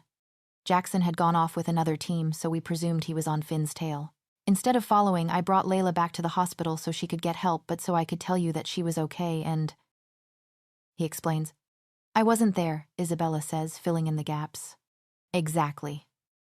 When I got back, I also got a message from the team Jackson had left with saying they couldn't find him, and when I tried to communicate with him, there was nothing, just like a brick wall. I still felt him, so I knew he was alive, but nothing, and then when I found you weren't here, I linked the dots that Finn had probably took Jackson and you were trying to be a superhero. Hunter said with slight annoyance in his voice that Isabella had put herself in danger. That still doesn't explain how you found me, Isabella says. Your nurse left a note for me to track her car, and that would lead me to you. He shrugged as Isabella burst into tears. Taylor had been the only reason Hunter had found her. The only reason Isabella had a chance to hurt Finn. The only reason she wanted to fight so hard. She's dead, and I was so angry with her. I never got to say thank you or goodbye, Isabella sobs. Of course, Taylor dying didn't make what she did with the food okay, but the good she had done easily outweighed the bad. I'm sure she knew, Hunter says, holding Isabella closer but careful not to hurt her. The baby, Isabella asks, clutching her stomach that was considerably bigger than before. The babies are fine. You took some force, but Mama Wolf kicked in. Hunter grinned proudly at his mate. Wait. Go back. Babies, Isabella says with wide eyes. Twins. They found out when they did the scan to make sure everything was okay, Hunter says. Isabella couldn't help the smile that found its way onto her face, but her head was also spinning. Wow. She says, suddenly breathless. Another thing. He could have just remembered it wrong, but... Jackson said the last thing he remembers is you being wrapped up in the chains he had, but then you basically just pushed them aside. They didn't hurt. Hunter says awkwardly. This was completely unheard of in the werewolf world. No, he remembered right. It's news to me too. I have no idea how it happened. I don't know my parents remember. Isabella shrugged, no realizing the enormous news this was. That's something to discuss for another time, Hunter says, waving it aside. Where have you been sleeping? Isabella asks, changing the subject. The sheets around her looked far too perfect for a fidgeting Hunter. Right here next to you. I've just been making the bed every morning because I didn't want anyone but doctors touching you. He shrugs, and it's only then that Isabella notices the bags under his eyes. You made the bed, she giggles, actually impressed at how flawless it was, as if reading her mind. Hunter replies, yeah. It didn't look this good at first. Well, I'm okay now. You should be able to get a good night's sleep, she smiles, rubbing his arm comfortingly. He didn't need to know that her head was still pounding at that her body ached. He would only worry. Yeah. Jackson is going to be happy you're awake too, Hunter says. The tone in his voice sounds off, so Isabella pushes. Why? I mean, nobody in the pack wants their alpha to lose his mate. But why specifically Jackson? Isabella asks, raising her eyebrows. He's been a mess since that day. He feels really guilty that he was the reason you left the hospital and why you were hurt by Finn. And I may have agreed with him, Hunter says. Oh, Hunter. What did you say to him? Isabella sighs. She didn't blame Jackson at all. I told him that if you didn't wake up, then he would be kicked out the pack. I told him it was his fault and that I couldn't bear to even look at him. He's been avoiding me since. Hunter shrugs, trying to pretend like he didn't care. Isabella knew him better than anyone, and she could see in his eyes that he didn't really blame Jackson. But the person he wanted to blame was dead, so Jackson was an easy target because he already felt guilt about it. You're going to go and say sorry, Isabella demands. Hunter's eyes widen. His mate had only been awake 2 minutes, and she was already telling him what to do, but he secretly could listen to her yell at him all day as long as it meant she was okay. But Hunter starts but is quickly cut off. No buts. Hunter starts to laugh. Stop laughing at the word buts. We're going to go and say sorry right now, Isabella says, swinging her legs out of the bed. As soon as she stands up, she regrets it as her head spins, making her dizzy. You okay? Bella Hunter says, pulling Isabella into his chest for a gentle cuddle. Take me for a shower, then we can go say sorry, she whispers, kissing Hunter's shirt above his heart. It seemed to take Hunter much longer to find where Jackson was, especially considering he could smell from a mile away and could use the pack link to ask Jackson where he was. Isabella knew Hunter was refusing to mind link him, but she was determined to see him and make Hunter apologize. If he wanted to do it the hard way, then she was happy and willing to go along with it. I think maybe you should just go back to bed, Hunter says, rubbing the back of his neck awkwardly. Isabella knew he was only doing this so he could avoid the inevitable. Hunter. The quicker you get this over and done with, the quicker I can go and rest back in bed. Isabella shrugs with an innocent-looking smile plastered on her face. I hate you, Hunter mutters with a hint of a smile on his face. No, you don't. You love me. Isabella winks before Hunter scoops her up in his arms and spins them around while she squeals excitedly. You're right. I love you, Hunter yells. Pretty sure that everyone in the house heard, he finally plants his lips on Isabella's. And I love you, Hunter. Isabella smiles, resting her cheek against his chest, feeling his light fluttering hard against her cheek. But we're still going to find Jackson, despite letting out an annoyed groan. Hunter continued walking around the pack house, knowing he wasn't going to win this one. He was going to have to say sorry to Jackson. Jackson, Isabella yelled, noticing the back of his head in a crowd of around 15 people. He turned round and his eyes lit up immediately. Mostly because one of his now good friends was okay, but also because it meant he wouldn't have to be killed by his best friend, starting at a run. Isabella quickly feels strong arms around her stomach as Hunter holds her back. Hey, you crazy woman. You've just woken up from being unconscious. Chill out, Hunter smiles softly, eyeing her up and down to make sure she is okay. Sorry, Isabella says, giggling softly as she now slowly makes her way towards a grinning Jackson. It's now Jackson's turn to scoop Isabella up into a hug while planting a kiss on her forehead just like a big brother. It didn't feel quite as nice as when she hugged Hunter. They were made for each other, but yet Isabella could feel the warmth fill her body as she hugged him close. The last time she had saw him just like he had with her. He had been unconscious after rounds of torture.